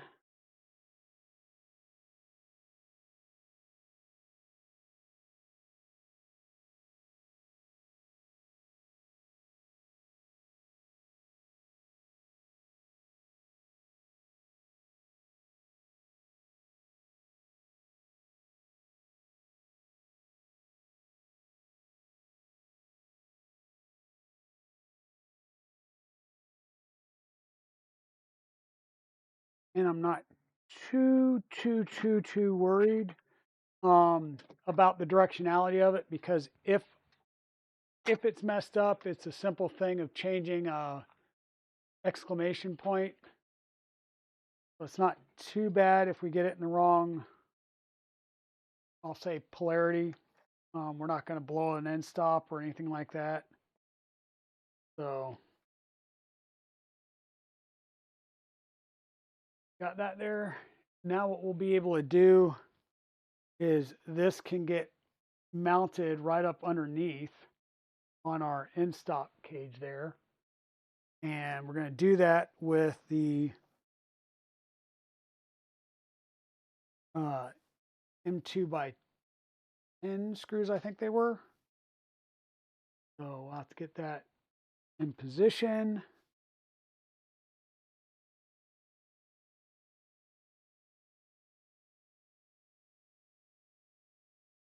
Basically in the position.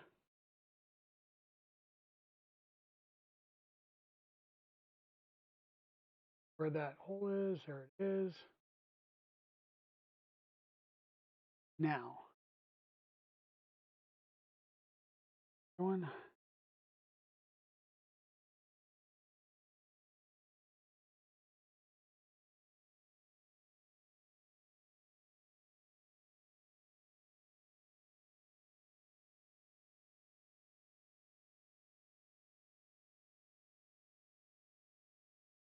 Once again, you're going through a plastic housing. This plastic housing is not moving anywhere, so there's no need to really crank down on it. You're just going to snug it up to the frame.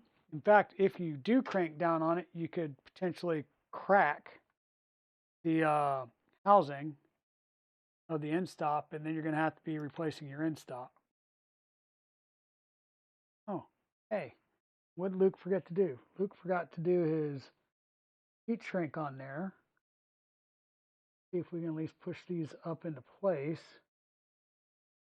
And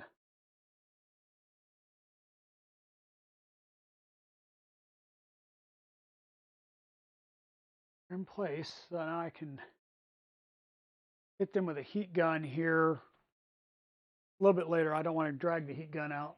I'll have to remember to do that after stream.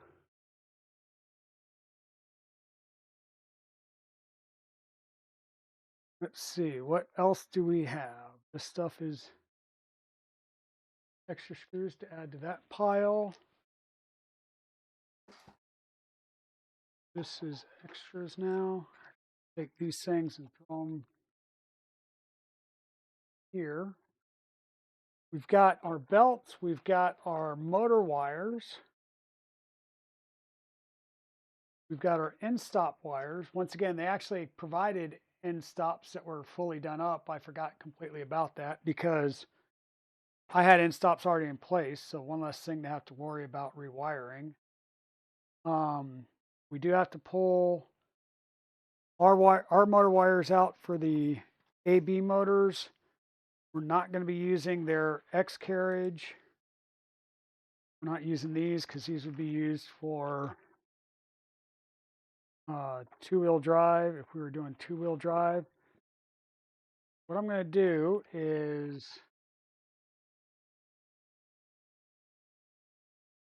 get rid of that. Throw these extra parts that I'm not using in this case, provided they will fit.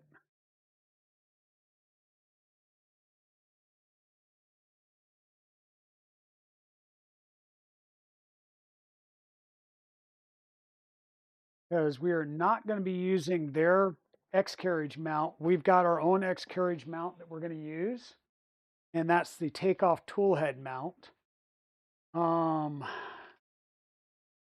Worry about this later. What should we do next? Do you think we should work on running the motor wires and doing some stuff underneath? Do you think we should do the belts and get the tool head done up first, and then we can start working on the stuff underneath? Probably the better thought process plan, because when we get underneath to clean up some of the wiring, we're also going to need to what am I thinking of? We'll also have the X or the Z motors that we're going to have to put the spacers on, and I'm going to have to print those out still.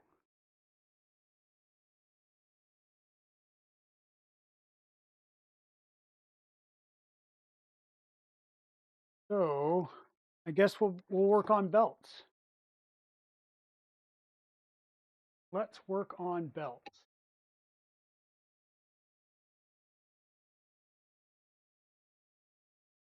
Booking airfare to Houston for your students to present to NASA. Oh yeah, I remember that. Okay, Eagle, thanks, buddy.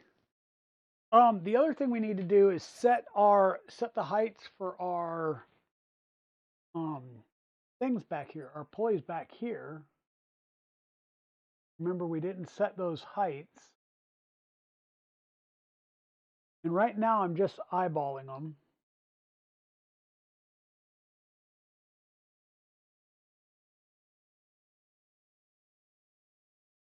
Just eyeballing them.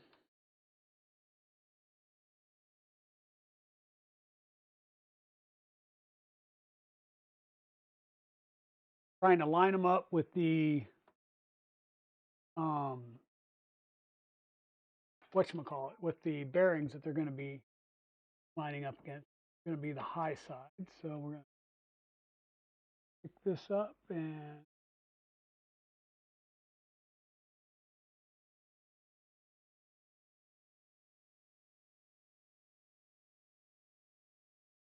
once we start routing belts, that'll help us get these aligned a little bit better. Right now, I'm just running them in until they touch, so that there's not as much up and down, flippy flop movement. Now, the normal way that we run belts is we run a belt, and then we come up with the distance, or we run a belt, we cut it, we come up with a distance, and then we go. Now, there is going to be some more fishtailing around things with the belt pass. However, we do have a set of belt. There's two ways that we can do it. We can either take it and cut it directly in half. And I think that's probably what we'll do is we'll just cut it in half. I don't care about saving the right amount of extra on this. I'm just going to go ahead and unwind this, and we'll match the two ends up and then come back and cut it in half.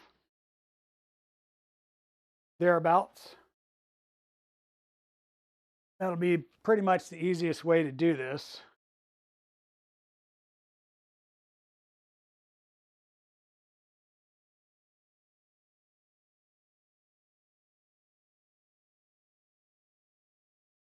Because that way we're going to ensure that the belts are the same length to start with, so that when we run them, we can line them up on one side and then cut them at the other end.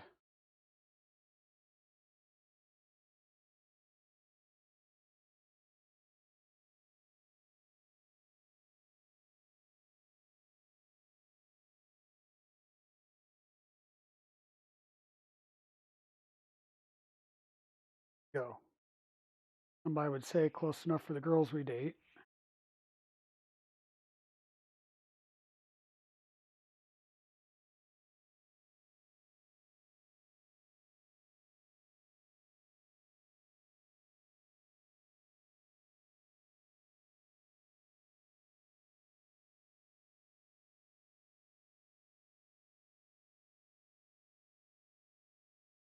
Yep, tooth for tooth. All right, now we need to figure out our belt path. And to do that, I'm basically going to hide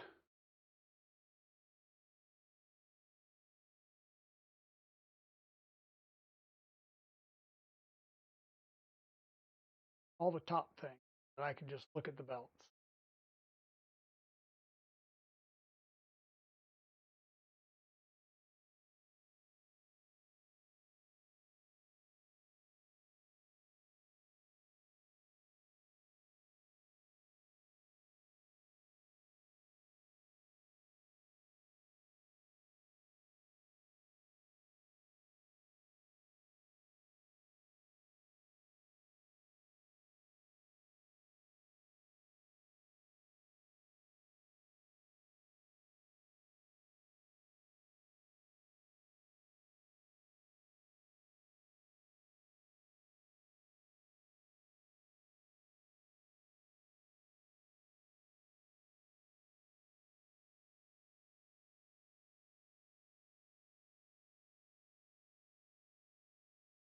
Okay, so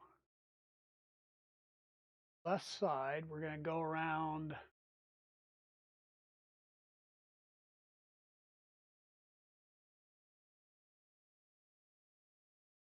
front to back. I'm going to start by one. Oh, wow. That way. Boy.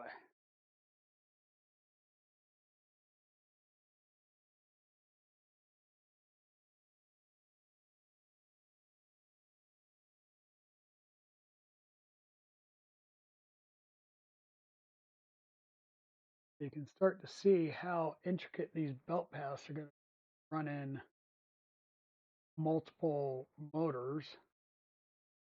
You have to go around multiple steppers, right?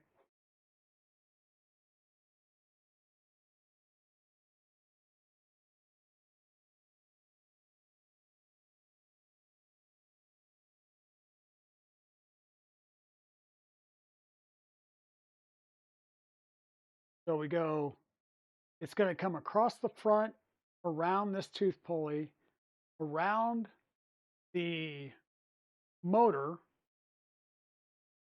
back around a idler, idler, idler, and back down the side here, so the teeth are facing the Y extrusion as it comes front to back or back to front. Then at this side is coming all the way to the back, around the back,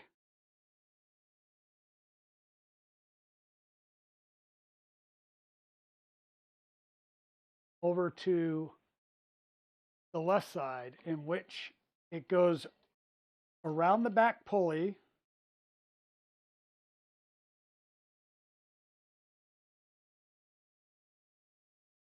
goes around the back idler, and it has to get pushed back towards the whatchamacallit, the motor pulley, where it kind of gets a little fun. Trying to get it to bend in there so you can grab hold of it. This is where it's going to be good to have some tweezers. Got a bend. I'm going to try and grab hold of that bend. Flip that belt around towards the pulley.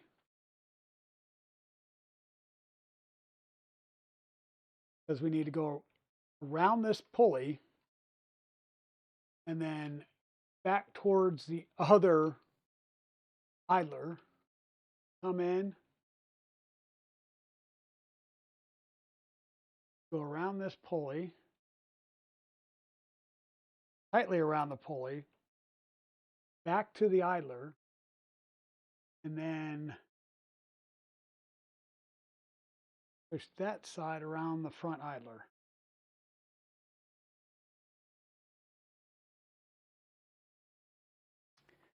And you're going to see me moving around, trying to figure out the best way of grabbing this. Now that I'm around the back side, I think I'm going to turn the printer. Ow! Ow!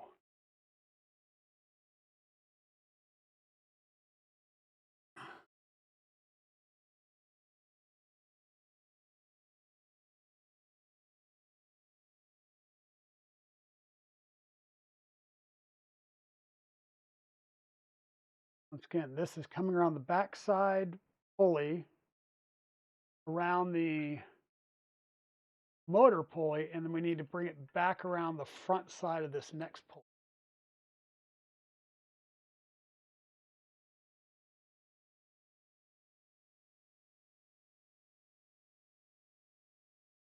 Kind of, sort of, maybe difficult.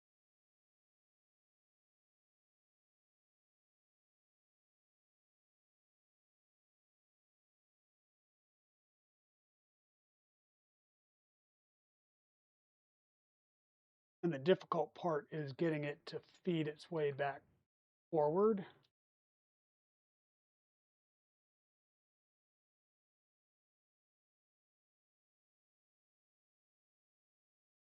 I'm trying to use like one pulley to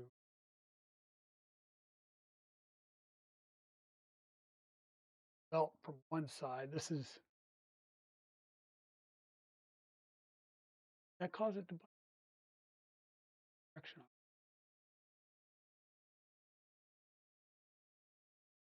This is definitely where having some tweezers is going to come in useful.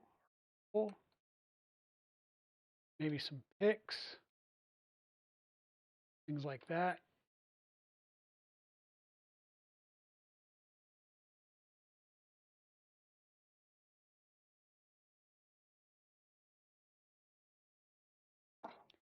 So it's hitting the back one and it's folding up on itself, but it's not folding up on itself, but not coming around the pulley like I want it to.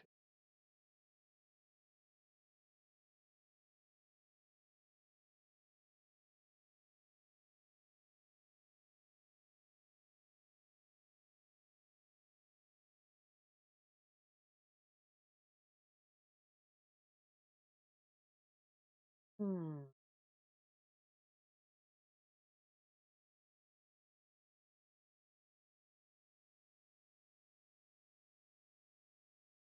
Hmm.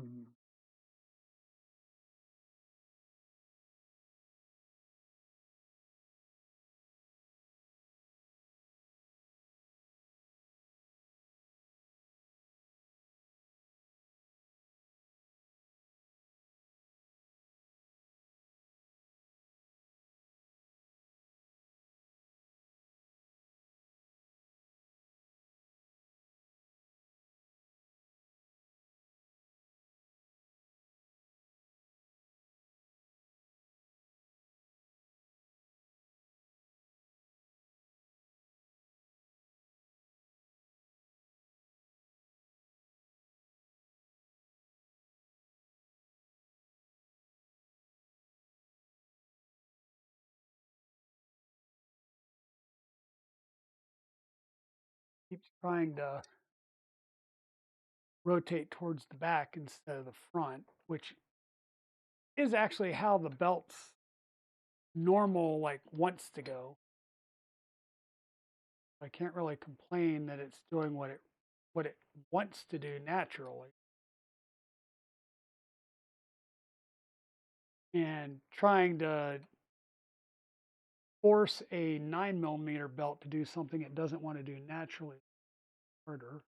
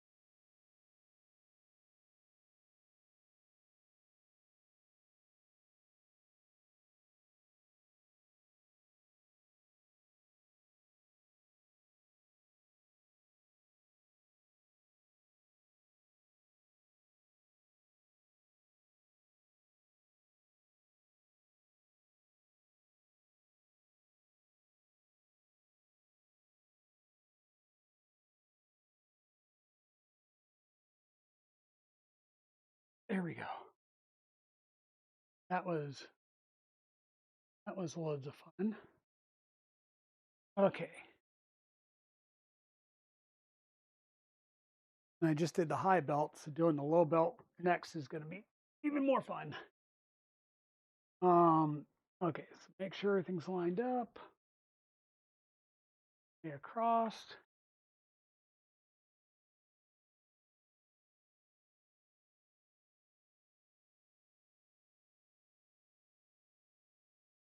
And once again on the high belt, so we come around up at the front, and we're going to loop around a whatchamacallit, idler pulley.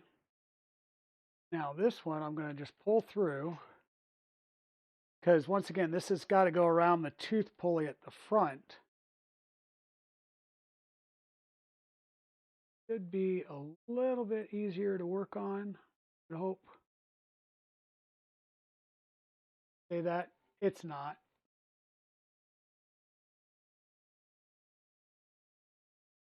And I'm sorry I don't have a, actually, we can get through the top of these idlers with a pair of tweezers and push it around. There we go.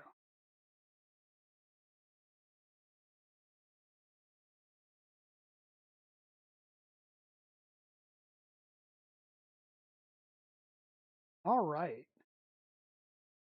So we now have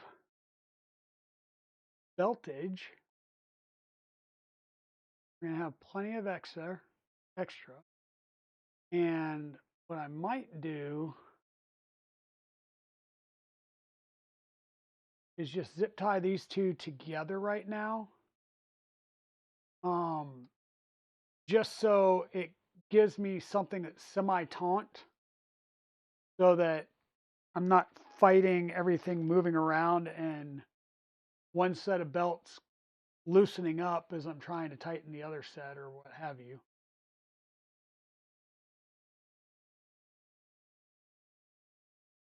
I'm not going for super taut. I'm just going for not pulling apart and causing me issues.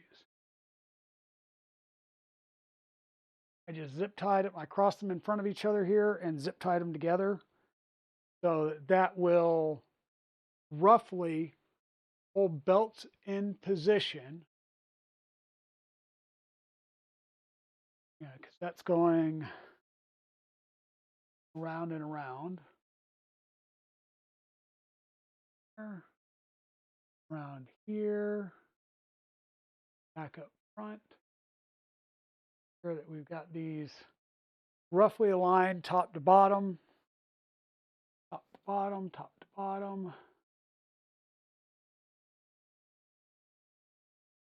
Bottom. We can look and see if we need to adjust our pulley height at all.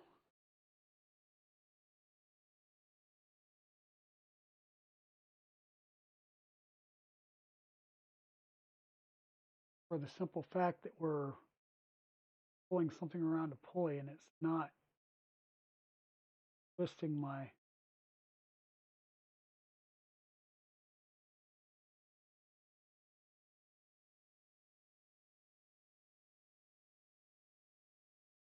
there we go.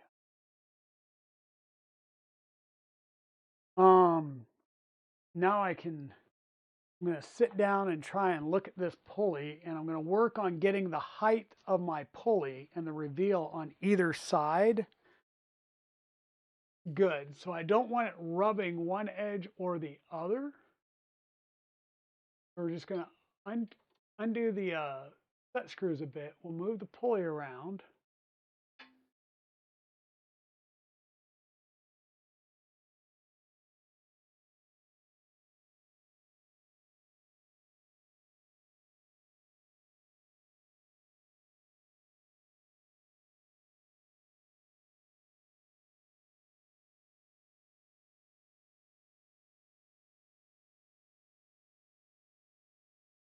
Got this one and then the one in the back there.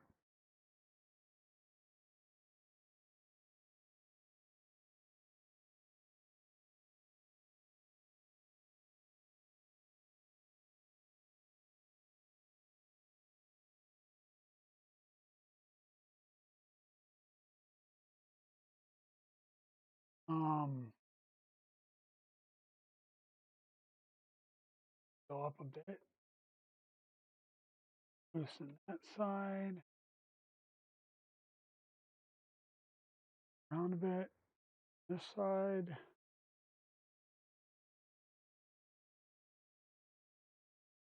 Up some.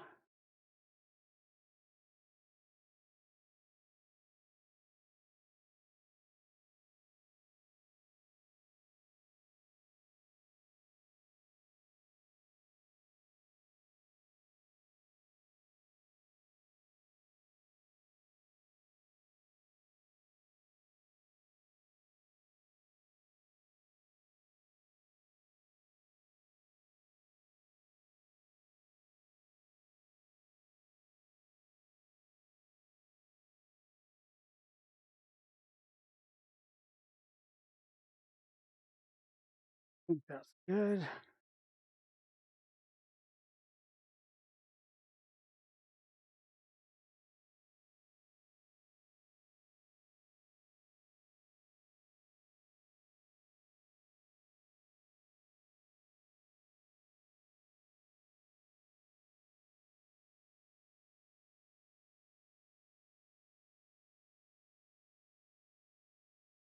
Okay.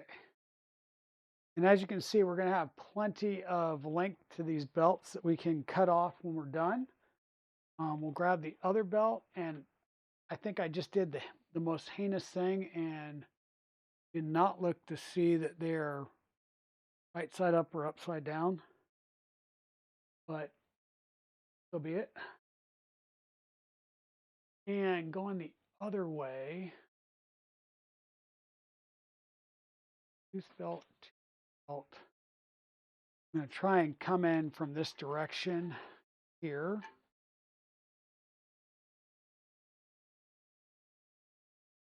round toothed here, round the tooth on this front motor drive pulley.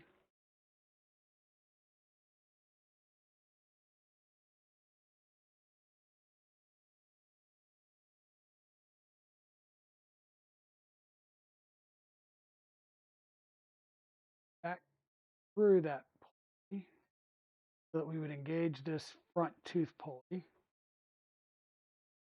around the idlers.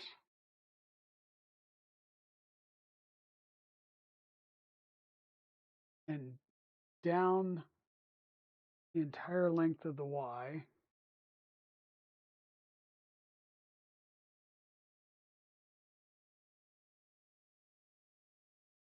And out the back.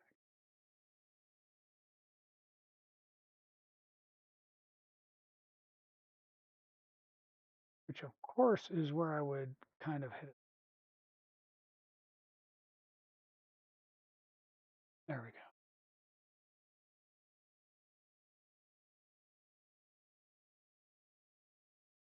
go. Okay. Now we're going to come around the back side of the printer.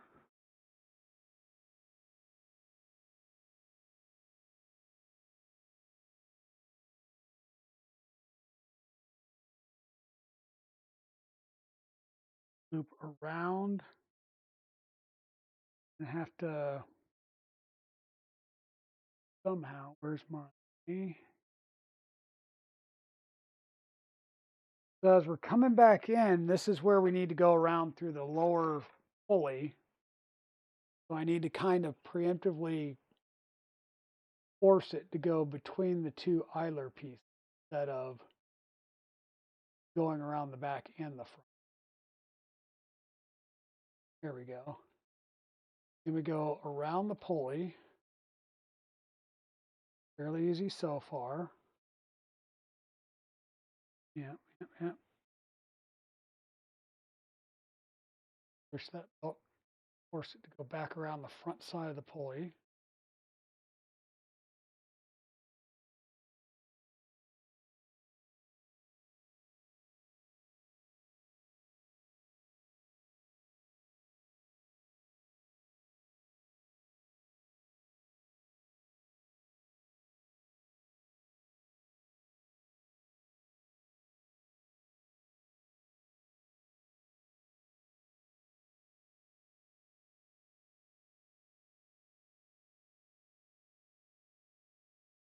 Okay, and once again, we're going around one pulley,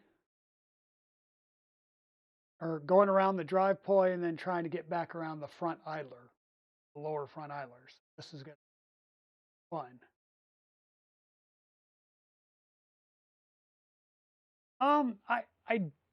It's DFH carriages, and I don't know. I know that was one of the, I'll say the statements, lines, whatever on the DFH website, but I have no real good answer for you there. Darth Golem.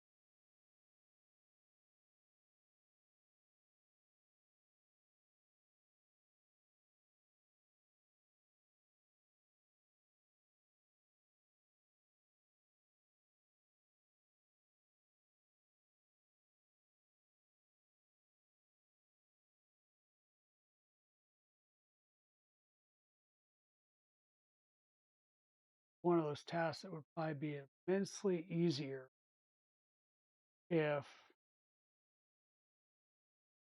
you didn't have like certain things in the way.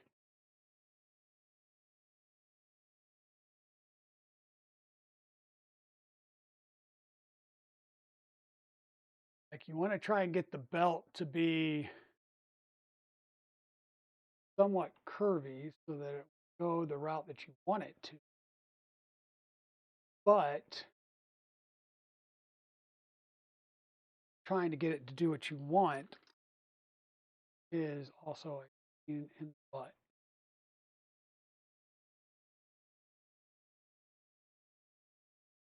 And partly so because you don't have a lot of room to work with.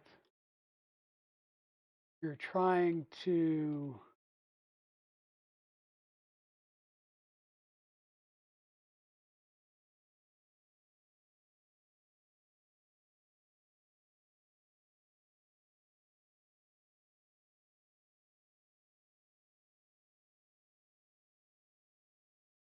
probably what it is this would be easier if I routed it from this side first, but I didn't. And now it's like I've got to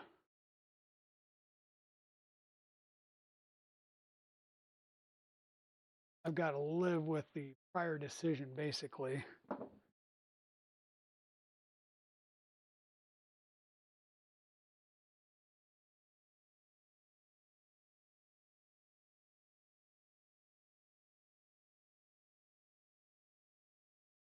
Apparently what I did the first time is not going to work here. Maybe. Oh, there we go. Did work. Okay, now I just need to get things lined up. That is decidedly not spot. Going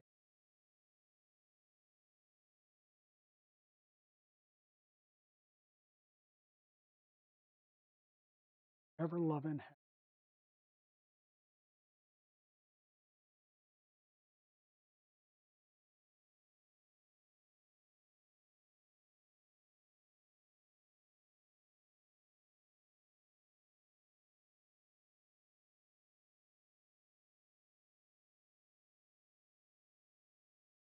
This is like ridden way up over the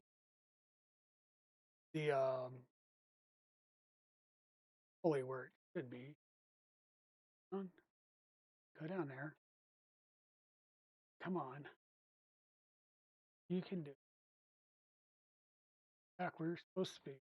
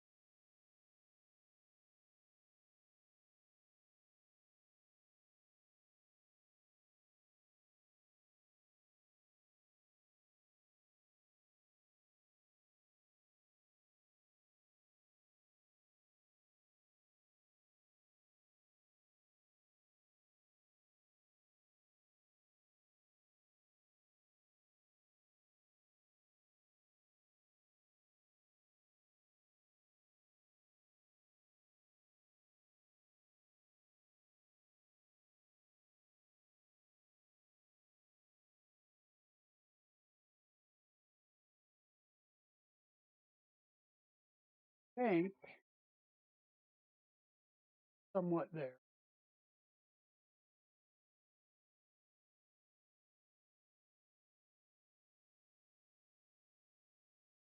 Think we are somewhat there. Okay. Wow, that was painful when I really want all my extra.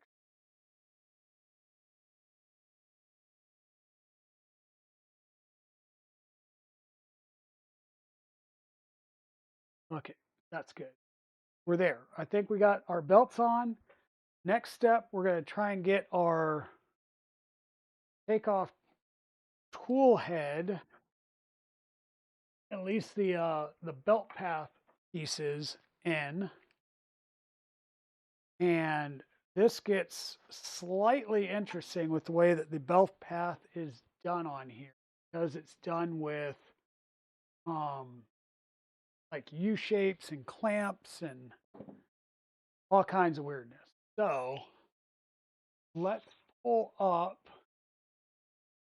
take off tool head.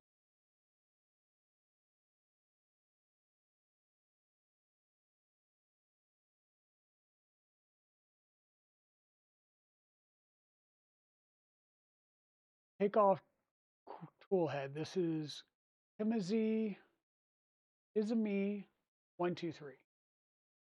So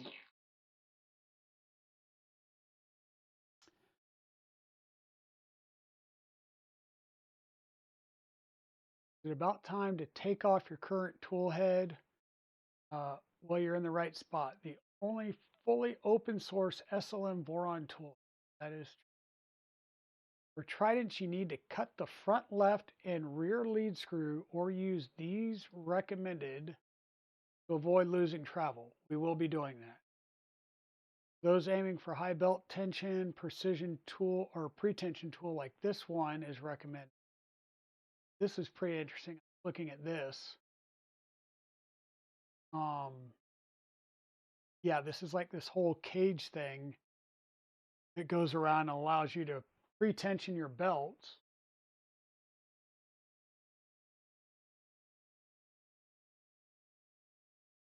One of his catchphrases. Okay. Buy more stuff you can't afford. Yep. Buy more stuff you can't afford so that he does better. I mean, I get it. He is a business.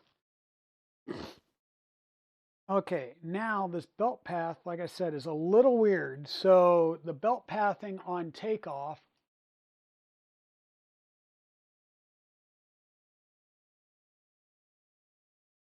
there's the full thing. This is kind of what we're putting together. Belt pathing, show me belt pathing, please show me. There we go. So as you see, it's going to come around the back side, come up, loop forward, and this is actually looking like your belts are going to interlock, right? I don't know how, based on how my belts are coming in, but there we go. This is more of the way we're doing. So it's going to depend on your belts, right? And how they route in. The end result, though, is that you're basically, you're going to route your belt through the back of takeoff, and you're basically going to create a loop and pull it back through. So what I need to do is make sure that when I create these loops, pull it back through, that the top and bottom loops are about the same size so that I can, I was going to say make up, not make up, but get the loops about the same size so that we can ensure that our belts stay the same length.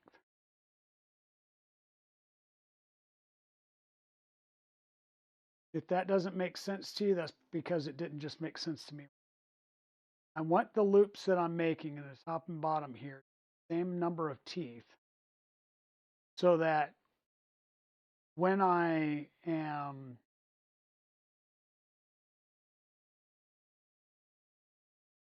when I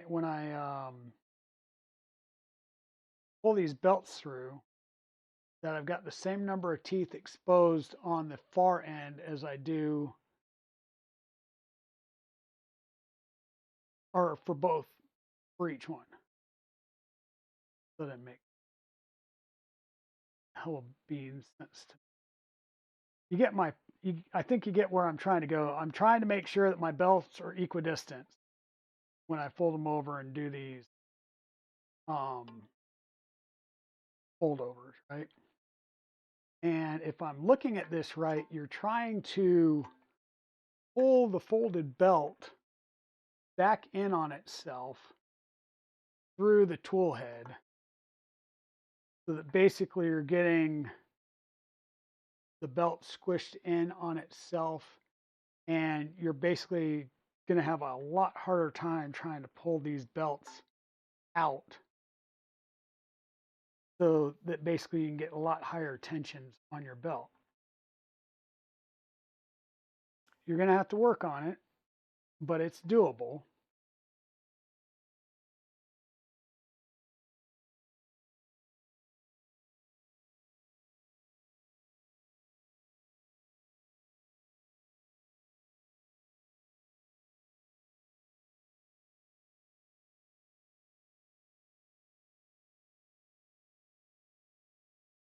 Once again, our belt paths are coming from the back here, looping around. We're making this this big loop that will get pressed against each other, and then those belt teeth are interlocking as they come back around and out.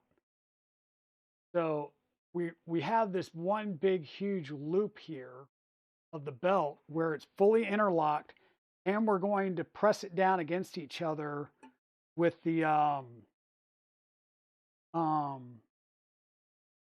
belt clamps, so it stays very much tight and you're not going to be able to pull it out very easily. That way you can get really good tight belt tension.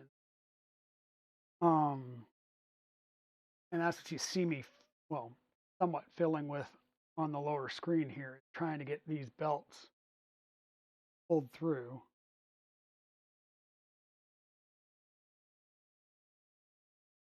Make sure the teeth are aligned, and you can kind of wiggle up and down as you pull, and you'll pull your belt through some more.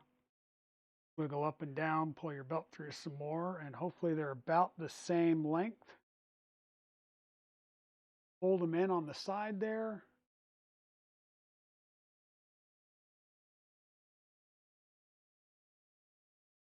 So let me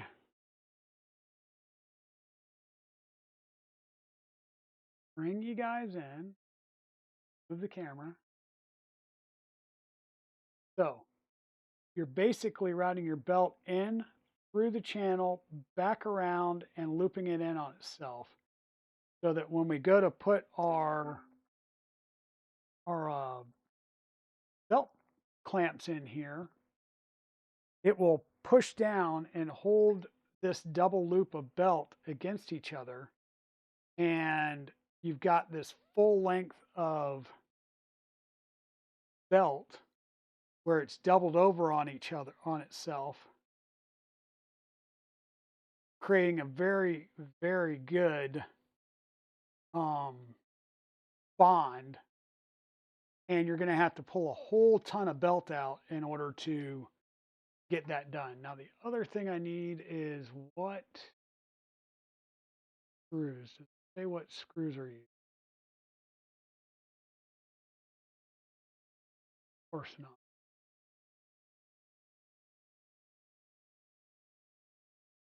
And stop by. Might be good to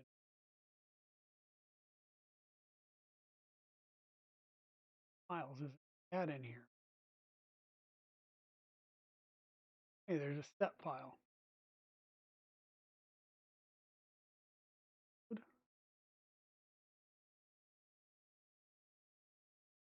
Not step is down. So open computer, downloads, take off assembly step file. Okay, so now we're going to be looking at our takeoff assembly, which here once again, it's standing on a side.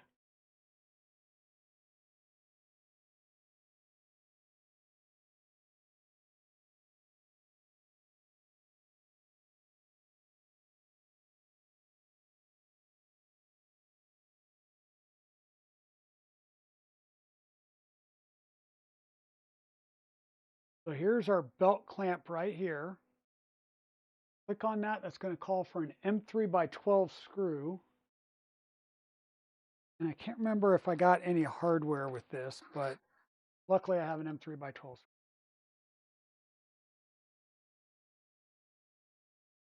Get my M3x12 screw ready to go. And we will clamp this sucker down on one side.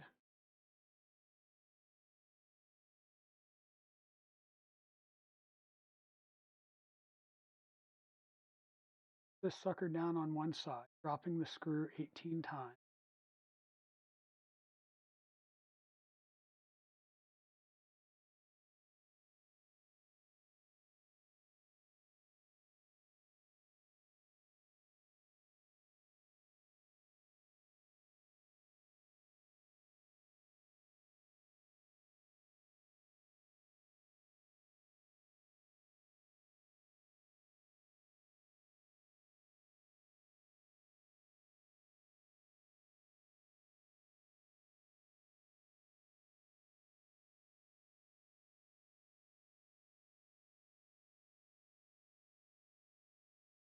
Now, I don't know if I'm getting the right angle here or what, but it feels like I am.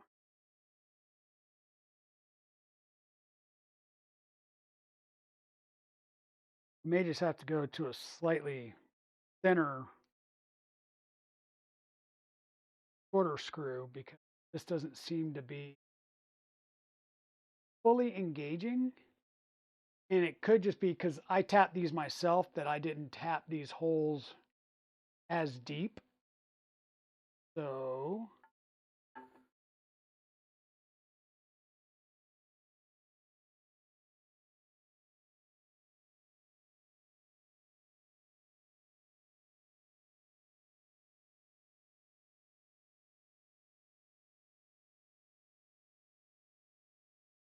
that could just literally be my fault because once again, I tapped these holes and I may not have tapped them all the way through. Do want this to be nice and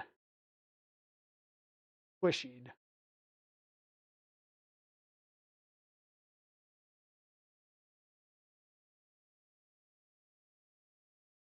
And will wind up being like that. Now it does look like my bottom is off one tooth from the other side. So that's just something to be cognizant of, that my belt lengths may be slightly off between the two.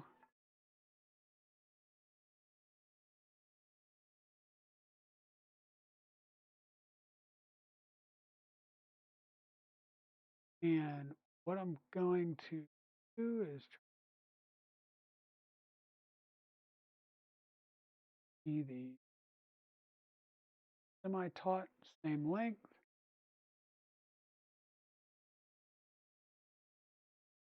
Now, I do not want to try and run this length all the way through there. So what I'm going to do, kind of figure out a good point, I'm going to cut my belt, cut the other belt. I am going to leave it long so that we can deal with that. But if you remember right, I said my top belt is one tooth longer than my lower belt. Get these tight and taut. And we'll cut the lower belt one tooth longer.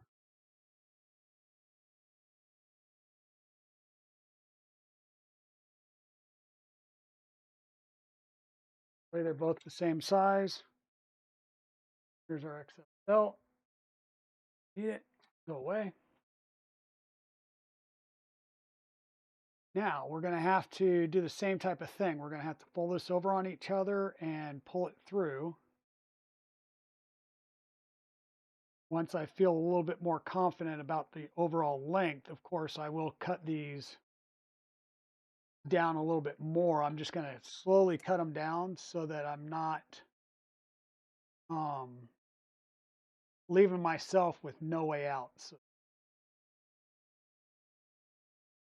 And before I do a final cut on these, I also want to make sure that our that our belts are riding in their slots appropriately.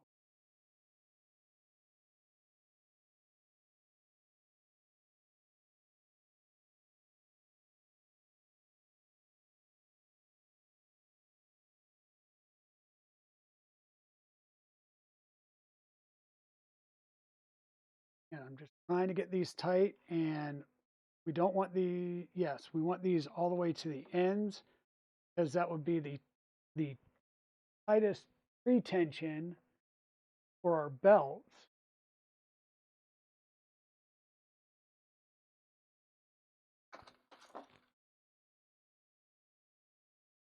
And grab an M3x8, probably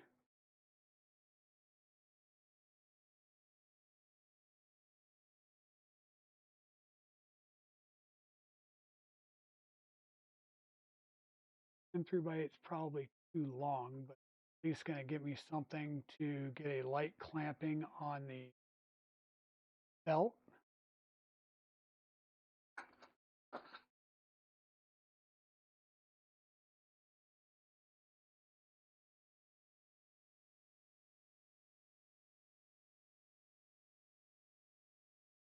And I'm just going to go for light clamping on the belt. So if I tug on these ones here, they'll tighten up and be good.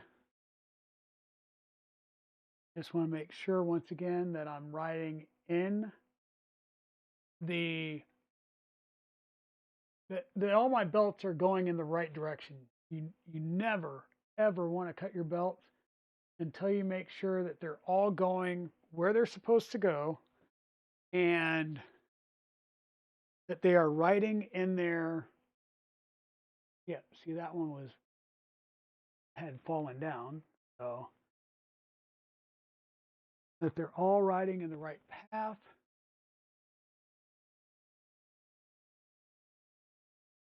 One's not sitting there like riding on an edge of a flange, so that when it finally falls into the groove of the idler right, that it now is too short and you have one belt tight and one belt flappy.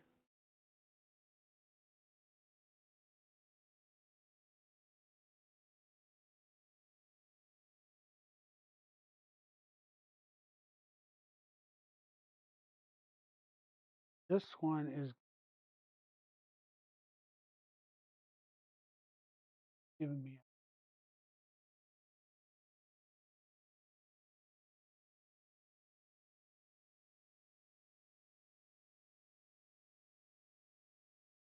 now, based on where I'm at, I am going to cut these longer. We'll work on getting them pulled through, mounted, and then we'll cut the length to the appropriate length.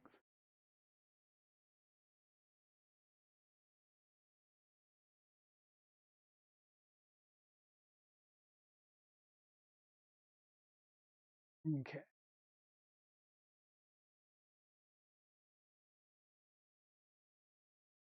Cut that one. I'm going to bring this over. I'm going to go, the cut length is going to be the on top and out over the lower one, so that the first tooth that I see on the lower one is where I cut the lower one. And I'm at the same number of teeth now on both belts again, but I'm to a position where I've got enough slack that I'll be able to pull and do my routing through here. Got enough slack that I can pull and do my routing on the belt, right? because we have to take this off to do that, and then I can pull them semi-tight, make sure they're lined up, and do a final trim on each side, and we'll be good. No, undo the M3x8s. Oh, I'm here. Wonder.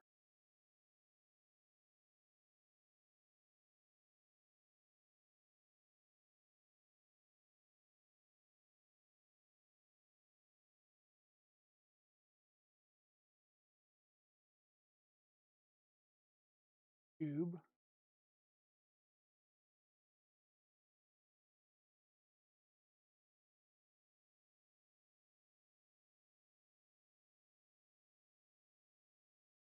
Give me a second here. Quiet.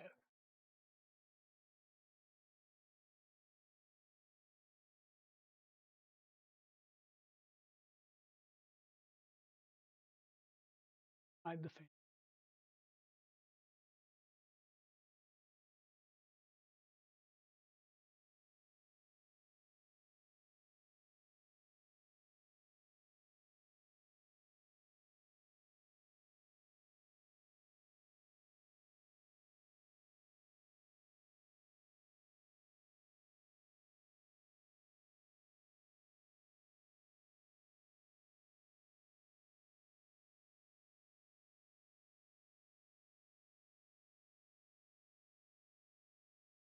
M3x6 is calling for, which is what I expected. I just used some 8s, but I expected M3x6.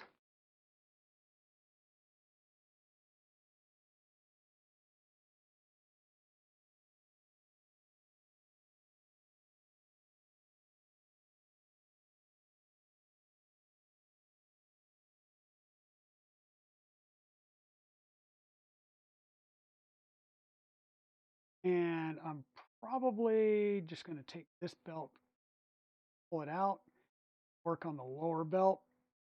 Um,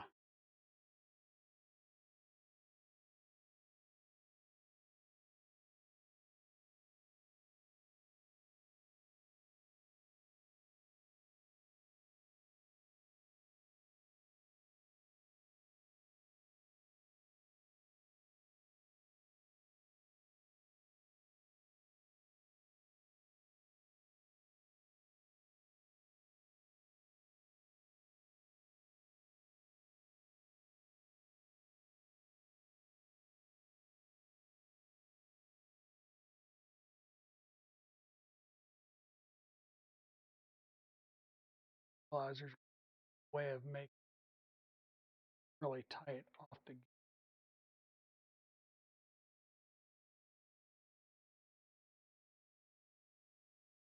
just in the way that you're having to do the belt.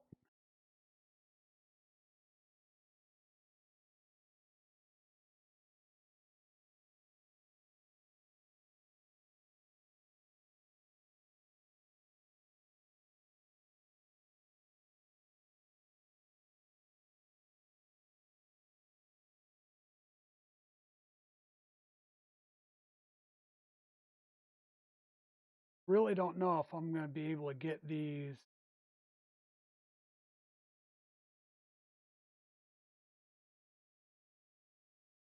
at the same belt tension off the get-go because of the way that the mechanism belts.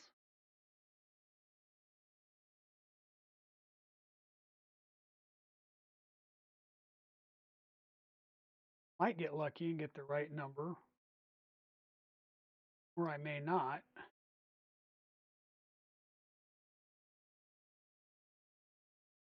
But this top one's actually pulling its second piece through or not.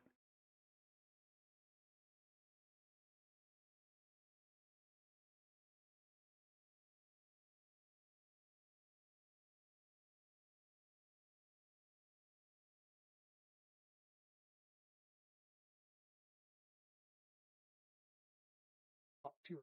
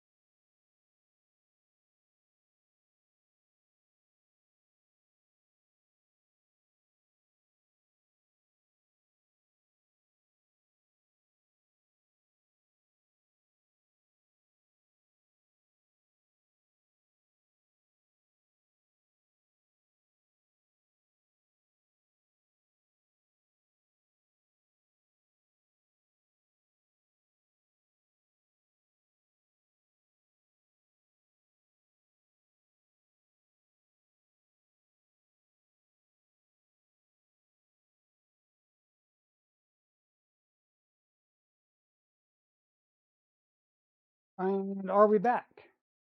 I think we're back. I'm going to grab a quick snack. Sorry about that, and thanks for somebody making a comment about the battery being dead.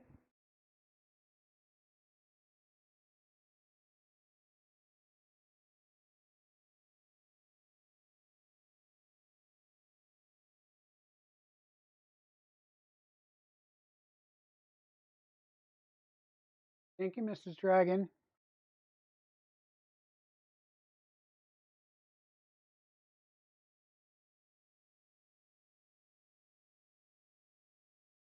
Okay, folks, give me 1 second. Mrs. Dragon just sent me a text that said basically order food. I'm going to do that real fast. Do the husbandly thing. 5 hours and 53 minutes. Uh-oh. Uh-oh. Yep. Oh, did you say you wanted to pick it up, Mrs. Dragon?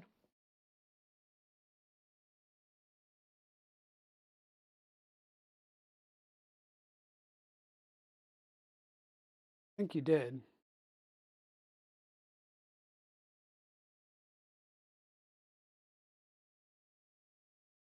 Okay. All right, so I will put it in for carry out.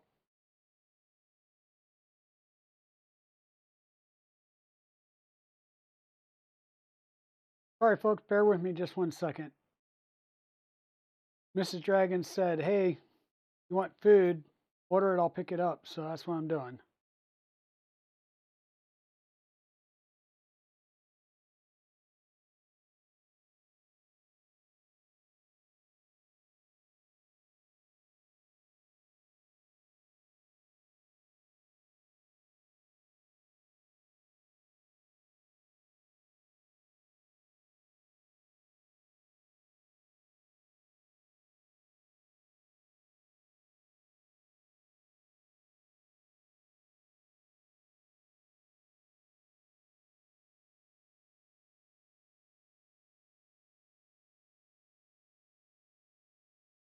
Yes, food is good, Mr. Wizix. That is true. That is true.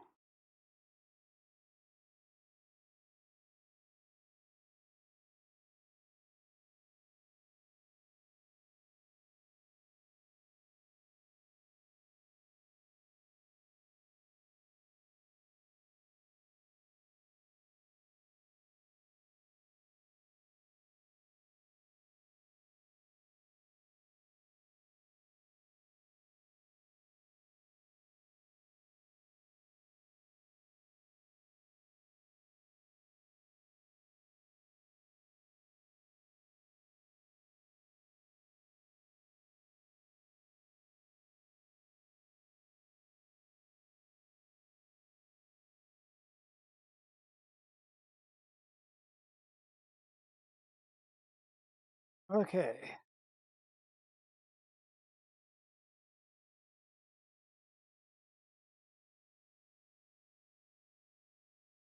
That done or one more click? Order is placed, Mrs. Dragon. Order is placed.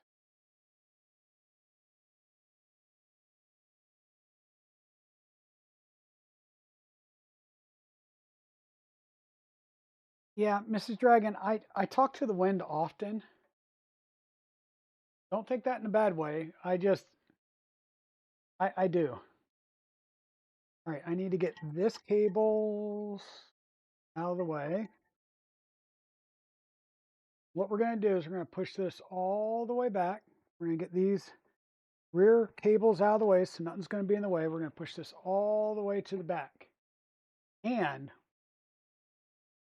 this is where we're going to de-rack things and make sure that we've got close to the same belt tension. So getting our things to the back. So this one is fully back, but this one I can flex a little bit. That tells me that this one isn't as tight and needs to be tightened up. So we'll take this, tighten it up a little bit more.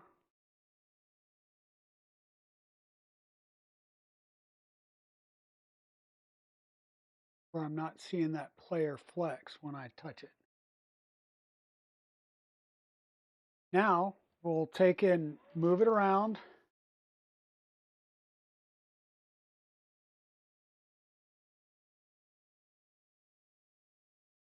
Try and pretty much center it and bring it straight back.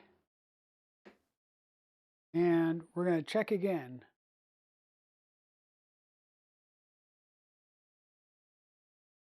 About the same on both sides. So we should be good. I think.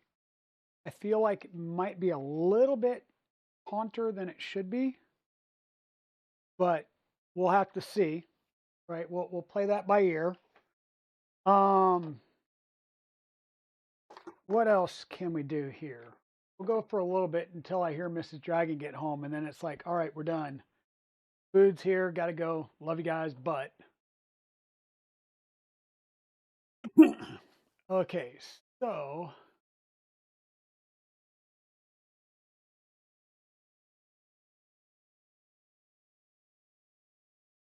Time being, just so we can see what we're doing.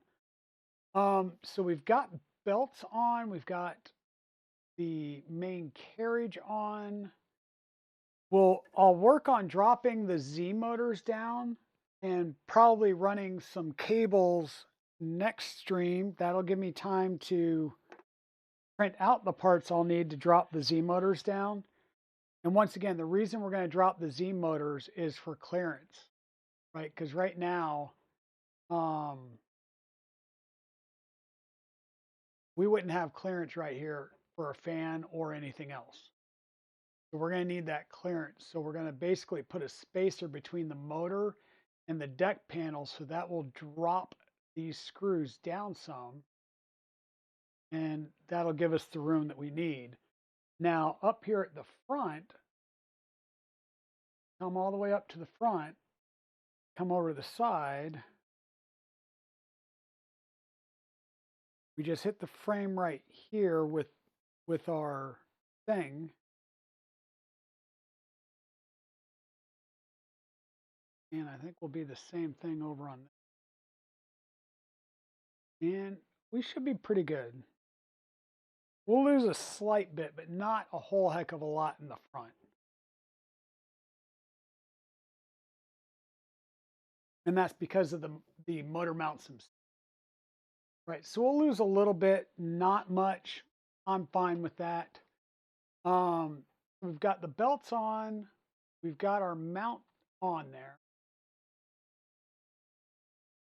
You see, I'm like, the web browser.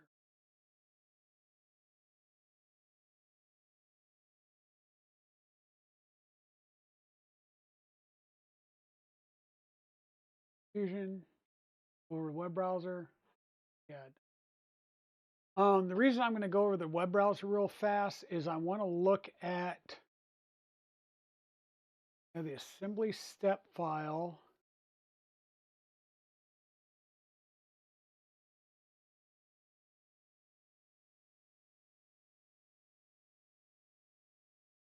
You can do this FDM, but we didn't. What do we got? We've got in-stop mods, in-stop pods, stock Voron takeoff edition. Might be interesting. Those are step files, so I'll have to take a look at that. Guys are not.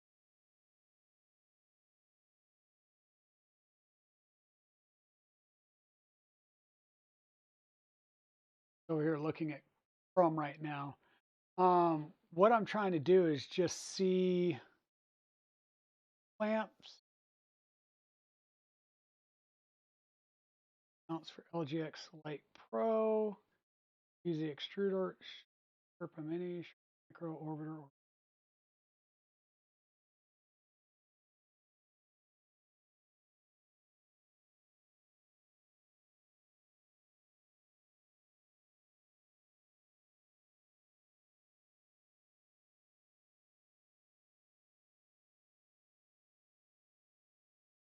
Yeah, I think this is. I really wish they at least said, yeah, hey, here's the order of the, the assembly. But we'll have to figure it out. Right? I'm pretty sure we're going to need the extruder in first. It'll be easier to get the extruder in first and get that stuff going, and then we can work on, adding the fans and putting that part on, because that'll give us the room we need. What am I looking for? I had pulled the tube out. The tube's there.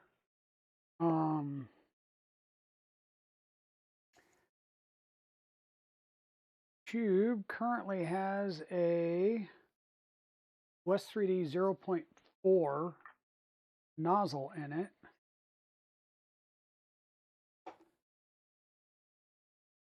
And we're going to have to, I believe, disassemble Chube some to get the thermistor and the, got to disassemble Chube to get the thermistor and the hot end in here. So that'll be kind of the next thing we work on. And we can do that with the printer not sitting on the table. So how about we pop the printer off the table, put it down on the ground here. Haven't had a good tripping hazard in here for a little bit.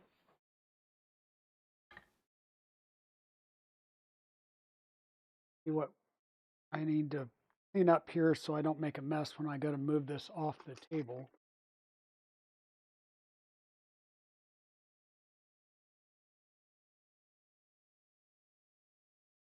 No falling and hurting oneself. Not good. Goes over here.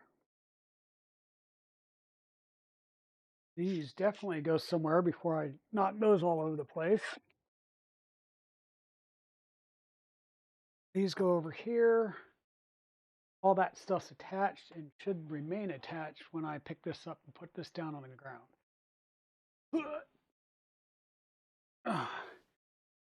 It's so much easier to do that when you can grab hold of those handles and you're not having to deal with a, you're not having to sit here and try and deal with having panels and everything on it. Okay. Chube. Chube. So we're going to need to take some things off of the tube in order to get access. We have to take the chalice off of the tube. So that means we're going to have to take a few things off.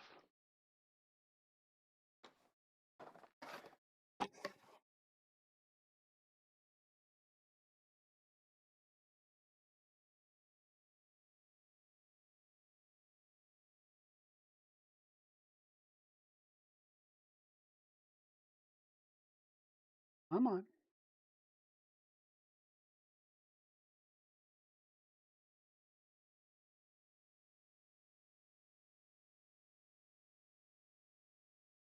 Nozzle out.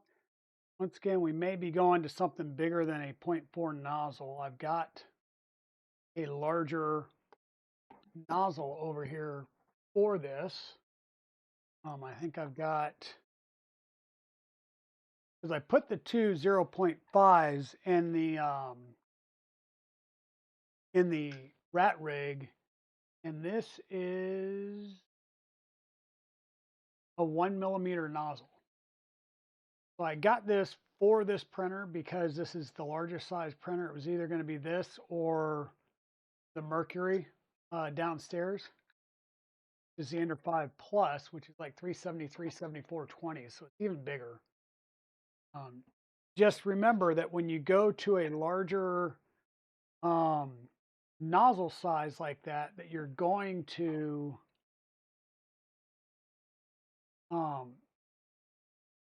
you're going to have to adjust several things in your profile, and you're also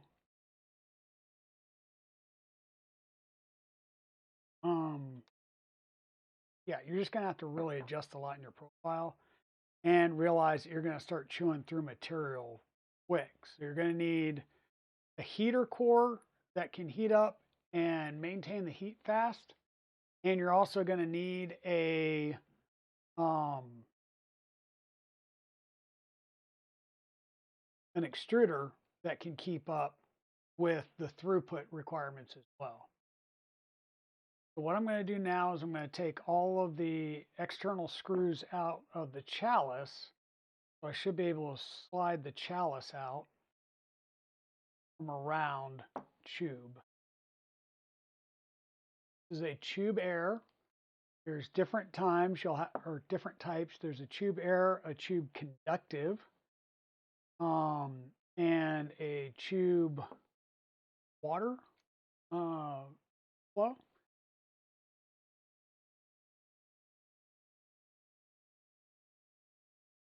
All of these screws are the same.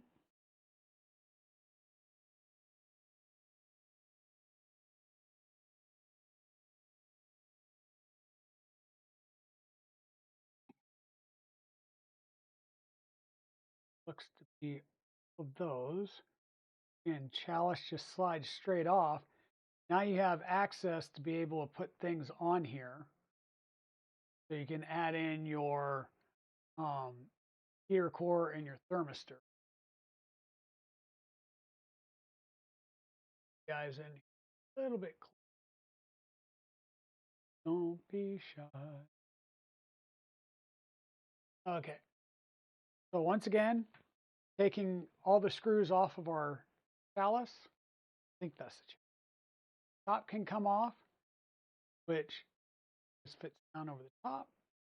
And you gain access to your thermistor and your heater core spot. These will be held in place with set screws of the 1.5 millimeter variety.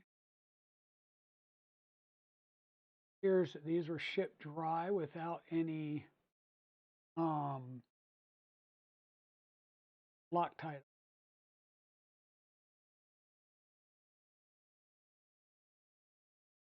Extremely tiny crud. Now, if memory serves me right, under here, I had a package from Luke's Lab. And in said package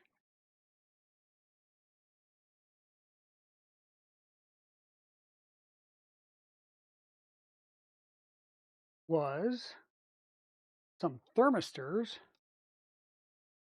and some heaters. This is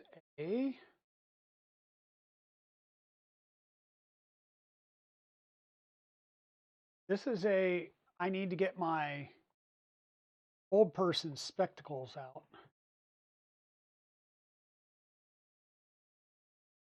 I know what it is. Yeah, 24 volt, 100 watt heater. I bought these when I bought the ones for Takato as well. So the Takato is going to have dual 100 watt heaters. So I might have to run a separate power supply for that. So this is going to go all the way down, just like so. We will want to put some thermal paste on this just to make sure that we've got very, very good conductivity to it. So we'll get that going.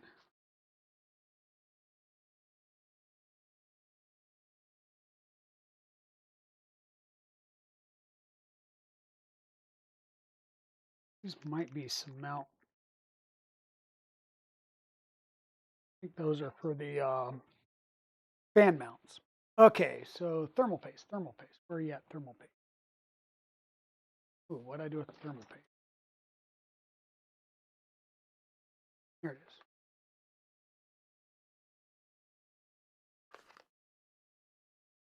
This is Arctic M4 or MX4 thermal paste. We use these for thermal conductivity on our CPUs and stuff. That to the side. I'm going to grab a glove real fast just because when I go to spread this stuff sticks like you wouldn't believe. I mean, maybe you would, but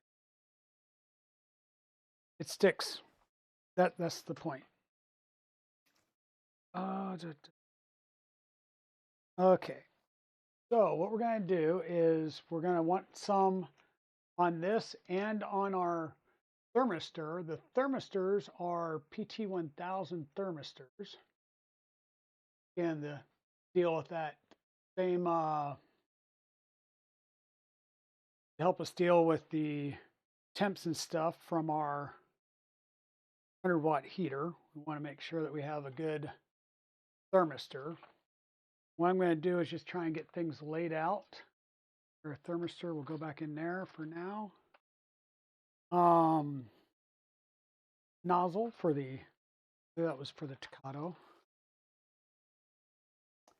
Now on the thermistor, because this is a cartridge style thermistor, you got options. You can lather it on the thermistor. You can put a little glob right there and then push the thermistor through it. I think what I'm going to do is put a glob right there to push the thermistor through. And then on the actual heater core, I will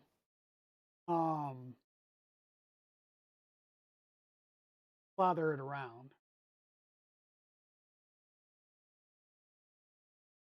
So we're just going to put a little dab on there.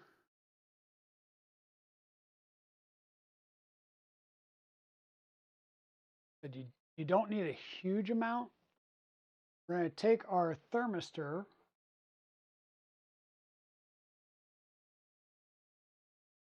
shove it right down in the slot there,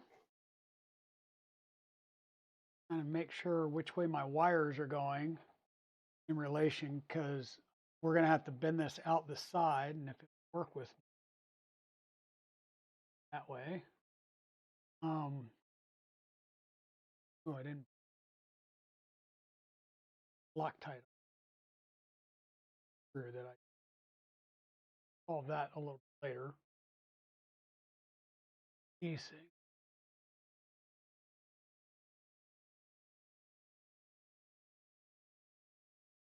These little set screws are pretty darn tiny. Be careful putting your stuff on it.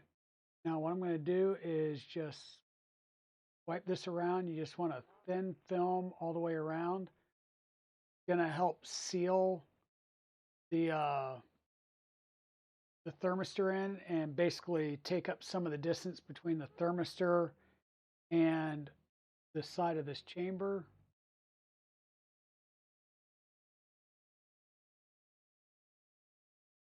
Probably going to push out a little bit. We're just going to run that the whole way down. I'm going to take my glove and get rid of it because it's now got goop on it. I've got one of my set screws set up.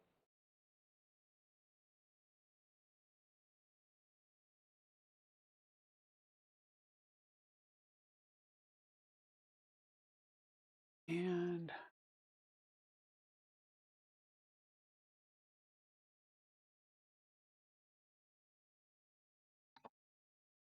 just looking at Chalice to see where the other set screw goes.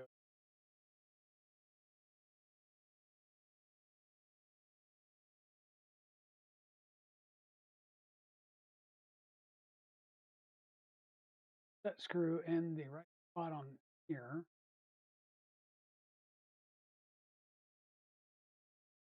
Give it a little Now remember, these are 1.5 millimeter heads. If you give it too much of a it's going to snap off or round over, and you're never going to get that out without drilling it out. Bad.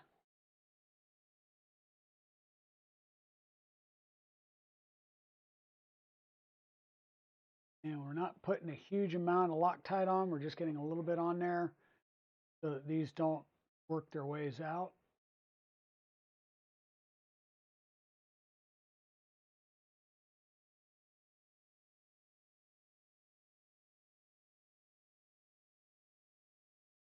Okay, that's set. Go ahead and get this stuff put back so that we don't make a mess with it.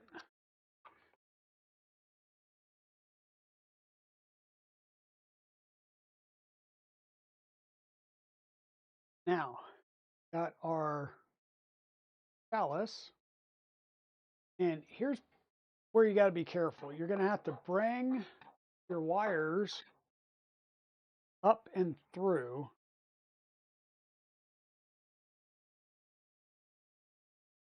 So the side closer, the hole closer to your 3 screws will be the side with your thermistor, because it's a lower one, and your power cables will go on the other side. You need to bring those up and route them through the gaps there in your phallus frame.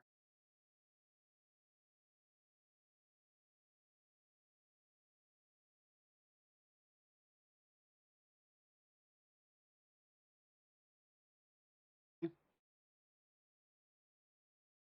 also want to grab your top here, drop it in place, get your holes lined up.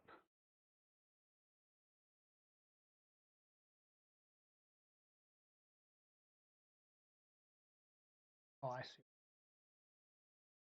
Apparently, these they'll get routed through one of the other two. So, let me rethink this. That off. Maybe I do want to switch.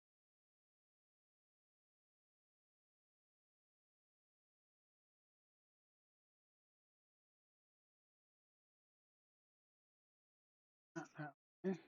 These are a little bit more pliable and easier to. That one comes through there. Work better.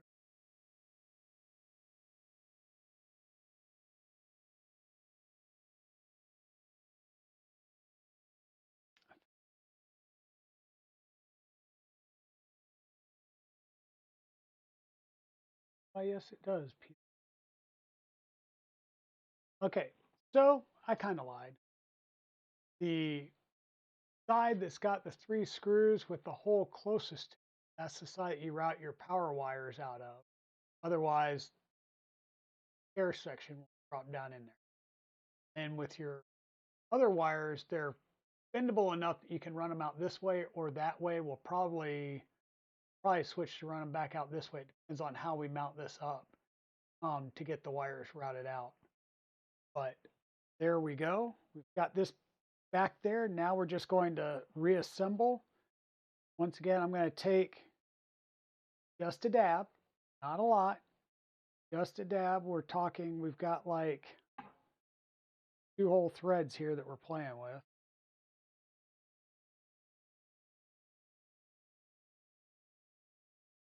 And I'm not going to tighten this all the way down just yet. I'm just going to get it started until I get all 3 of these. I can go ahead and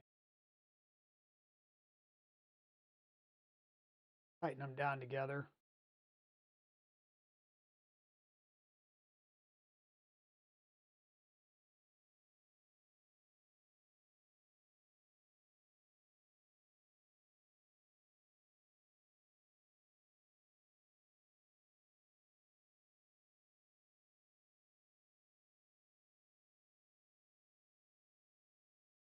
Once again,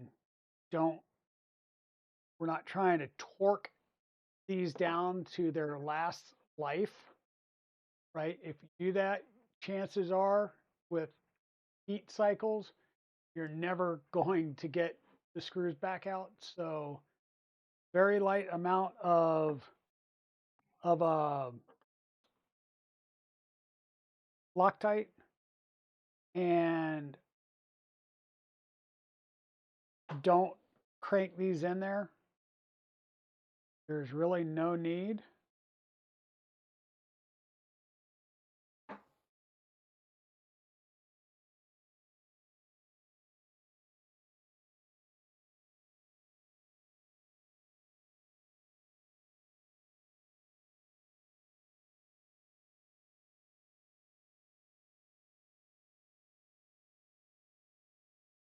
Now, the nice thing with popping a 100-watt heater in here is you're going to think about turning your heater on, and it's probably going to be at temp. It was more about giving it what it needs to be able to hold temp and deal with a high volume of material, right? Because I wanted to run a large nozzle in here, and the best way to do that is to have a solid enough heater that you could, push the temps needed to keep that flow going. So with the LGX Pro, which is a metal extruder, it can push for days, right? And with the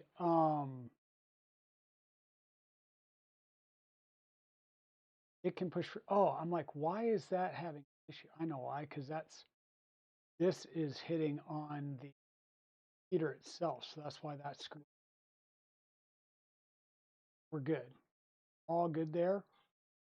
Like I said, we'll figure out if we're going to run this way or that way once we go to mount this in the printer. Still need to put in our end here. And this is currently a 0.4 nozzle. We're going to go ahead and put the 1.0 nozzle in. Which means when we go to work this printer next time, we'll have to really work on getting this dialed in. I want to make this fit around. Just take it out. Happy wife, happy life. Exactly. Exactly. 2.0. Now, because this is really right here on the business end, I'm not sure if I really need to do Loctite, especially since one of them is going to have some gunk from the MX4 that got pushed down. So that's going to harden over time and heat. So I'm going to keep at least one of these in.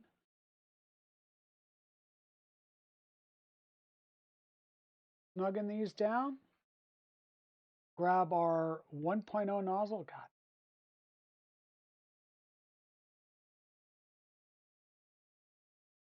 Okay. 0.4, 1.0. Kind of a big difference.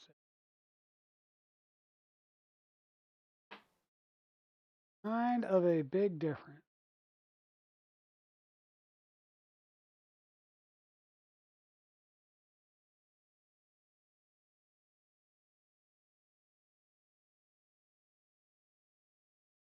We're going to get that down. We're going to grab our Nipix and we're going to give it the cold twist, we'll say.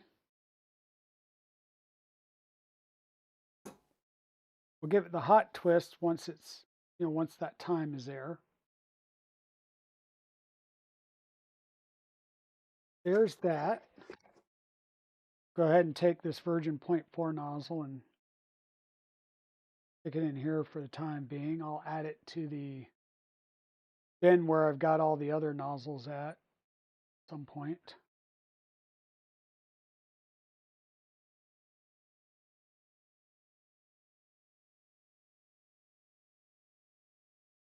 Believe it or not, I am trying to clean up the office some.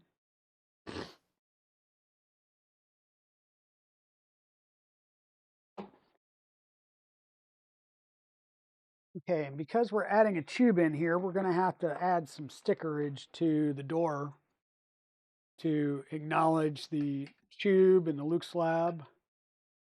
So we will do that a little bit later. Tube over there. Tube sticker. Luke slab with some extra set screws and some extra screws. That's always good. um, um, um, um, um, um, um, um. Well, folks, I think I'm actually going to call it here. We've run for what, 6 hours, 6.5 hours. Mrs. Dragon's on her way back with some food.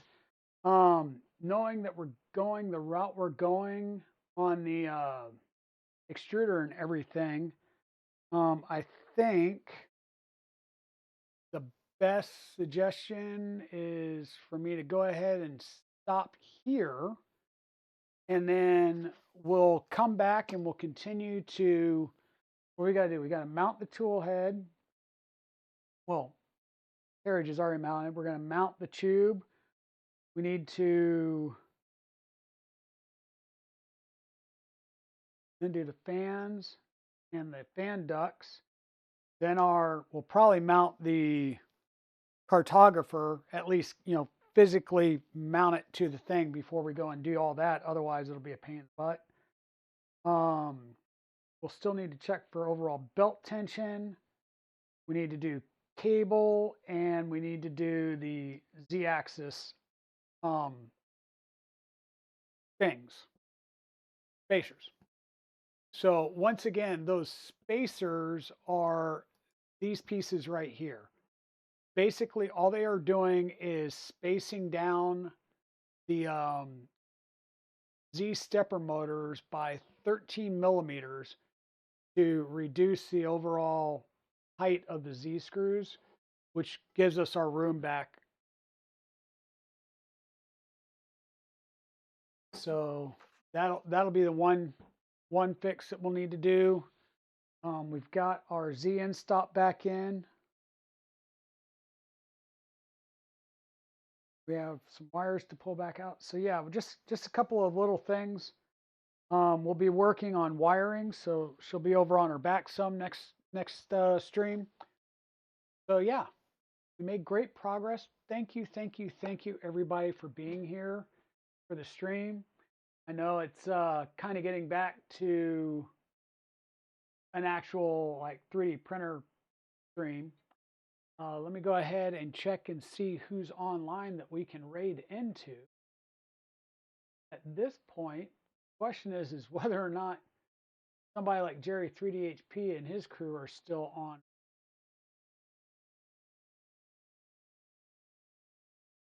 They are, and they have like a full room going. So let's jump over to Jerry 3DHP. We haven't been over there in a little while. So thank you everybody for being here. Please go with me over to Jerry 3DHP. Say hi. At least say hi before you drop out if you need to drop out. I know I'm going to grab, raid and run so I can grab some food as soon as Mrs. Dragon gets here. But thank you all for being here. Take it easy. Be safe. Enjoy your weekend. And I will see you all on Tuesday. Bye now.